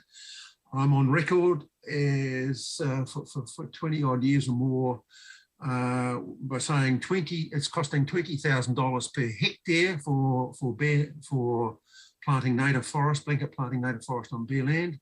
However, you know, others are planting natives from $5,000, for instance, by the Manuka industry, to $40,000 per hectare on difficult sites such as parts of the Canterbury, because it's very droughty and very difficult to get seedlings away. And of course, you know, if you take a $20,000 hectare average cost for natives, you know, that's 10 times what it costs to establish radiata pine at about 2,000 stems per hectare. So Tane's Tree Trust, along with others, are working to reduce costs of establishing natives. And we can sort of see from this table that if you are planting at high density, you know, 1 by 1 metre or 1.5 metres space apart, you know, 10,000 to 4,000 stems per hectare, the costs are enormous, you know, per hectare. They're just enormous. Prohibitive, really, if you're doing it on scale. Go to the other end of this of the table here, to the right-hand side. Low density, you've got the options of planting it at 3 metres apart or 4 metres apart, 600 to 1,100 stems per hectare, and your costs drop dramatically. But have a look here. This is the time it takes for the shrubs and the trees to give you canopy cover. And if you plant at very wide spacings, as we've got here, you know, you can expect a decade or more of open spaces which are vulnerable to becoming swamped by weeds. And in fact, there are many instances where we have seen native plantings lost due to lack of weed control well into the distance. So we've got these two options, if you like, continuing really from high density planting to lower density planting. The high density planting is the high cost at you know, 2 metre spacing or a bit less. We're always recommending mimic nature and plant some of your early successional shrub species as a nurse, and then interplant your tree species at a lower proportion. So a 3 to 1, 4 to 1 mix of shrubs to trees. And this high density planting is essential for very weedy sites to get on top of the blackberry and the gorse and the broom and everything else that's going to come in there and try and swamp your trees. But particularly if you don't want a long extended period of weed control. With the low density planting, it's cheaper, certainly cheaper if you use smaller seedlings, but far more risk. My experience is that people that do plant tend to forget to put the effort in after planting, and you run the risk, particularly at these lower density plantings, of forgetting to do critical weed control, animal control, you know, and so this option is obviously cheaper for larger scale. It's certainly better for sites where there's no major weeds, so that in time it will get canopy cover even at this low density planting. So reducing the costs starts at the nursery, obviously, and we have done trials over the years. And again, all of this is all reported in our website, of looking at large containers, bare-rooted seedlings, and those raised in smaller containers. And you'll see from some of our trials that you know, the smaller stock takes a lot more effort to keep alive in the field. And we're getting a lot of interest from various parties interested in converting pines to natives. And this can be some major blocks owned by iwi through to quite small areas of only one or 2 hectares. The main problem with converting pines to clear fell pines to native is there are a lot of woody weeds generally that come through. Your wilding pines can be a problem. So, and it's difficult to plant in amongst the slash and to carry out maintenance. And while we can expect some natural regeneration, you will almost definitely need to do selective weed control. So the challenges are quite site specific. Just a quick slide here looking at fire-resistant natives for planting green breaks. With climate change, we're expecting to be more prolonged droughts and increased risks of fire. So is there scope for mixed species plantings for green breaks with a high proportion of natives that are less flammable? And a lot of work's been done by the fire department and by various fire research people and so on, and sorting out which natives are low flammable species versus those that are moderate to high flammable species. So it's worthwhile having a look at some of those links down the bottom there for some more information there, and how you can mix up your species a bit more to consider fire-prone issues that are coming at us with climate change. And just lastly, a couple of slides here just to finish off this first bracket on some take-home messages. And we've covered most of this, but for planning, what else has worked in your area? Use local expertise and practitioners to try and guide you, and start small, as I said, before you ramp up. Every site is different and every year is different, so feel your way. For seedlings, eco-sourcing is a major issue, so you really got to get to know your nursery to make sure that they are actually eco-sourcing, avoiding cultivars, checking out what grows naturally, and of course going to nurseries that are producing high quality plants with good root to shoot ratios. So you might get lower cost smaller natives, but this is offset by higher cost of maintenance after planting, so be wary of that. Site preparation. If it's got lots of woody weeds on it, it's going to cost you a lot to do the site preparation, but really good site preparation pays off eventually. And there are various ways in which you can look at controlling grass, blanket spraying or spot spraying. Again, lots and lots of information available there. For planting, fertiliser, in my opinion, has not been proven to be of benefit for most plantings except on sand dunes. Hydrogel, I don't think has been proven yet. In all the trials that we've done, I haven't seen a practical benefit from that. Watering is impractical on a large scale. Mulch is expensive to cart in and to acquire, but it is good to use stakes to locate your plants, particularly if you've got lots of rank grass or weeds and you can't find what you planted, and you really need to get back to them quickly to manage them, to maintain them. And if you've got issues with droughts and what have you, planting in autumn and planting deeper and all those sort of things are part of some of the strategies that you can consider. We talked about the planting density, if you like, for high-profile sites and for weedy sites, keeping it relatively dense. But for large scale, you've really got to try and stretch your plants over a larger area. But it comes with pros and cons. But whatever you're doing, a planting pattern's got to be flexible so that you are targeting your best microsites rather than just planting them in straight lines for the sake of it. Maintenance.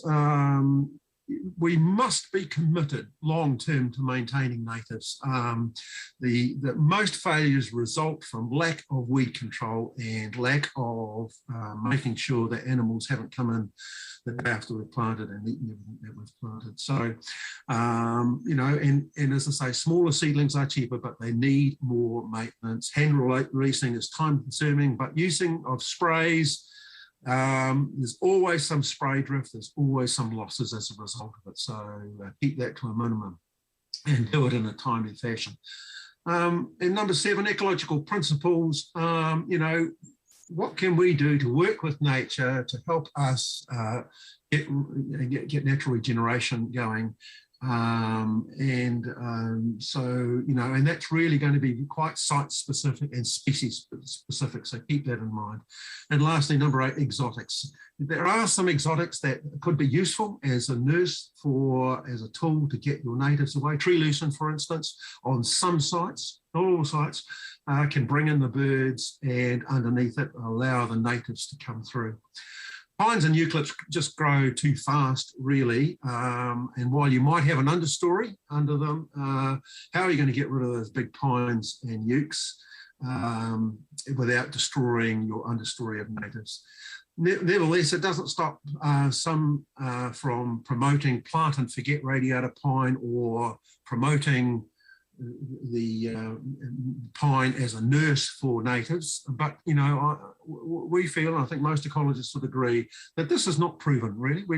We need further research to determine how you can transition from pines to native. I'm not saying it cannot be done, but, you know, we really need to see that happen and see what sort of timeframes are involved, that sort of thing. And lastly, there are always weed issues with converting clear fell pines to natives, so keep that in mind as well. So just onto the second bracket of slides, planting database and toolkit. Tane's Tree Trust is surveyed and measured planted natives up to 100 years old from the top of the North Island to the bottom of the South Island, as you can see here. That's given us a database of 15,000 native trees and shrubs ranging from 5 to 100 years old. And so we've got growth data on something like 60 different native tree and shrub species. And we are using that database to develop our native forestry toolkit.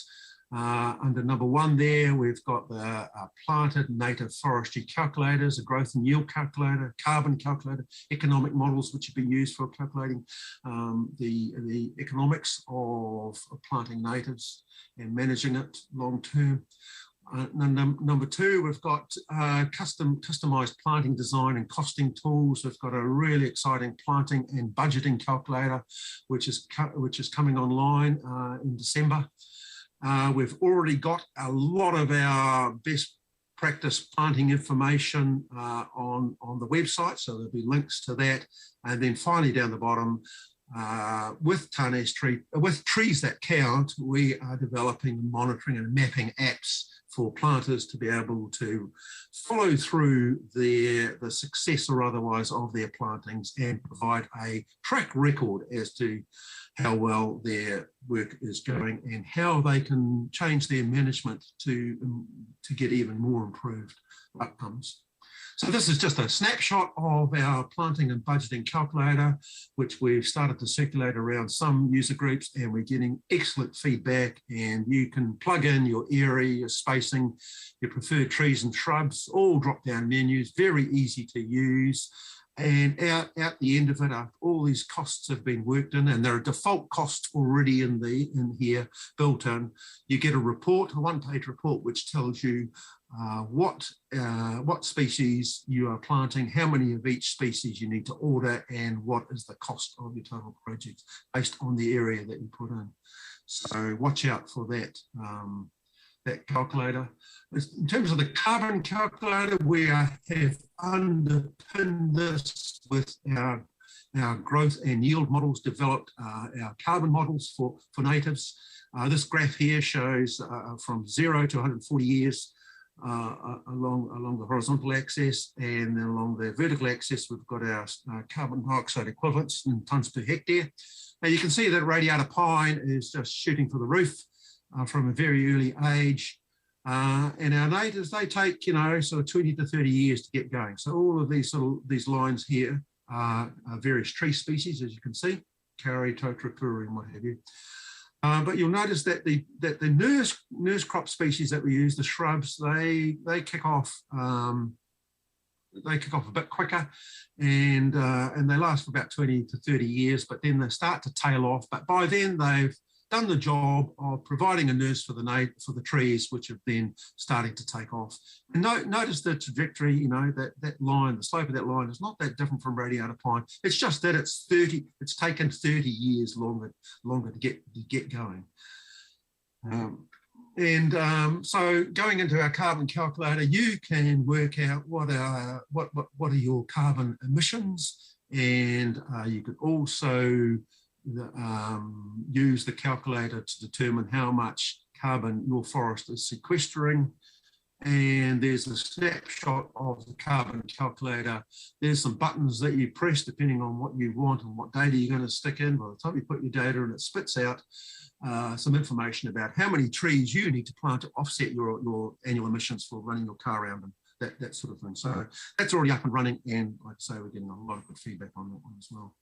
So working with nature, regeneration, there's 1 million hectares or more of erosion-prone hill country that would benefit from reforestation, identified by various groups. The cost of planting of 10 times radiata pine, it's not feasible to restore thousands of hectares of native forest by planting alone. But you know, New Zealand's native forest has a remarkable ability to regenerate naturally, but it requires an understanding of natural succession processes. So what can we do to help nature do it for us? You know, and some of those factors that prevent natural reversion are very similar to what prevent planted natives, is fencing out your grazing stock, control of your pest animals, controlling your bird and seed predators, controlling the invasive weeds, and you know, chances are supplementary planting will be required to fill in gaps. If you haven't got a local seed source, how close are you to the nearest native forest? You know, there are options to look at establishing seed islands, for instance, which we've done on this farm here, just a network of seed islands in amongst what will be planted Manukau and Kanaka.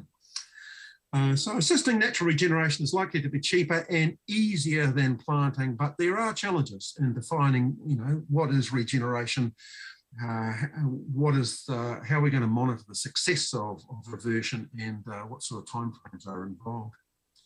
So, but we can sort of see from Northland how a lot of our land, despite being grazed, has a propensity to go back into native forest by itself. Admittedly, these are the less palatable species of Manukau, and Potra, the gorse and what have you.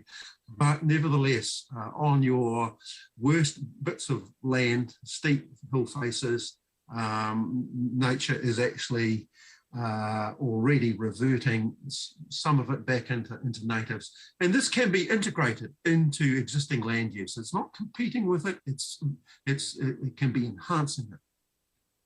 So lastly, silviculture and continuous cover forestry. We've gone into some of these regenerating farm stands and looked at options for pruning and thinning, and finding that our natives respond like any tree to reduced competition. So this is a log that's been a small pole stand. It's about sort of 20 centimetres in diameter, where it's been growing very, very slowly as it's been competing with all its neighbours. Then about 4 years ago, we took out a lot of its neighbours and reduced the competition. And in the last 4 years, you can see that it's quadrupled its growth from being just 1 millimetre to 4 millimetres per year. So some spectacular results can result from thinning, and then pruning can improve stem form. So we've been working with various other groups in implementing continuous cover forestry practices, just taking out occasional trees, small groups of trees, leaving the forest intact for all the other benefits, but removing some high value logs for specialty timber. And we've had a continuous cover forestry manual that's been available for some time, written by Ian Barton, but just brand new, we have Paul Quinlan producing some wonderful guides on how to prune and thin totara, which will be part of a manual on totara. And Ian Brennan, another Tonnage Tree Trust trustee, is also producing videos on pruning and thinning, as well as planting and all that sort of stuff. Now, all of those things are slowly coming online via our website. So just to reiterate, go to our website, have a look at what we've got there in terms of downloadable free information. I just draw your attention to Otata Ngā Here on the Pure Advantage website, where about 30 odd experts from out the country have contributed some excellent articles. I've just written one here on the 10 golden rules for large-scale establishment of native forest. So have a look at that, and it gives you a much broader picture, perspective on how we are to tackle the establishment of native forest at scale, given the challenges ahead of us with regard to climate change and loss of biodiversity and that sort of thing. So that's it from me. Thank you very much, and I'm quite happy to answer any questions at any time.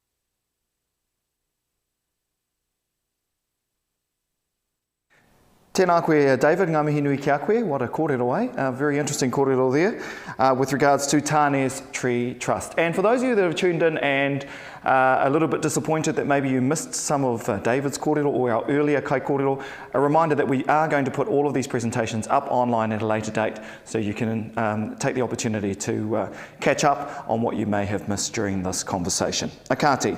Let's move to our next speaker now, Portfolio Leader, High Value Biorefineries from Scion, speaking about opportunities for distributed manufacturing via local pilot scale biorefineries. Let's hand it over now to Stefan Hill. Tēnā koe, Stefan.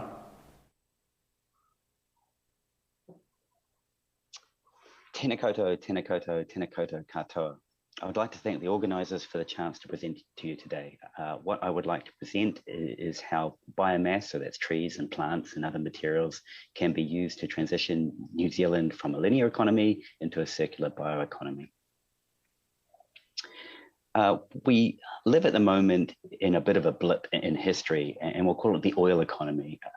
So oil hasn't been used for well, about 20,000 years of human history, and then we've got this blip where oil has become probably our primary source of energy, primary source of materials.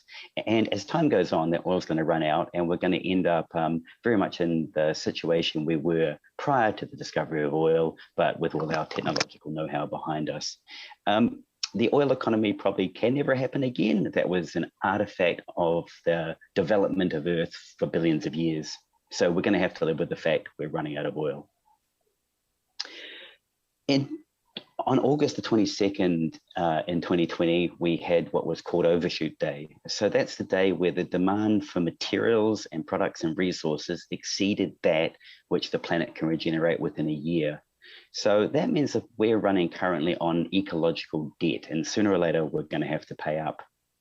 Now, you could say that we're improving. In 2019, that Earth Overshoot Day occurred on the 29th of July, but not by much.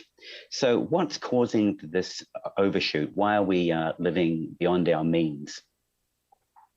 Partially because of the way that we run our economies. Our economies are linear. So we make something, we use that thing, and then we throw it out. And that's usually in landfill, and unfortunately can end up in other places where we don't intend it, such as the oceans. Now that model will mean that we're going to come to a state where the planet can no longer support our way of living. So maybe we have to change our way of living. This is where a circular bioeconomy comes in. So what a circular bioeconomy is, really it's taking cues from nature. Nature has a lot of circular processes. There's the carbon cycle, there's the water cycle, there's the nitrogen cycle, there's the phosphorus cycle. All these things have the word cycle in them. None of them have the word linear. So we're going to have to start to take more notice of the way that nature deals with materials, and that's every material isn't a waste product at the end, it's a feedstock for another process. And that's how we make sure that we have society and harmony, society and nature can come together in harmony. And that is what we mean by circular bioeconomy, where all of our waste materials that we generate in the modern world are feedstocks for another process, and that waste is minimized and preferably negated.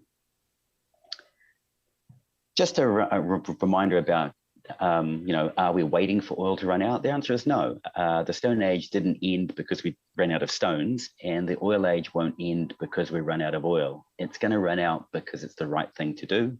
And our way that we behave and the way that we think when we manufacture, when we produce, is going to be influenced by that whole life cycle. What will my product end up being in another 10, 15, 100 years? What this means is changing the way in which we envisage we live. So we're going to have these materials, which are inputs, and these are things that we all are going to continue to want and need: cell phones, electricity, large screen TVs, food, and they're going to be required to be transported into our system, which is our new cities. But within those cities, we need to make sure that we recycle, reuse, recover, redesign, regenerate, and reduce. So that basically means try to keep any material which came into our system from an external producer in the system as long as possible. And ideally, you never have an out arrow which is producing basically waste that we don't know what to do with. So how will we get there if we're running out of oil, or we don't want to use oil because it has negative ecological impact? Well, there's been a statement made that anything made from fossil fuels today can be made from a tree tomorrow. Then I'll extend it and say plants in general. And the answer is yes, it can. So an example of this is from an infographic I found on the web, is the number of industries where products from trees or plants in general can have an impact. So that's aviation, civil construction, printing and publishing, packaging, food, automotive, cosmetics, electronics, and you can read the rest of the list for yourselves. These are all the things which at the moment are predominant number of chemicals and compounds are coming from the fossil fuel industry as a byproduct of making petrol and fuel. So all these things are going to be shifted, will shift in time into coming from plants, and those plants will be grown sustainably, will grow the right tree in the right place. As an example of where sometimes it just actually makes sense to transfer the way we currently do things and generate materials in the petroleum industry into this new bioeconomy, circular bioeconomy, is here's a case of a thing called acrylic acid. Now that's used in the paints. You've heard of acrylic paints. It also, if you happen to wear glasses and they're not made from glass, from plastic, that plastic's likely an acrylate. They're used in contact lenses. It's used in glues, all sorts of materials. Now, currently, we make that, if you look at the slide on the right-hand side, we dredge up oil. That oil, we separate a particular compound. We have to modify that compound in 4 steps to obtain this acrylic acid that we use in our industry.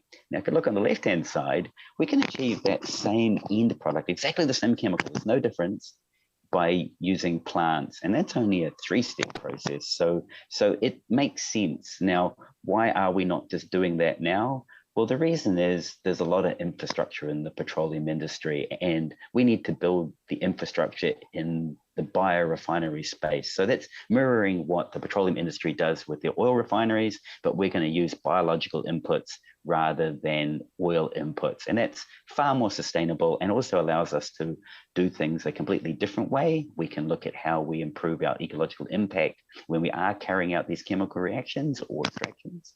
We can also look at what new materials, we don't just have to be stuck with what the petroleum industry gives us at the moment. We can dream a little and come up with the perfect material rather than the material we currently have.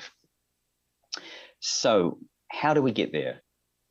Well, one of the steps is we need to understand the biomass, and that's the plant, and that comes down all the way to its genetics and understanding how we make sure we're optimizing for what we're trying to achieve. And that is a lot of research can then go into phenotyping as well, and then how those different plants, and that's a range of plants, I'm not just talking trees here, can be used and utilized into making materials which will displace in time the current materials we get from the fossil industry, but in a sustainable way. And then at the end of life of these materials, we also have a bit of a think about how they can be used rather than thrown away, say in a landfill, how they could be the input for another factory or another process. Now, the oil refineries tend to be quite big and they tend to be quite centralized, and there's numerous reasons for that. But in a circular bioeconomy, we can rethink that model. We don't need a massive refinery somewhere. What we could end up with is lots of little refineries in the regions, which would be dealing with a particular biomass to produce a particular product. And arguably that particular product could then feed into a larger biorefinery. So we term this distributed manufacturing, where the plant comes to the resource, or the processing plant comes to the resource, rather than the resource going to the factory.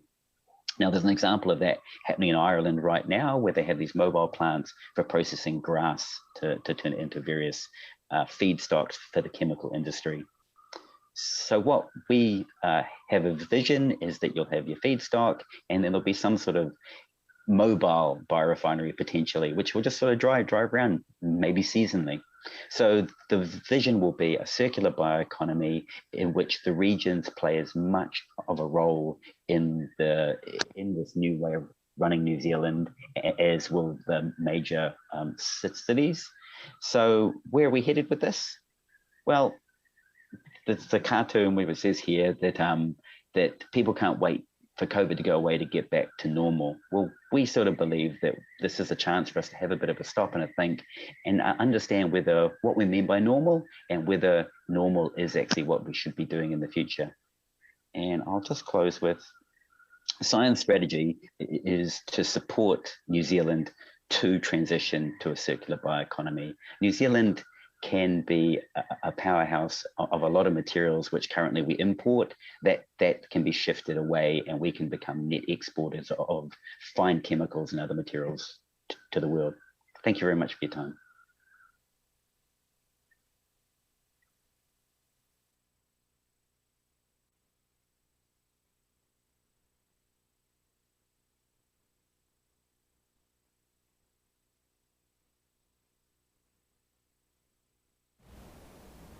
Thank you very much, Stefan, e te iwi, kia mau tonu maira. We are moving straight to our next speaker from Ngai Tūhoi, Executive Trustee from Tūhoi Tuawhenua Trust. Let's go now to Brenda Tahi. Kei a koe te wā, Brenda. Kia ora tātou. Ko haua Brenda Tahi e mihi atu nei kia koutou. No tūrana nui a kiwa hau. I reira e noho ana i au e tamariki ana. Ko te whānau a rua taupare te hapu a Ngāti Porou te iwi. Nā reira e mihi ana ki o koutou katoa. Engari tēnei wā kai roto tāhuna au e mahi ana ma te Tuawhenua Trust. Nā kai tiaki o te Tuawhenua. Nā reira e mihi ana. Okay, so I'm going to cover today some of our learnings from the Tuawhenua Trust, which is based in Rutahuna and of which I'm the Executive Trustee.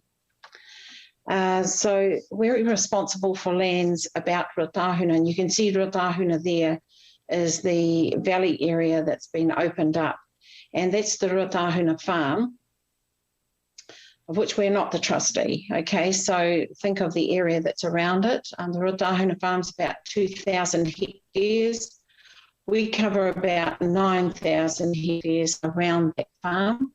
And as you can see, it's all mountains, it's all streams, and it's all forest. Beyond that is Te Urawera. So we're not part of Te Urawera Park. We're privately owned Māori land under the Tuawhenua Māori Act. But we're contiguous with Te Urawera, so many of the comments that we make here about the nature of our forests also apply to Te Urawera. Okay, so there's very little area that's flat or part of a river valley in this region. The main river that we're at the headwaters of is the Whakatane River, and if you just go due north, you'll get to Whakatane. And it's so it's a difficult area to do much with if you're thinking of like farming or other types of forestry, but we find it a really exciting challenge to manage as an Indigenous forest. So we have been working with this forest over 20 to 30 years now, and this forest is mainly podocarp tawa. And this is the nature of that forest when it's been well protected from browsing animals. It's really got great undergrowth, and it's got many stories in it. So the top story, of course, being the podocarps, and the next story being the tawa, hino, those kinds of species. Parts of our forest, though, are also beech and beech podocarp. These are at the higher altitudes. And this kind of forest is quite different to the composition of the podocarp tawa forest. So in no way have we got a homogeneous forest. And we thought we needed to really understand this forest in order to know how to manage it.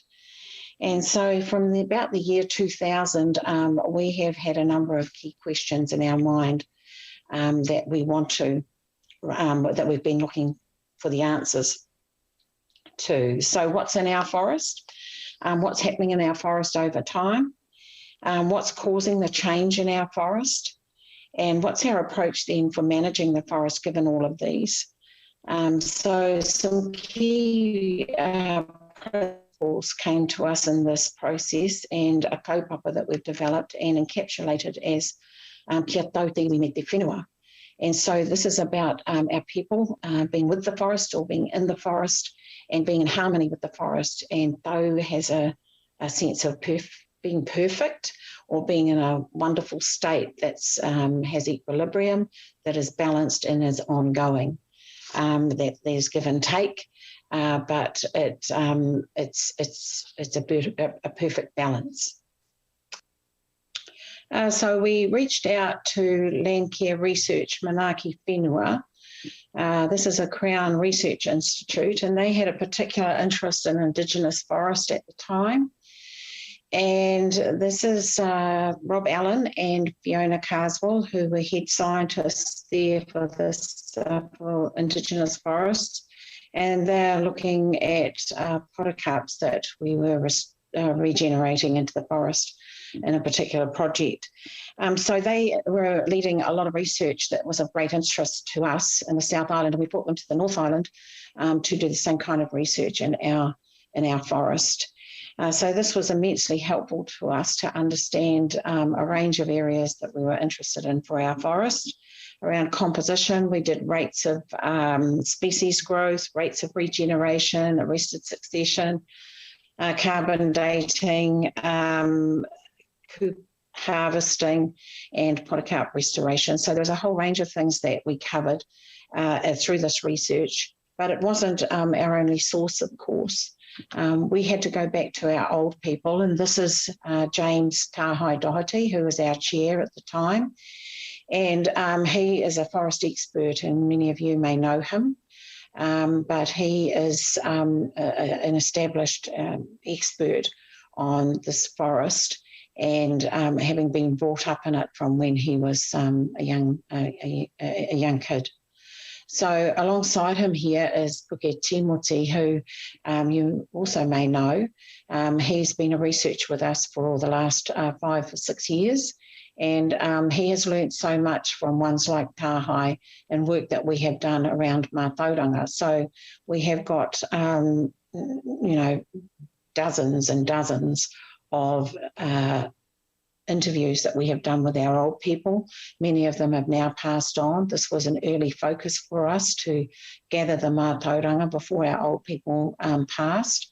And we have been really, really lucky to have the knowledge collected in the way in which we've got it, because we're now able to draw on that to guide us in all that we do going forward.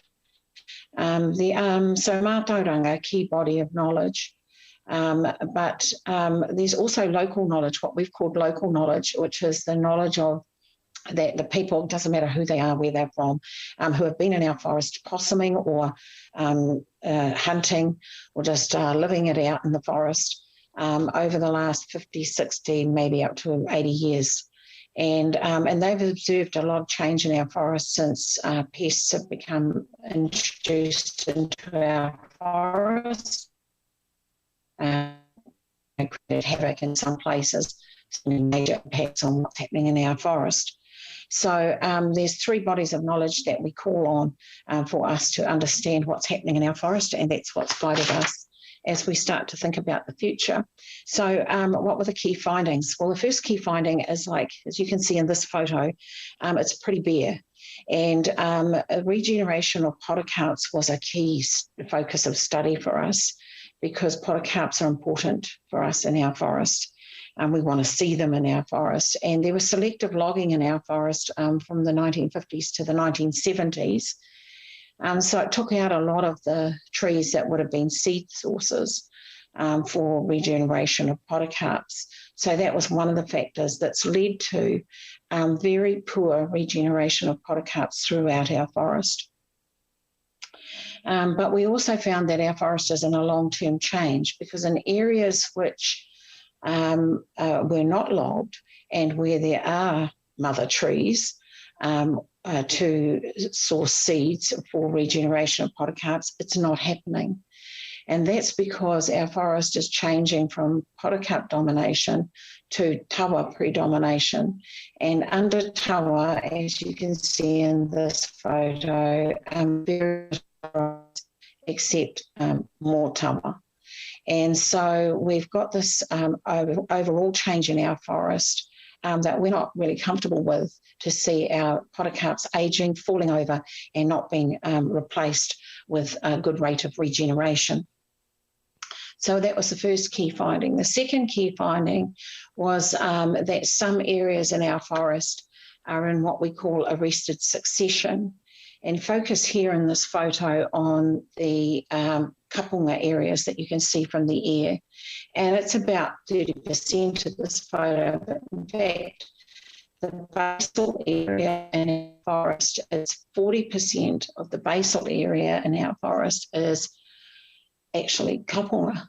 And these areas can be very old. So we've carbon dated them, and we've found that, up to 200 years is the timescales that we're dealing with the with how long these stands hold for.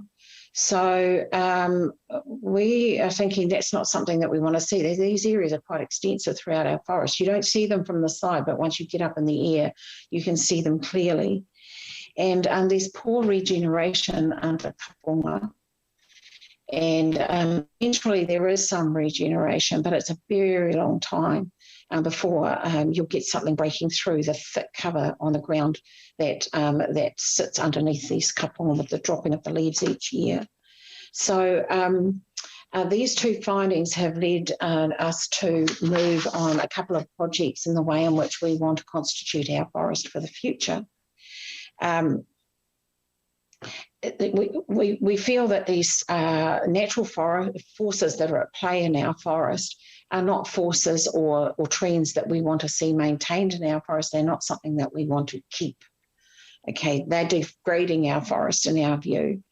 And so the conservation of that condition and the trends that go with it are not something that we want to see into the future. And so conservation is not our management philosophy. And we would term our management philosophy as one that's balanced, but it's active reconstitution.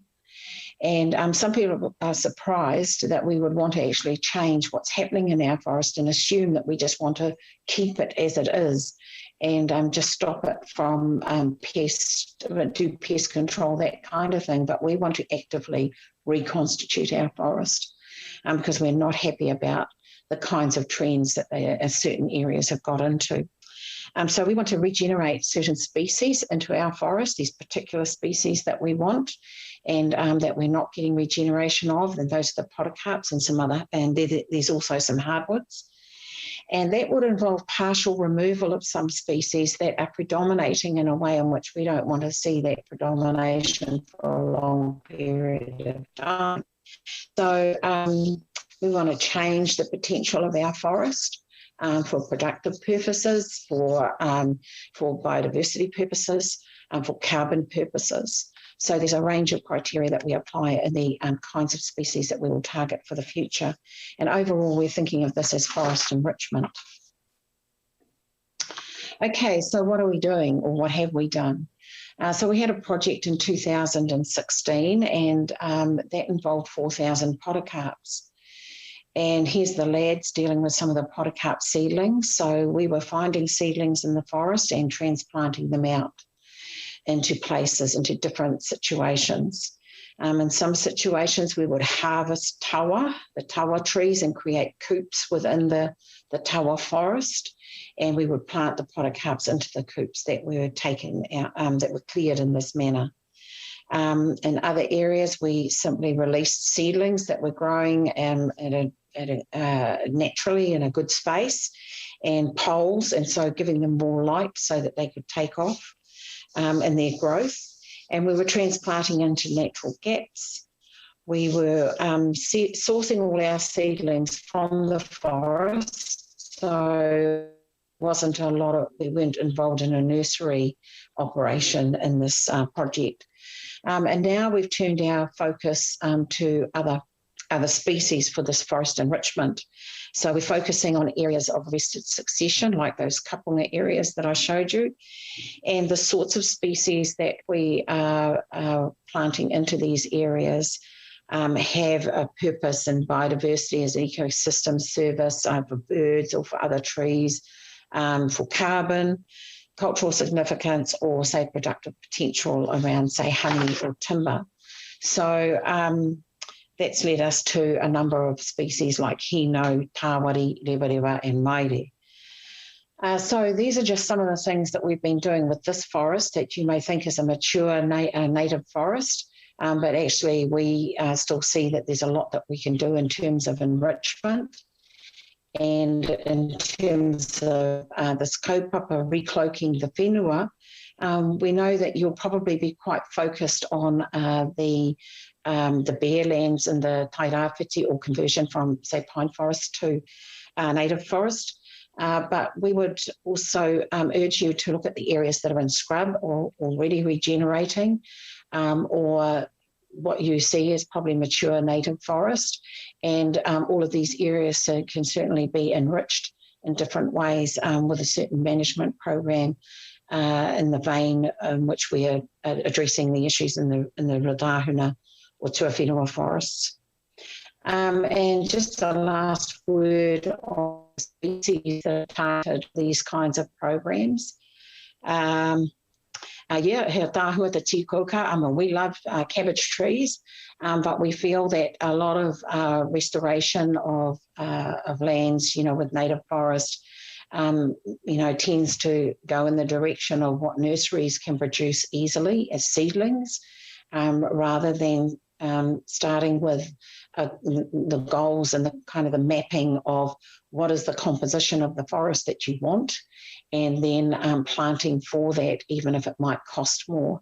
It's worth it because you're going to get the kind of forest that has a whole range of potential beyond, some of the plantings that we see in native across the country. So for us, it's podocarps, it's matai, it's rimu, it's kahikatea, it's totara, and miro, but or toromiro, as we say here. But we also include hardwoods such as hino, tāwari, maire. These are also woods that we, these are also types of trees that we would include in a planting program or restoration enrichment program with a mature forest. So koinei no ake nā kōrero nā whakaro ka tupuna atu ki a koutou I tēnei wā. So I'm just, this is all I have to share at this point. I'm available for questions. Nā reira e mihi ana ki a koutou, ka mutu. Tēnā rawa atu koe, Brenda. You are the Tahi, Brenda Tahi there, from Ngai Tūhoi, Executive Trustee for Tūhoi Tua Whenua Trust. Akati, ko huri tātou i nānei. Let's move straight to our next kai kōrero, Waikato Maniapoto Ngāpuhi, Kai Rangahau Māori Manaaki Whenua Land Care Research, speaking on return on investment for native forest-based industries. Please welcome to the panel, to our kai kōrero, Nikki Harcourt. Kei a koe, Nikki.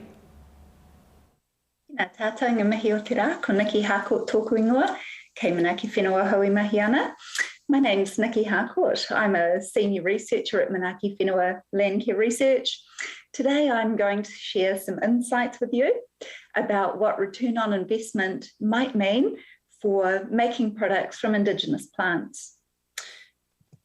My key points are that, yes, you can generate economic returns from our indigenous plants, but there are many considerations sitting behind those numbers you see bandied around on the internet. These are undeveloped markets. Financial modelling is based on a set of assumptions.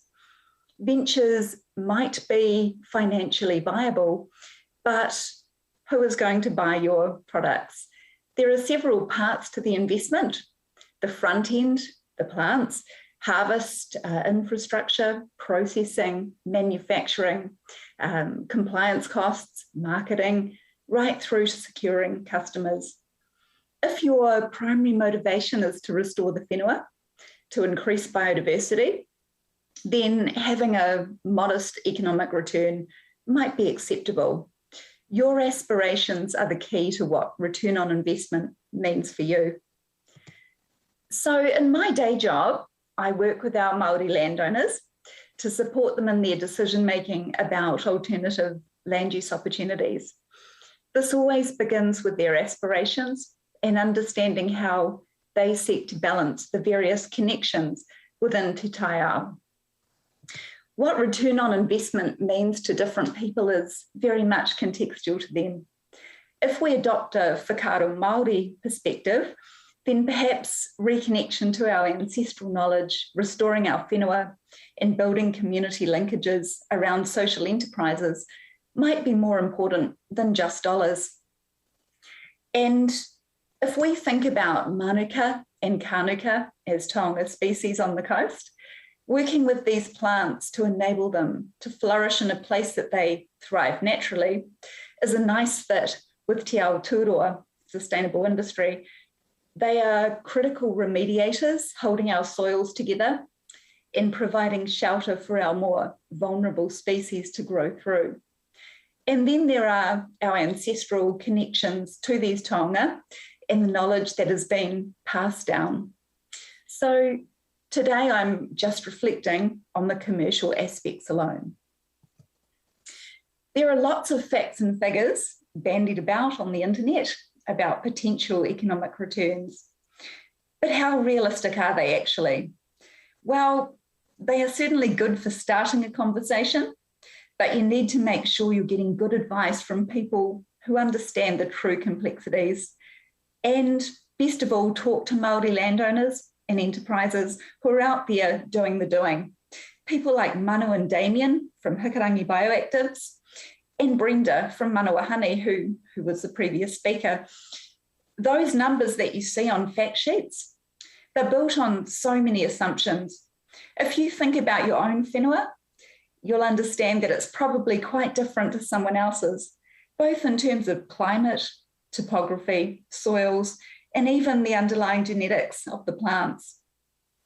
Raw product supply, such as honey in a drum or cut brush, is quite a different proposition to value-add products like finished balms in terms of complexity of financial modelling. Aside from costs associated with manufacturing and marketing, the question remains, who will buy your products? So, just a few comments on the true costs of production then. Depending on your starting point, you might need to invest in getting plants in the ground and growing them to a size and a state where they're capable of being harvested. So potentially lots of time and a fair amount of money. And especially in the context of climate change, it's more important than ever to consider the risks of severe weather events on these plants. And it's really important to understand what grows well. Nothing beats place-based knowledge for helping to inform these key decisions. So in terms of thinking about what costs might look like in investing in honey production, here's an example. A conservative estimate for manuka plants alone at the industry recommended stems per hectare density would be about 2,600 per hectare over about 4 years. And then fencing and so forth would be additional to this. Even reversion carries a cost because you need to release seedlings and maintain the plants over time. And it's important to note that there's going to be a lag time until you can actually start generating income while those plants get growing. So as an example of why return on investment is difficult to predict, let's consider Kānuka honey. There are lots of variable factors that will be out of your control. Things like the stems per hectare that are currently growing on your land, things like the hive stocking rate, the minimum honey yield hive, so how much honey is produced. The price of honey is very volatile, but also it's important to think about your place in the supply chain, because if you've invested in extraction, for example, that's considerably more in terms of investment. Honey production is very vulnerable to weather conditions, affecting both bee behaviour and also flowering times and plant health, hive health. And there's a real misconception out there that anyone can run hives. It's actually an art. And certainly you need to be skilled to be productive. So what are the true costs then?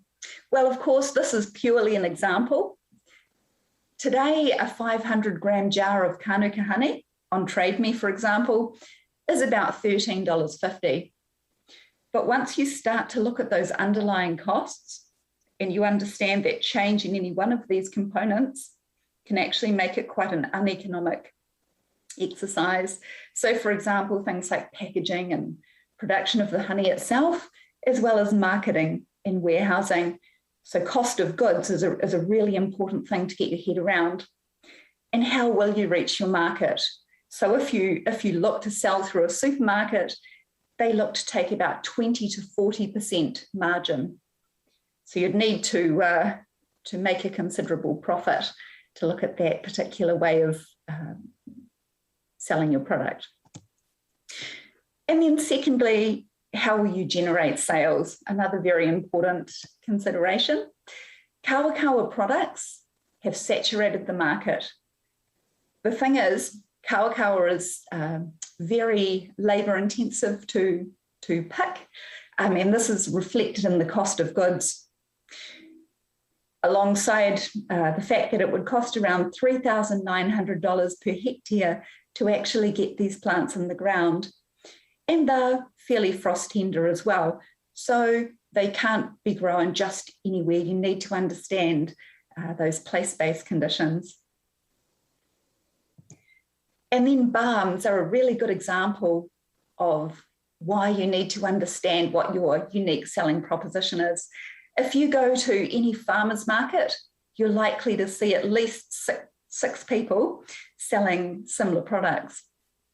And then, of course, there's the question about how do you go from farmers markets to national and even global customers. A quick search on Google and you'll see multiple sites selling kawa products. Again, how will you reach your market? So what are the next steps that I would recommend? It's really important to understand what your plant resource is like. What is the true production potential of the plants on your whenua? Map your stem density, so understand how many plants that you have and what types of plants you have. Test market demand for your product. It may be a foray into Trade Me. Will people buy your product? What will they pay? And also To de-risk any venture, it's a good idea to join a collective to benefit from expert advice, market access, and shared infrastructure. And then my final message is, please feel free to contact us at Manaaki Whenua for more advice at any time. Kia ora.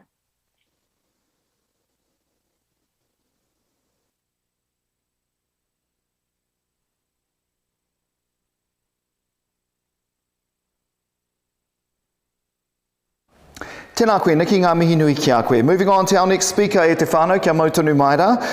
The 10 golden rules for large-scale establishment of native forest, planting and management of indigenous timber species, including lessons from the Northland pilot. Ko huri tātou i nāi, turning now to Dr. Jackie Amers and also Dr. David Bergin. Kia whakarongoa ki tātou, let's have a listen.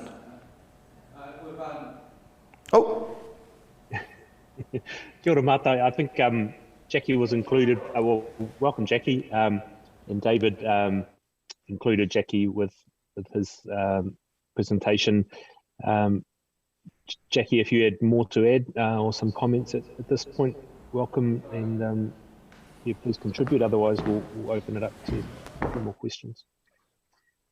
Well, thanks, Manu. I think my colleague David did a really good job, and we're really grateful for the opportunity to present. So thank you very much. And it hasn't been easy with lockdown to make all this work. So I really appreciate what you're doing, Manu, and your team. Thank you very much. Kia pai. Well, one of the questions we had was, according to Rod Carr, we're burning 1 million years worth of photosynthesis every year. What would suggest that the amounts of biomass needed to replace current fossil fuel consumption is way more than what we can feasibly cut down and process? I think this one was sort of directed towards you, Stefan. Yeah, that's true, but we're kind of making the assumption that we're going to keep doing things the way we do them now. There's going to be new processes required and new ways of doing things. Liquid fuels at any rate are going to be, they'll decrease over time, and we'll get an increase in particularly electric vehicles and electrification of the way we do a lot of things. So no, you are completely right that what we're looking forward to in the next 20, 50, 100 years will be a re-envisaging of how we organise and run our resources on the planet. Brenda, congratulations on being the #1 honey company in the world recently. Thanks for that.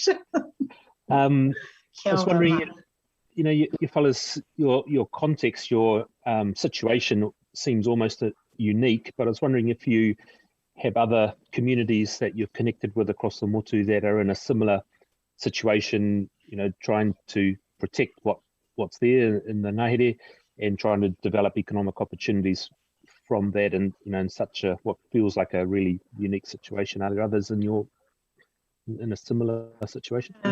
Yeah, not really, actually.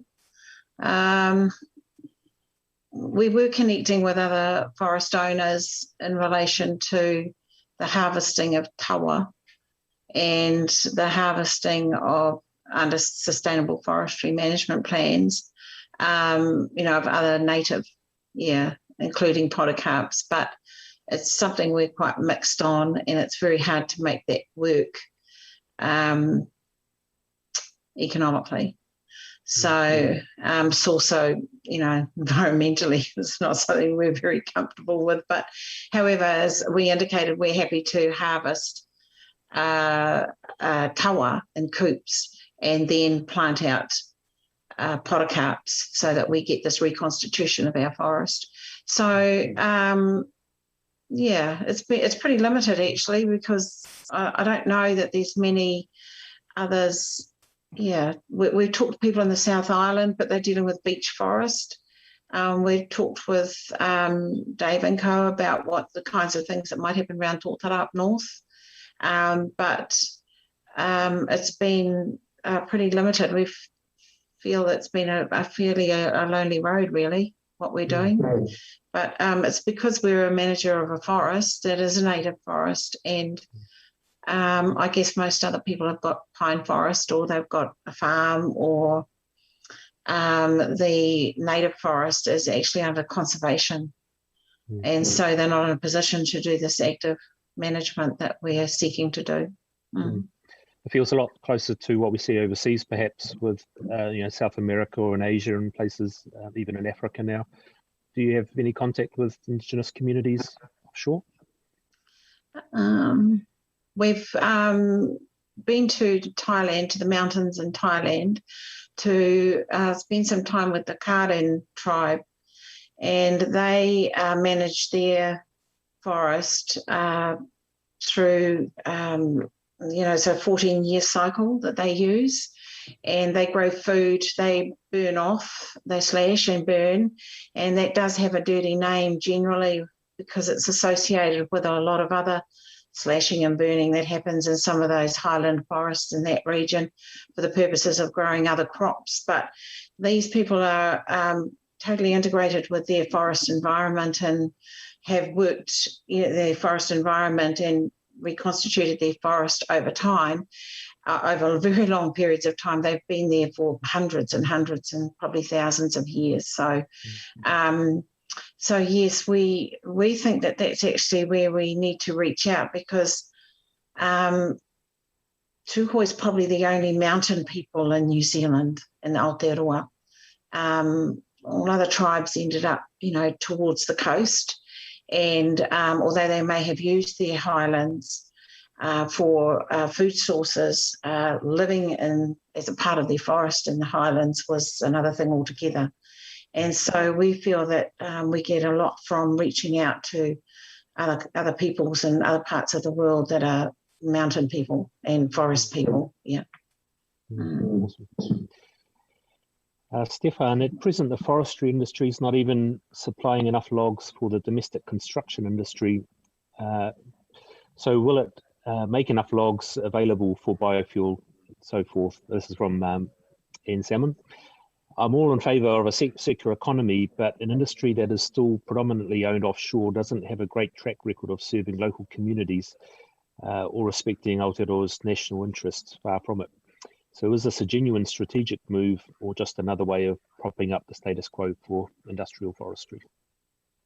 I would suggest you don't use a pine tree at all. It's not about removing the timber. It's about, we saw a picture of that slash that had come down through Tolaga Bay. All of that slash is biomass that could have been converted into something more useful. It could have been converted into chemicals that we could put into fermenters, which we could have turned into pharmaceuticals or plastic for packaging, or just reduce our imports. We import pretty much every polymer that we currently use in New Zealand, and that could be shifted. So it's not just about the timber. In fact, I would say that you want to make sure that whatever we're going to do aligns so we're not disrupting our current revenue streams, but we're enhancing them. And it really does come down to right tree, right place. And pine isn't necessarily the species that you would grow if you were trying to make biofuels, even though, as I would say, biofuels as a liquid fuel is probably not something in the longer term that would be looked at.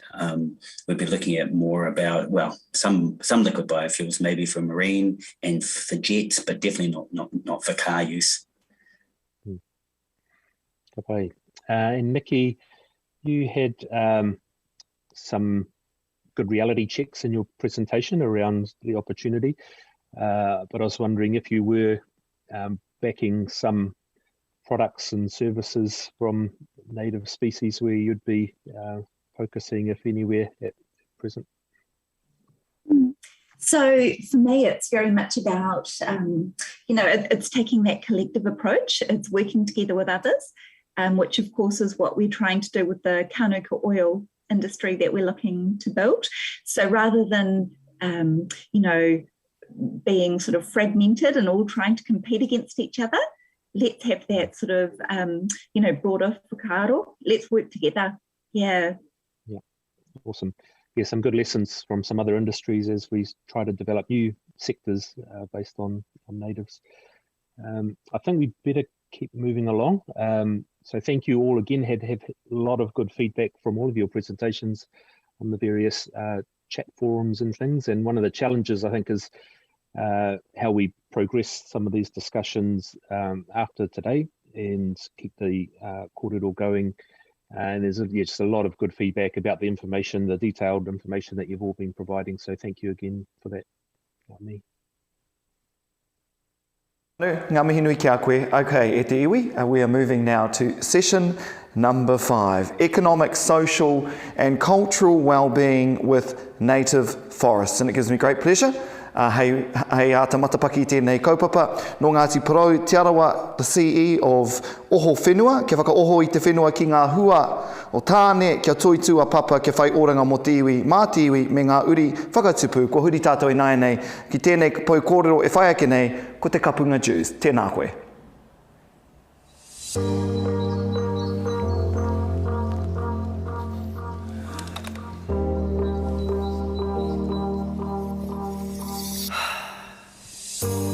In 1840, we as Māori owned 28 million hectares. By the time we arrive in 2020, we own roughly 1.5 million hectares. And whilst that sounds like a lot, in 1840 it was a lot more. E whakaoho I te whenua ki ngā hua o tāne, kia toitu a papa, kia whai oranga mo te iwi, mā te iwi, me ngā uri whakatipu. Our kaupapa is to assist Māori landowners in achieving their aspirations for their whenua. Our kaupapa is to help our Māori landowners awaken their land with the fruits of tāne mahuta, to provide wealth as defined by our landowners, socially, environmentally and commercially. The name Whenua Oho comes from our vision statement. Our first line of our vision statement is He whakaoho I te whenua ki ngā hua o tāne. So that idea of awakening the land, but we really want to help those whose land have been asleep for a long time. E moi ana te whenua, undeveloped, idle, underutilised land. So that's the genesis of that name Whenua Oho. Koera te tino kaupapa o tēnei ratonga, tēnei paki. The reason it's not just the vision statement is probably because we as Māori define things or have things are very contextual. And so we have the ability to move from what's a vision statement, a pure tirohanga anamata, into an identity statement. And those components are very important to us. And so it also defines what we do on a day-to-day basis, not just where we aspire to go. Hence the reason that Whenua Oho exists with an orientation towards forestry, but also in ahumara and horticulture and other things. So providing options, providing pathways for them to actually go down that pathway, to establish forests, to establish native forests, to establish manuka, to establish rongoa. And it would be Whenua Oho's capability that would bring those two together.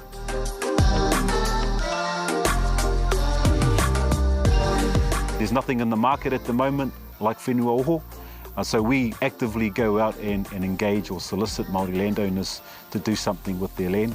There's a requirement on the landowners to go out and find those people or find those services, find that information. We're actively going out to find the Māori landowners to help them to establish a plan and achieve their aspirations.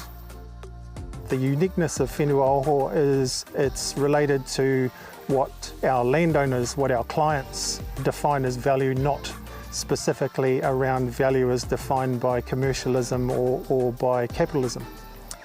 Nā reira, te ara tāku. Tautoko.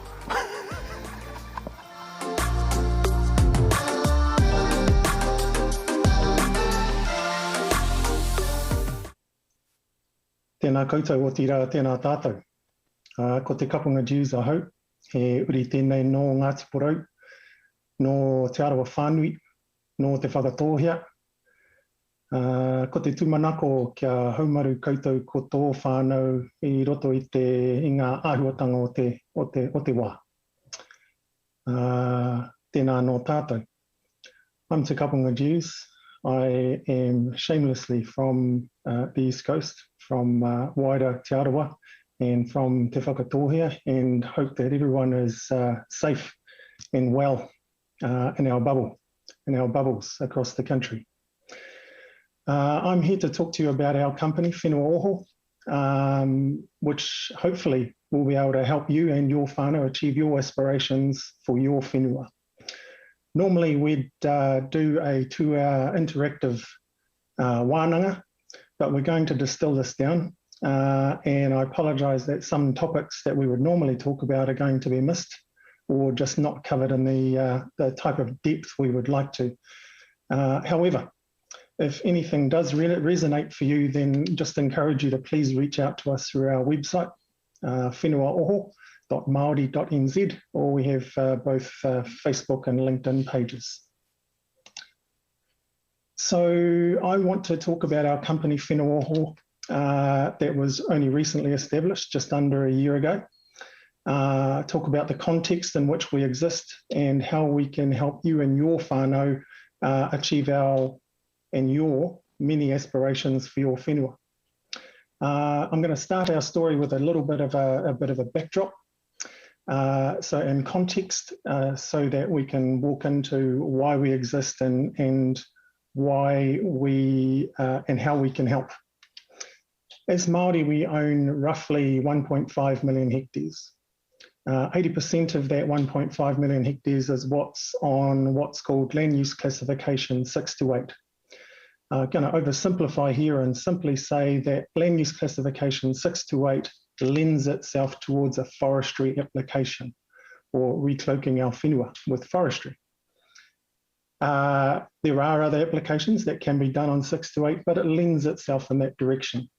In addition to that, 50% of our land is classed as underutilised. What that means is that there's limited financial returns.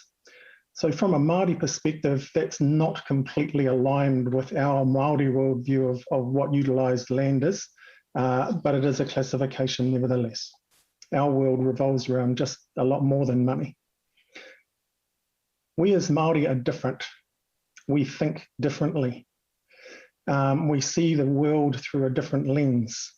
We fundamentally align to the value of our environment, the value of our social context, our social interactions. We naturally think intergenerationally, and we have different beliefs from others. Our land is not an asset to sweat. Our land is our heritage, it's our whakapapa, it's where we're from, and it's where we're going back to, where we will return. So it's not just an asset to sweat, unlike some other worldviews. In our past, we noted that there was a gap in the marketplace, and recording in progress was that nobody was providing assistance to our Māori landowners to achieve our aspirations for our whenua. Don't get me wrong, there were absolutely pockets of excellence and pockets of assistance in various places, providing very variable quantity and quality of service to assist Māori landowners. But to be fair, no one is providing a free advisory and navigation service to assist our whānau with limited means. Last year, we were fortunate enough to have funding approved through the 1 Billion Trees program to establish an independent and free advisory service to help our Māori landowners achieve success as defined by our Māori landowners, not defined by somebody else. So that's a nice segue into talking about our aspirations. So our aspirations are aligned to our tirohanga anamata. He whakaoho I te whenua ki ngā hua o tāne, kia toitu āpapa, kia whai oranga, mō te iwi, mā te iwi, me ngā uri whakatipu. This is our vision statement and also our identity statement. Essentially, what we're talking about here is that we would like to assist you to awaken our land through forestry and its many applications. Not just forestry in an exotic plantation forest perspective, but also in the establishment of natives or regeneration of natives, rongoā, manuka, kānuka, or other exotic plantations but let's not also forget the opportunities around both commercial and permanent forests, and not just in exotic species either. Toi tu a papa, to protect and sustain our environment, and I suspect that we might need to revisit that statement given what's happening in the world today, and start talking about it in terms of saving our planet. Kia whai oranga motiwi, so empowering ngai Māori to create well-being and being very clear about the word well-being, not wealth. Because we see things differently and because we have a different worldview, then it's more appropriate to talk about generating and creating wealth, not just generating and creating well-being, not just generating and creating wealth. Wealth is a part of well-being, but it's not the only part. And the final piece of our tirohanga anamata, mo ngā auri whakatiru, for future generations, because we think intergenerationally, naturally, as Māori. So what do we do, whenua oho? We try to bring together our land, or your land, together with capital, if that's what's needed, together with the capability to establish forests and forestry. It looks quite simple as a picture, and generally it feels quite simple, but there's a hell of a lot to it, particularly with Māori and the constructs and frameworks that we have operating on our land that make things like this even more difficult than they are for others. We provide a free service for Māori landowners. That's enabled through the 1B2 funding. We have expertise in forestry and horticulture, forestry in its many forms, and we can also assist in the horticulture space.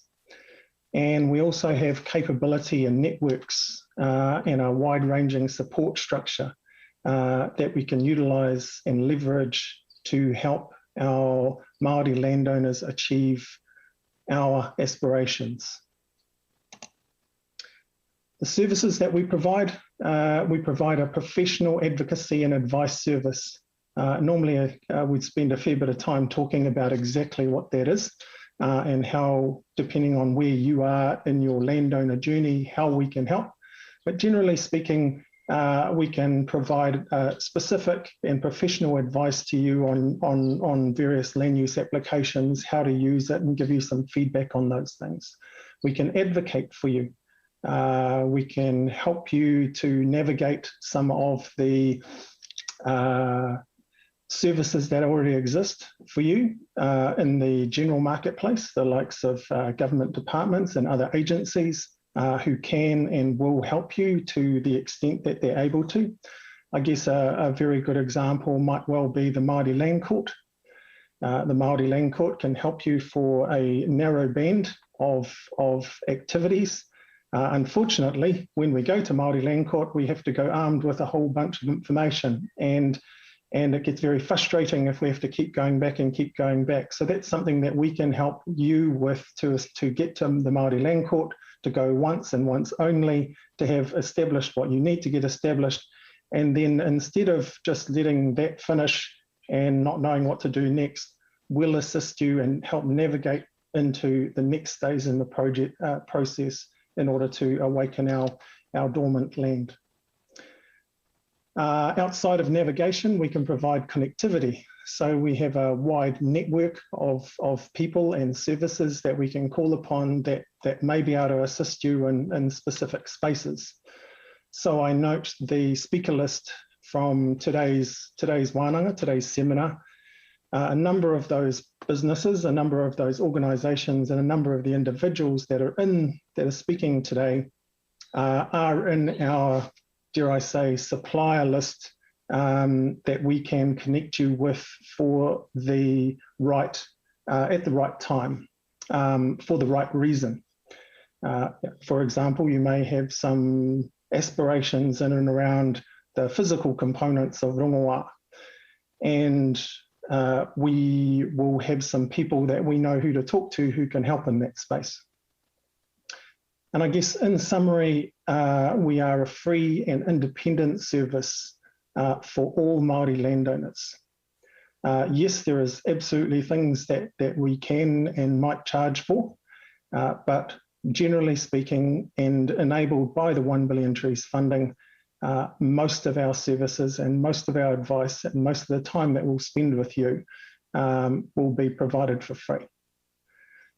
So how do we relate to the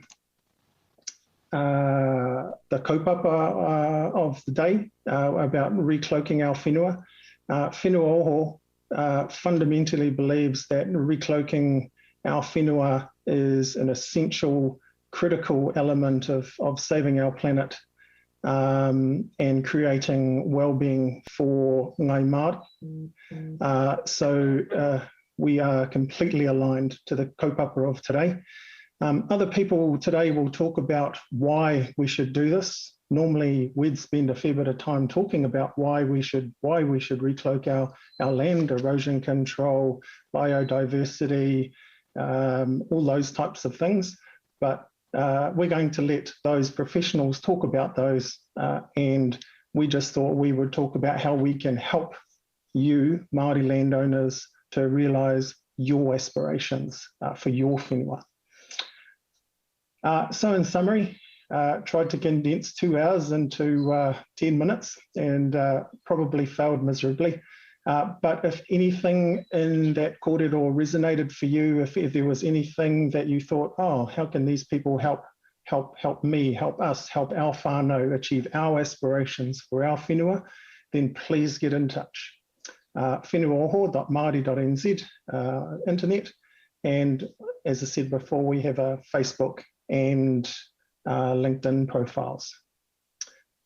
Tēnei te mihi atu kia koutou katoa, ko hui hui mai nei I roto I te karanga o te rangi nei hei whakakākahutia tō tātou whenua. Nā reira, tēnā koutou katoa. Tēnā koe te Kapunga Dewes from Oho Whenua, and don't worry, koe e mā nuka nuka te kapunga, you did not fail miserably at all. Te rawe hoki o ngā kōrero ko puta I a koe, mō tērā kaupapa. Speaking of failing miserably, our Zoom seems to be failing miserably at the moment. So, if you are having some technical issues, e te whānau tuning in, I know we're getting a lot of messages from you, a reminder to go to either the YouTube or the Facebook page, and those ones should be all hunky-dory. Akati, ko huri tātou I nei ki te kai kōrero e whai ake nei. Successes and challenges local landowners have faced in biodiversity protection and regeneration, and also tips for monitoring success, representing the QE2 National Trust. Please welcome to our pai kōrero, Malcolm Rutherford. Kei a koe, Malcolm.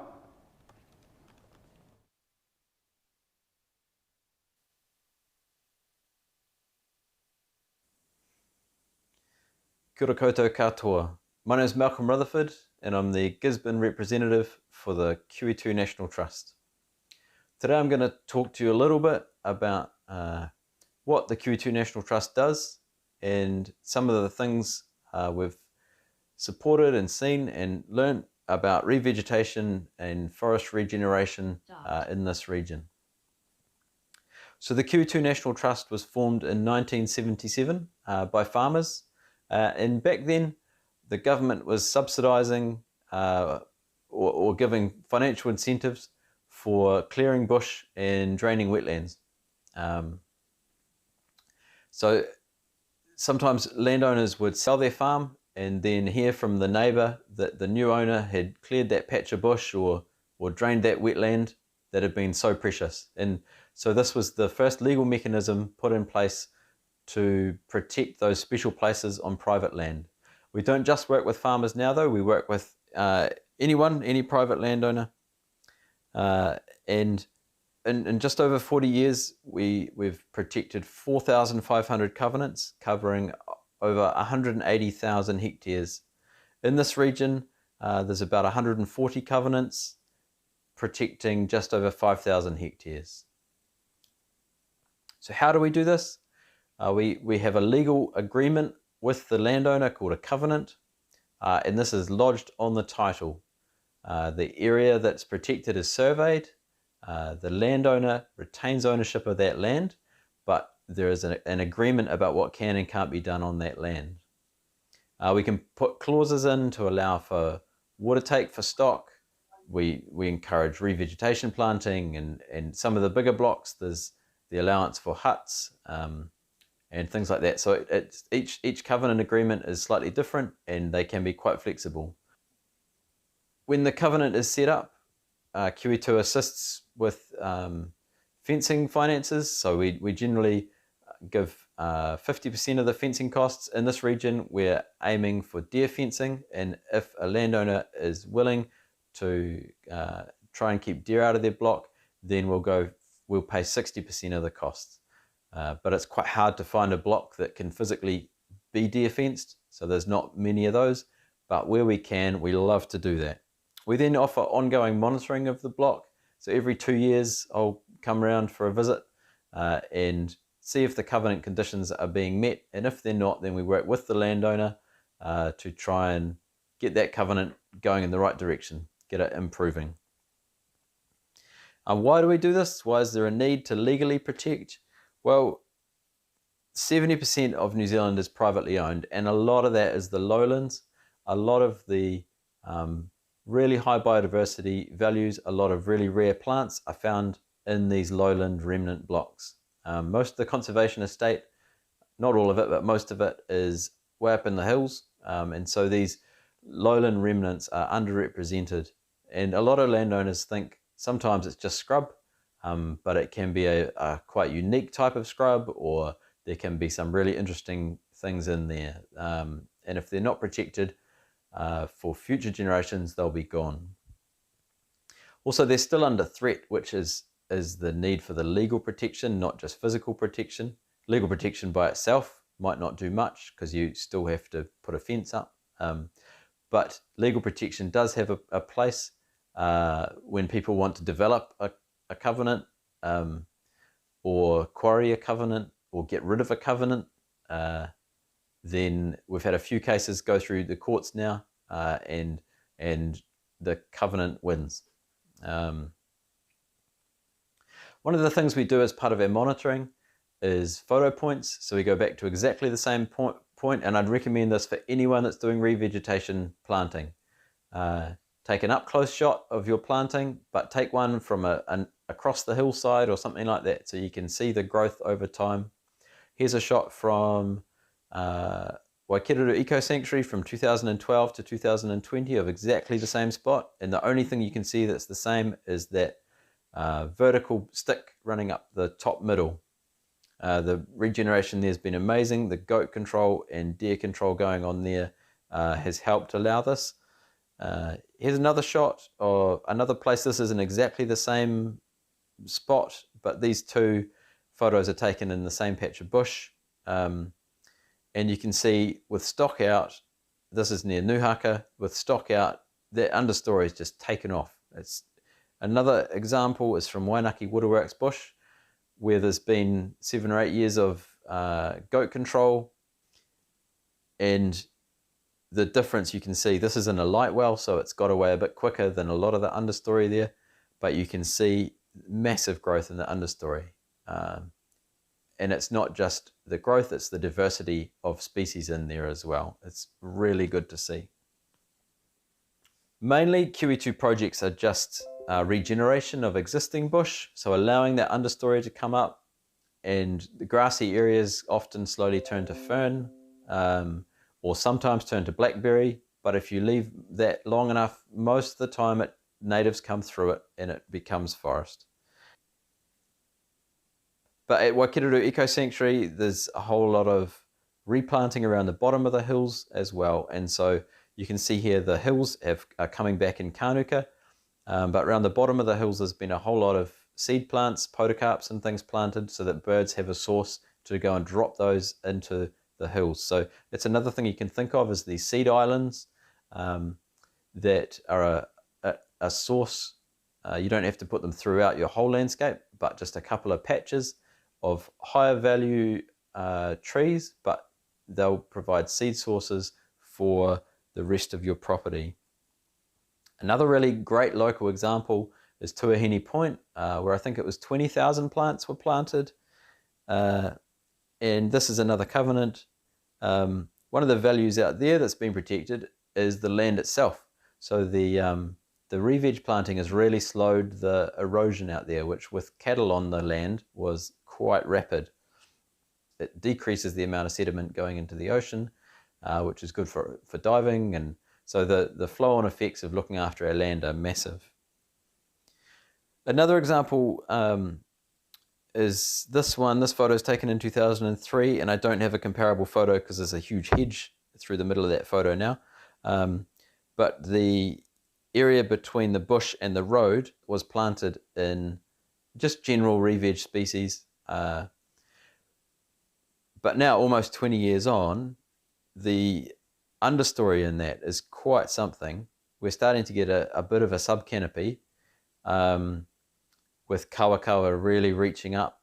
And now, underneath, we're getting podocarps, which is really exciting. So this is because of the proximity to the mature kahikatea and matai right next door. So those seeds, the birds are dropping them right into this re-veg project, and that forest of the future is coming up, waiting for light gaps, and it'll push through and it'll be away. One of the things we focus on with QE2 blocks sometimes is if we can deer fence them, and we have really keen landowners, then that is an opportunity to put some of our rarest plants back in. So I'm calling this high value, high effort. So this is Pittosporum obcordatum going into a brand new deer fenced covenant near Whakaki. They get a wool mat, which is pinned down, and then fert tabs and crystal rain and a bamboo stake on a cardboard tree surround. And the wool mat means we don't have to come back and do clearance around them. And all this is biodegradable. So you can see that the shot on the right is a year later, and the cardboard is almost gone. The wool has gone, but there's still a bare area of grass in the middle, allowing that tree to get away. In contrast to that, a planting that I did recently was at Puawa. I've sort of on a mission to get pingao back into the sand dunes at Puawa, and that is so quick. If you have access to sand dunes that you can plant in, it's quick and it's easy. I think I planted 200 individual plants in an hour and a half. Dig a hole, chuck a fert tab in, chuck a plant in, and stomp on it. And you can plant them quite deep. That's one of the ways you can plant pingao, so they don't whip around in the wind. So you've planted it right, and it's so fast. So yeah, that's part of the whenua. That's part of recloaking the whenua from the dunes right up into the hills. So I guess the challenges others have talked about: pest animals, deer and goats and possums, and the damage they do. That's a massive issue on the East Coast. But another one is weeds, and so old house sites are really bad for this. House sites on the edge of bush that the garden's just been left, and all the weeds end up in the bush, and then the birds spread them around to other patches of bush. Any patches of bush near town are really hard to keep weeds out of because of the bird spread. And if you're doing a re-veg project, I'd really encourage you to try and get rid of those weeds first, because it's a real hassle trying to get rid of weeds out of tiny little seedling plants without the seedlings getting killed or overgrown by honeysuckle or old man's beard or something.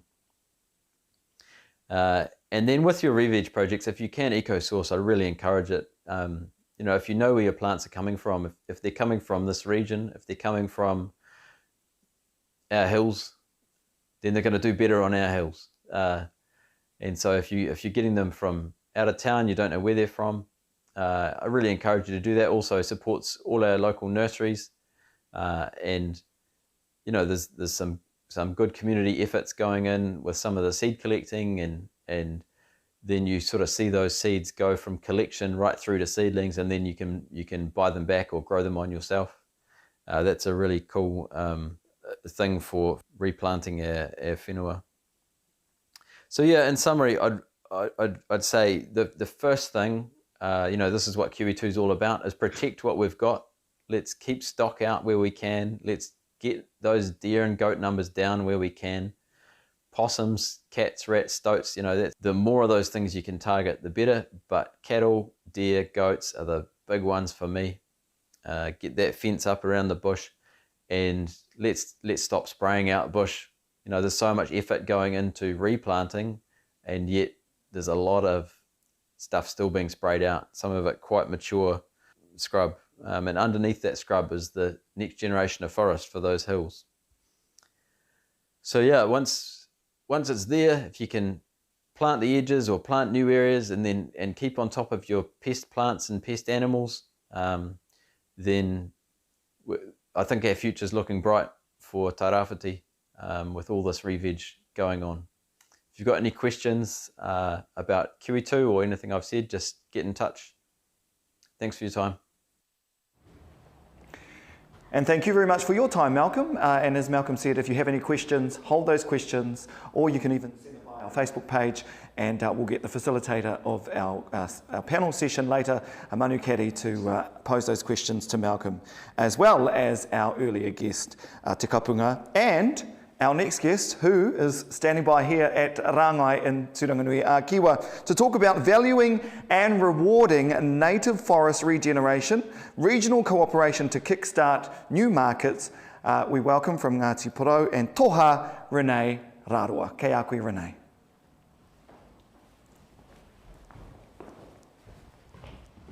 Is this me here? Cool. Kia ora koutou. Wow, seeing myself here in the studio. Firstly, just thank you to everyone who's listening today. Really stoked at the engagement we've had, and stoked to be here for the convo as well. So ko waiaho, ko hekurangi te maunga, ko waiapu te awa, ko Ngāti Porou te iwi, ko ohene waiapu tōku marae, no rangitukia aho. And yeah, I guess our whakapapa, where we're from, these things bring us together, and obviously this kaupapa is something that really brings us together as well. So I guess some of the kōrero that I wanted to discuss is this idea of how we might kickstart new markets, how we might use our regional cooperation to do that. Because we obviously have a lot of interest in forming these new markets. We've got all of the pieces here, so we should be able to get some things going. My mahi is in an environmental impact tech startup, which is called Toha, which you just heard about before.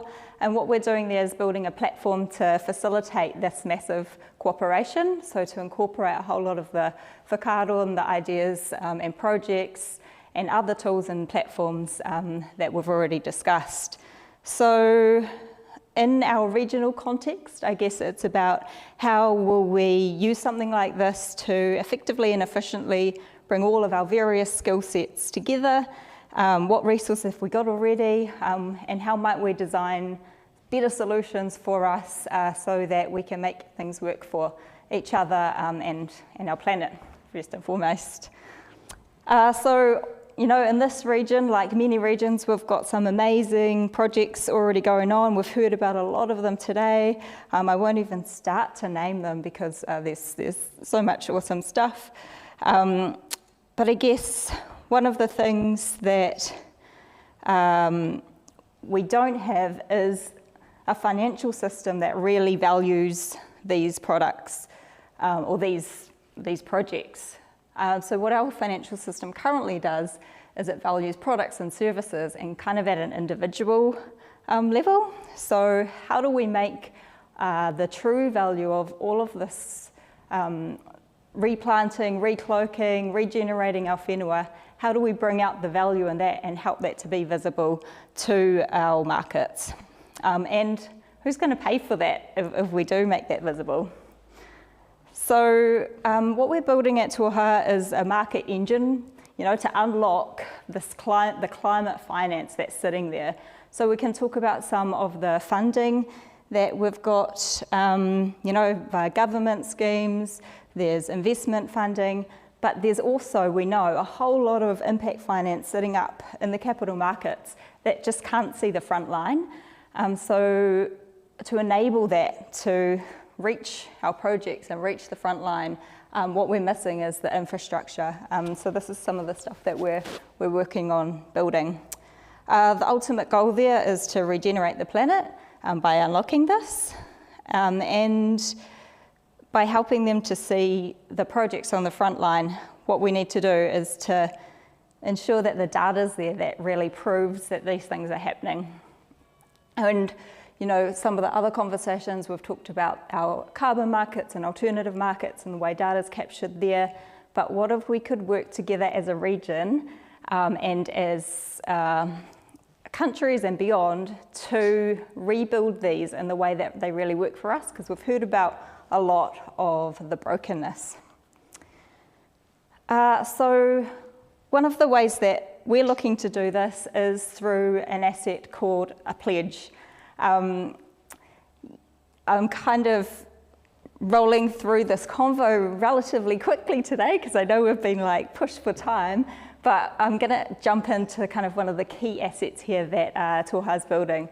So what we've got in a pledge is this idea. It's a commitment to take action, and then it's the data that proves that that action has been taken. And what you'd get from that is you've got this promise, this pledge asset. And with this pledge, you're collecting the data that proves an action has been taken, that proves that you're creating an environmental impact which has been scientifically backed and that data is verifiable. So from that pledge, we can pull out data that people actually want to pay for and purchase. So who's buying this data that would prove the actions that are happening on some piece of land out in the back blocks of Rangitukia? Well, it turns out a whole lot of people are interested in the data that proves impact. You've got from you've got claims purchasers such as banks wanting to show that the data that the debt, I guess, that they're holding can be attributed to data that proves that that debt is green. Product supply chains, you know, more and more there's these customers, clientele that are demanding that their product has come from somewhere that's actually doing awesome stuff. Scientists may want to see those data sets. And the important bit, I guess, here to note is that the data, it isn't being sold, but just the reuse of it is able to be purchased. So we can still maintain that data sovereignty that we really need. So, okay, that doesn't seem that dissimilar to other types of markets that we've talked about, but what it does, it allows that asset, that proof, that project to now be an investable thing. So because you've got new income streams coming in to that project via the purchase of the reuse of data, on the other side, that turns it into an actually a mechanism where you can invest in and get returns, which is pretty exciting. We know that this current situation, we've got carbon, incentivizing some of our permanent exotics and other things like that we've talked about today, which, it's a step in the right direction, but obviously there's some broken bits there. We've got some funding avenues, which is cool, recognising that there's value in our native forests, but a lot of this is like at local or national government level, so we know to pick that up. We've got our regional and indigenous knowledge systems. So we have the knowledge, we have the land in many cases, we've got the people to do it. So what's the proposed future? Well, it's that there's more than just carbon is valued, and Sean from ECOS was talking about how they're facilitating that. It's that our funding avenues and impact investment opportunities can really see these things as returning and an investment if they need to. and that our regional indigenous knowledge systems and kind of the more holistic view that we need can start to be valued in a way that we just currently don't value it. So out of context, it's all a little bit kind of up in the air.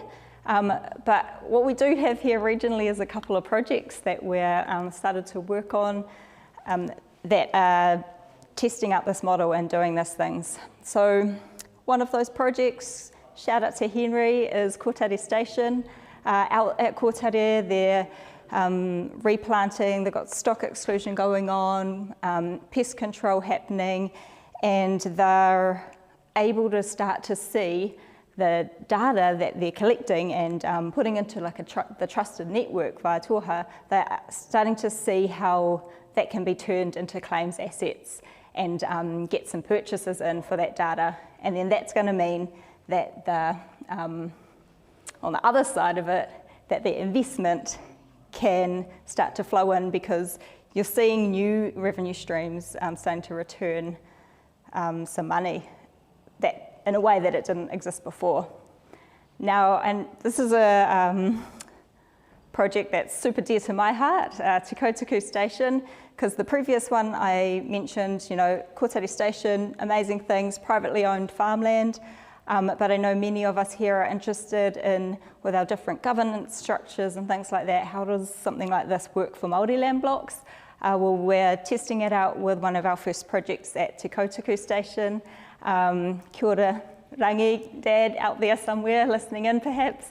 What these guys are doing is looking at how the land there can just be naturally reverted, but what data and information and value we can get from that to build a claims market for that type of thing as well.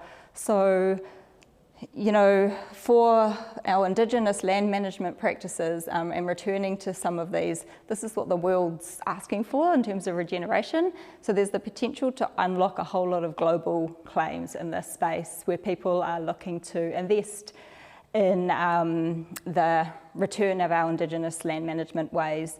Yep, there's also the premium carbon offsets, and would be looking to kind of partner with all those pieces to pull this in together. We might also look at things like, hey, our GDC, do you need compliance reports rather than sending people out on the ground? How might this infrastructure enable the data flows to happen a lot more efficiently and effectively? Yeah, so a couple of initial projects going on as a region. Toha itself is already up and operating nationally. One of the first projects we've gone into is the transition, well, it's a big kaupapa, the biggest perhaps for New Zealand, the transition of dairy farms into regenerative dairy agriculture, and the model is proving to work in that space. So the opportunity though here for our region, I think, is to look at how we might use platforms like this and others to really capture our collaboration, our potential. One of my dreams would be that we're able to use platforms like this to help bring new revenue streams into projects. Yes, recloaking the whenua for our region definitely is the thing. There's heaps of opportunities though to use this same kind of infrastructure to do things like marine environment cleanups, regenerative agriculture, regenerative forestry even.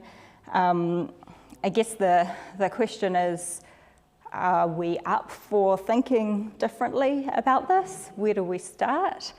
Do we want to work together in a way that enables us all to see the benefits and for those benefits to actually get to the front line of things? So I've kind of raced through that, but this is just the beginning of our conversations together. I guess I wanted to also put this, one of my favourite whakatauki in here. Kia whakatoa muri te haere whakamua. I walk backwards into the future with my eyes fixed on the past. Hearing all of the kōrero today just makes me super hopeful that us as a region and other regions as well can figure out how to collaborate in a way that serves us all. We've got the technology being built, we've got tools out there, we've got all the pieces of that puzzle. So yeah, the question is where to from here? It's been awesome to be able to help organise an event like this today where we get so many people in, so many thoughts together, but it can't stop here. Like, what are we going to do to create some action? The first part is underway, where we've got the convo rolling, but yeah, how should we play it from here on? Kia ora.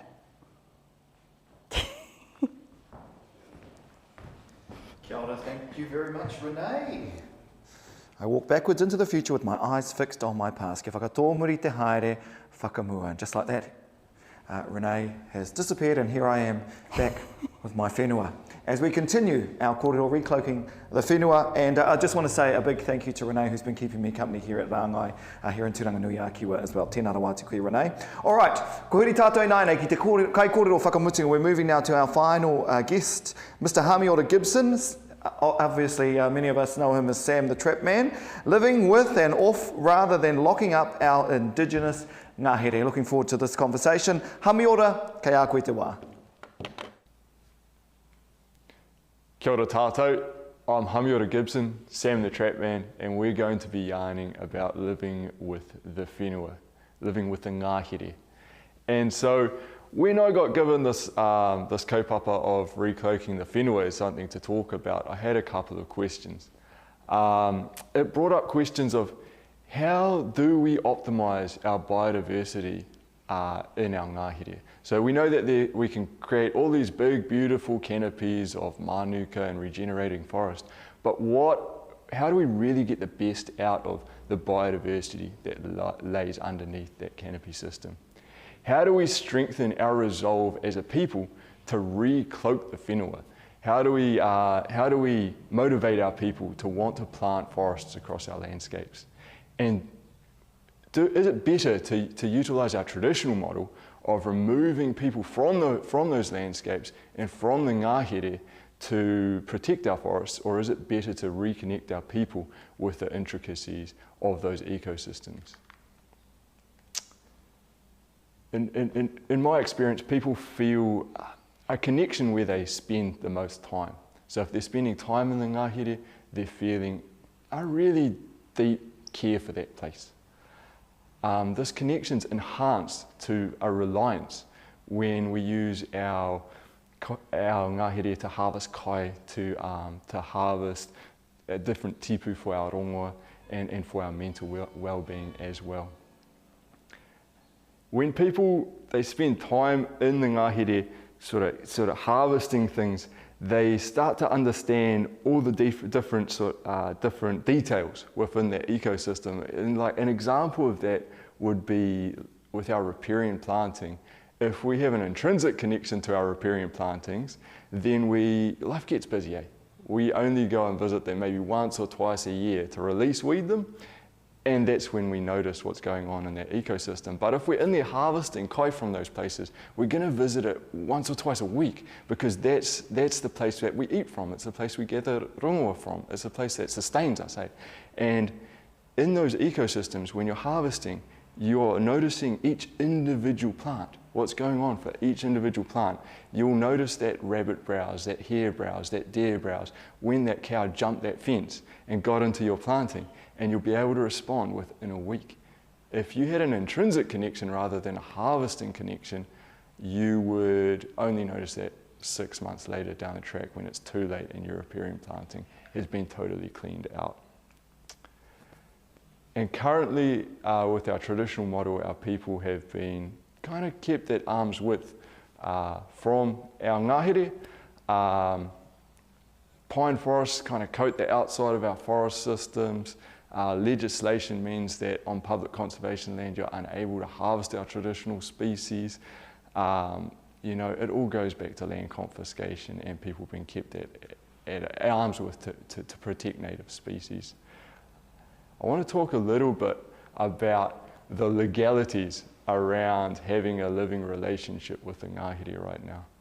It's illegal for people to harvest native species, traditional kai, from our bush on public land, unless we apply to the Department of Conservation for a customary harvest permit. So who can apply for a customary harvesting permit? Tangata whenua can apply, and it has to be within their rohe. That means that when you're living outside of your rohe, you can't just nip down to your local dot reserve and harvest a feed of piko piko or ko wao wao, or even kawa kawa for a tea, can't harvest koromiko for your puku, etc. And these permits are approved at a local dock level. They're approved by our local managers, and they're approved on a one-off thing. So if you want to go and harvest some kawa kawa for some tea today, you need a customary harvesting permit, but you can't just get one for the remainder of the year or the remainder of your life. So there's a strange thing here that through this kind of clunky process that gets signed off at a local dock area manager level, people aren't being encouraged to interact with the bush. They're not being encouraged to really look in detail at the biodiversity. And I don't know if that's our end goal. We want people to have a connection. We want people to live with the Ngāhere. We want people to care about that place and that individual species. So we probably need some legislative change if we want people to have those types of relationships. I want to talk a little bit about two examples around how I've seen people interacting with our ecosystems through harvest to actually create real positive biodiversity change. So everyone knows tawa, right? Tawa is this slightly turpentine but delicious fruit. The fruit's tasty and the kernel, the nut inside, can be roasted and stored for a long period of time. Tawa, to create the fruit, it fruits on the fresh growth of that tawa tree. And so when that tawa tree grows, it creates fruit, that fruit falls to the ground, it's good kai for us, but it's also really good kai for pigs. And so pigs, in your sort of spring and your summer, they live on the farmland eating all the grass grubs. But when the tawa starts to fruit, they love it so much that they will actually migrate from that farmland where our hunters don't have permission to hunt them typically, into the native bush, into the public conservation lands, and they just gorge themselves on tawa and they become really fat. Eh? Also, our hunters, they're free fall for hunters, so everyone can hunt them on public conservation land. So that there is the content. A friend of mine sent me that picture. That there's a porridge of tawa kernel and tawa fruit. That's the contents of a pig's puku when he's living in the Ngāhere and eating tawa. Interestingly though, the biggest pressure on tawa is possums. So possums, they eat that fresh growth of the tawa tree, and it stops the tawa being able to fruit. And when there's no fruit on the ground, there's no kai for us when we're hunting, but there's also no pig migration. So when the pigs don't migrate, there's no pork, there's no fat pork for our freezers. That's not a great thing. So the real fallout of that is that our pig hunters have become our greatest possum trappers and our greatest advocates for possum trapping. So pig hunters in winter typically are trapping possums, but also catching pigs. So that's how the tawa fruit and understanding the ecosystem through harvesting tawa fruit and pork motivates our people to care for the Ngāhere and trap those possums, increasing our biodiversity. Similarly, there's a relationship between deer and mo'uku. Any hunter knows that you don't want to carry heavy tucker into the bush and you don't want to live on dehydrated meals. So when we're in the Ngāhere, we go and harvest a feed of piko piko from the mo'uku plant. And also we notice that that's the best place to find deer.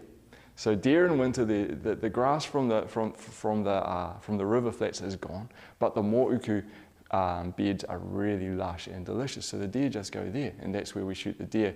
However, As hunters, we notice the impact that these deer have. So when your moiku bed's been chewed out, there's no piko for us to eat, there's no vegetables for us to eat in the bush, and the deer, there's no food for them either. So hungry deer, a skinny deer, they're not fat. It's our role as hunters to provide fat venison for our freezers, but we also want to be able to harvest a feed of vegetables in the bush. It's a really big motivator for hunters to shoot out the hinds from our deer population, and a really big motivator for hunters to cull those deer back and protect our biodiversity and our ecosystem. If hunters didn't eat piko, I don't think they'd be motivated to shoot hinds and to look after the biodiversity of our ngahere. That's an example of a skinny deer. So the key to me for a thriving ecosystem is connecting people. It's a no-brainer. We want people to be out there interacting, understanding ecosystems and creating that ecosystem literacy. The key to protecting a particular species is to retain a strong relationship with it. And an intrinsic relationship oftentimes isn't enough. We need a harvesting relationship of some sorts, a symbiotic relationship. We eat the piko, but we also shoot the deer to protect the moiku plant. And to do this, we need a slight shift in legislation and a big shift in mindset. We need DOC to allow us to harvest foods off of public conservation lands every year for our lifetimes. Doesn't matter if you're tangata whenua or you're manuhiri. We need more flexibility within that model for people to have those relationships and gain the ecosystem literacy to be able to make positive management decisions. My end goal for Aotearoa is a community that has a strong connection to the ngahere and that we've got a great abundance of biodiversity because we've got that ecosystem literacy and we're making good management decisions. That's me.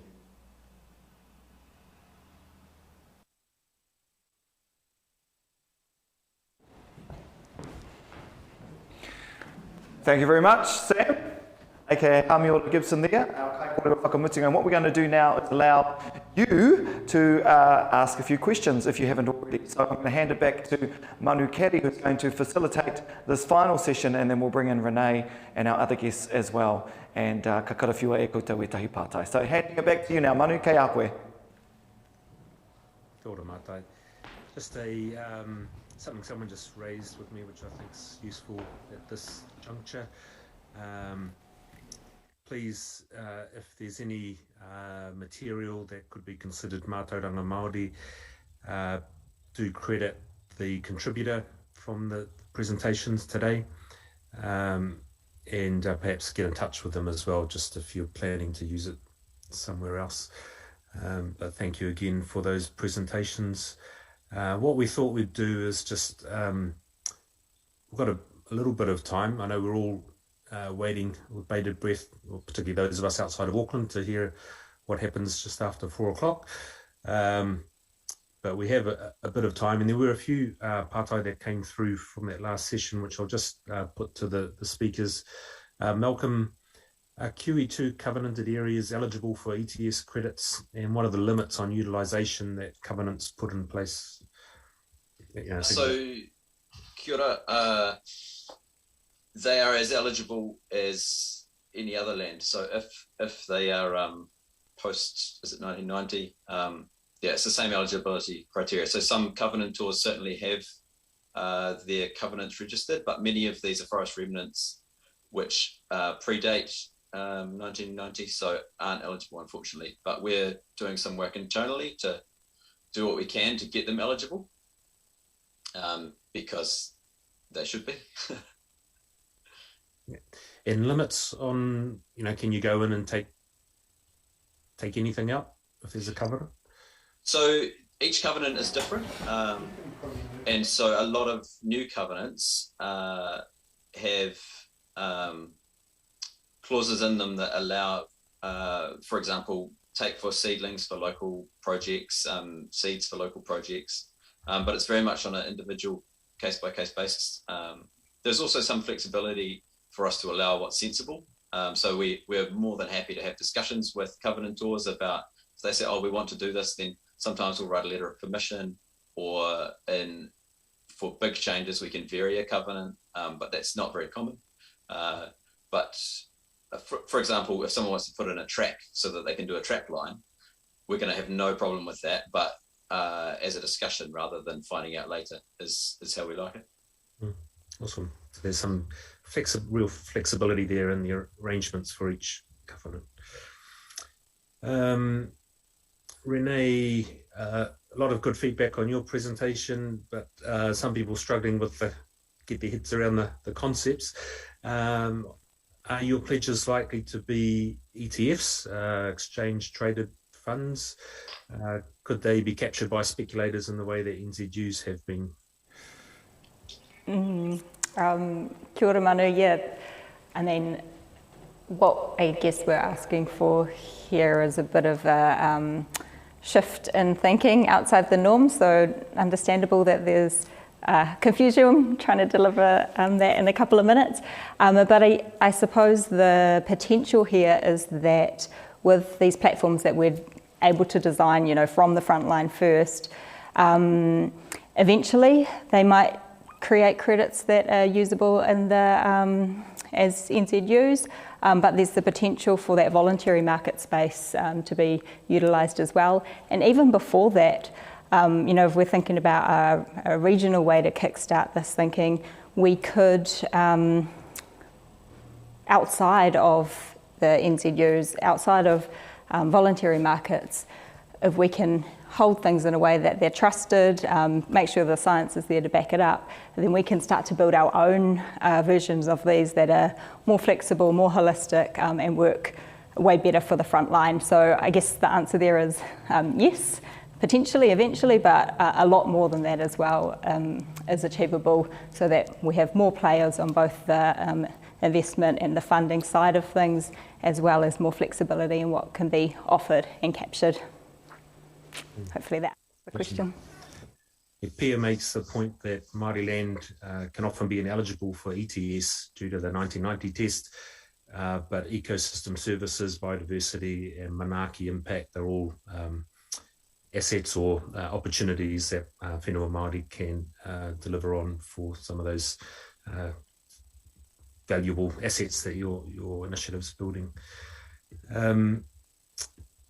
I think that might be, I'm just trying to juggle between Zoom, YouTube and Facebook. We've got around 200 people still watching, which is very impressive given we've all been online for so long today. And we were planning to have an open sort of participatory plenary session. I'm just wondering how we might do that. There's been some great kōrero in the comments, particularly on YouTube and in the Zoom chat. Some people participating that were keen to get on for future events. So appreciate that we're not going to get through everyone's comments today. And there were a number of questions that we haven't been able to get to.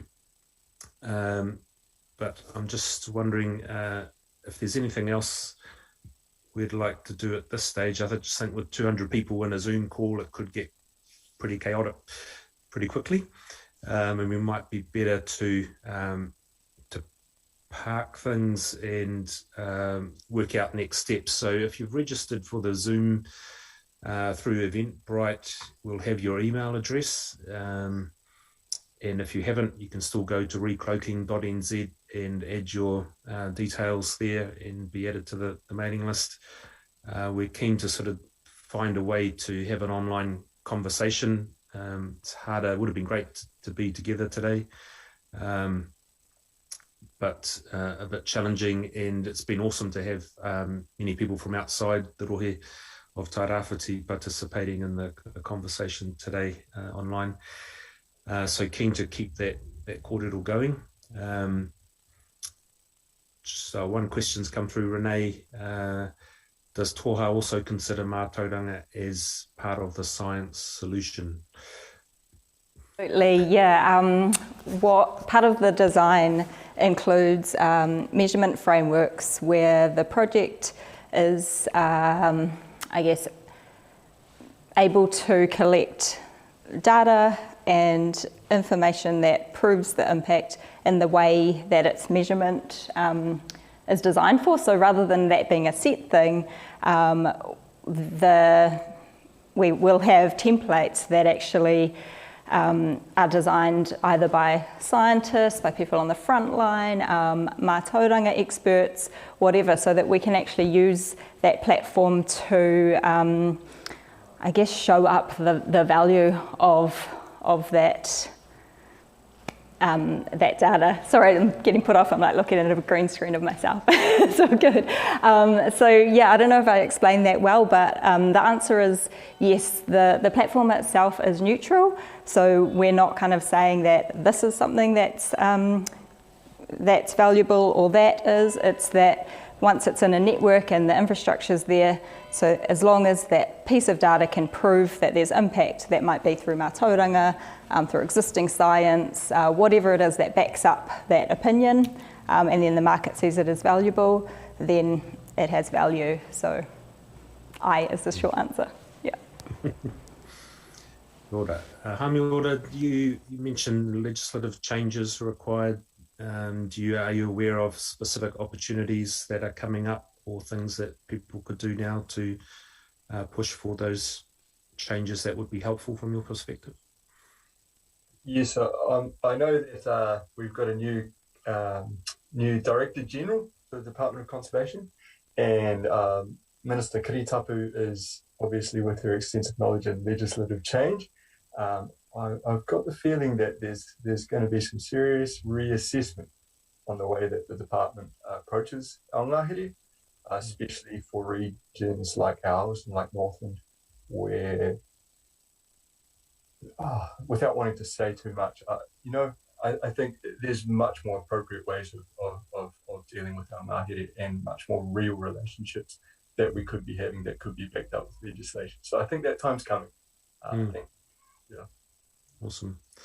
Kapunga, do you see resistance or excitement amongst Māori foresters for the opportunities that planting more native forests may present for their for their companies, for their shareholders, landowners? Lots of excitement, but as much excitement from the forestry community as there is from the Māori landowner community. So, we speak to a lot of landowners, and a lot of landowners, their first preference, their first aspiration is in and around native forestry. And then we had all these roadblocks that Nikki talked about that were talked about earlier today. The costs and but on the flip side, Māori have multiple bottom line requirements, not just the creation of wealth. Social value, employment value, tikanga value, rongoa value, hunting and fishing value.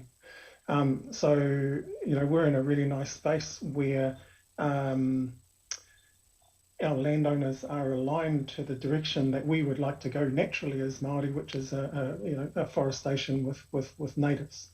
Dare I say, we just help facilitate that activity on behalf of Māori landowners. So terribly exciting, and any Māori in the forestry space is very excited about the idea, and at the risk of live swear words, monetisation of our forestry opportunities is something that we're fighting for pretty hard with government at the moment. Ami. Great to hear. Well, kia ora koutou. Thank you again, our panellists, for your contributions today. See Jesse Walker is saying, Meke kaupapa, meke whakaro, ngā mihi, one and all, for your time and knowledge shared. I te rānei, took a lot away today. Stay safe, stay healthy, mauri ora. I think that sums up many of our gratitude to you fellas that have presented, and for everyone that's participated. I think in lieu of us trying to juggle 200 people online, we might just wrap up, and I'll pass back to Mātai and Karen to close our time, and we can jump on to listen to what the Prime Minister has to say. Yes, we're all waiting with bated breath for that announcement. Tēnā rawā te koe manu, and thank you again to all of our panellists. including Renee, who's here at Rāngai with me. Ngā mihi nui kia koutou. All right, what we're going to do now is wrap it all up. Thank you, everybody. And a reminder, I've been reiterating this throughout the presentation, throughout the day, that if you did miss any of the presentations and you're a little bit gutted, don't be gutted, because we will try and get these presentations from each of the speakers up online for your pleasure and your enjoyment a little bit later on. But right now, kei te kōka Karen, kei a koe te wā. Kia ora anō tātou te whānau, hei te tautoko hoki ngā mihi ko mihia ki ngā kai kōrero o te rā, tēnā roa atu ki au koutou mō ngā mātauranga me ngā pūkenga, ngā kōrero i toha i whāriki hia i te rangi nei. Nā reira, me kapi tō tātou rā i te karakia, e te atua e tō mātou matua nui te rangi. Ko hora te tepu i ngā mātaurangi, ngā kōrero o te rā. Manaaki hoki i ngā kaupapa kia puta he huarahi whakamua. Tēnei ka tono anō kia koe i runga i te matua te tama me te wairua tapu āmene. Kia tau, kia tātou katoa te ātawhai o tō tātou areki a ihu karaiti me te aroha o te atua me te pewhinga tahitanga ki te wairua tapu ake, āmena. Kia ora tātou. Tēnā koe te kōka o te rā tātou katoa, nā mātou katoa i konei, ngā ringaringa me ngā waiwai o tēnei kaupapa from all of us and the organisers that work tirelessly behind the scenes. Once again, thank you so much for joining us on Recloaking the Whenua, and we look forward to you joining us again in the not too distant future. Kia tau iho ngā manaakitanga ki runga ki tēnā ki tēnā o koutou, haumie, huie, tai.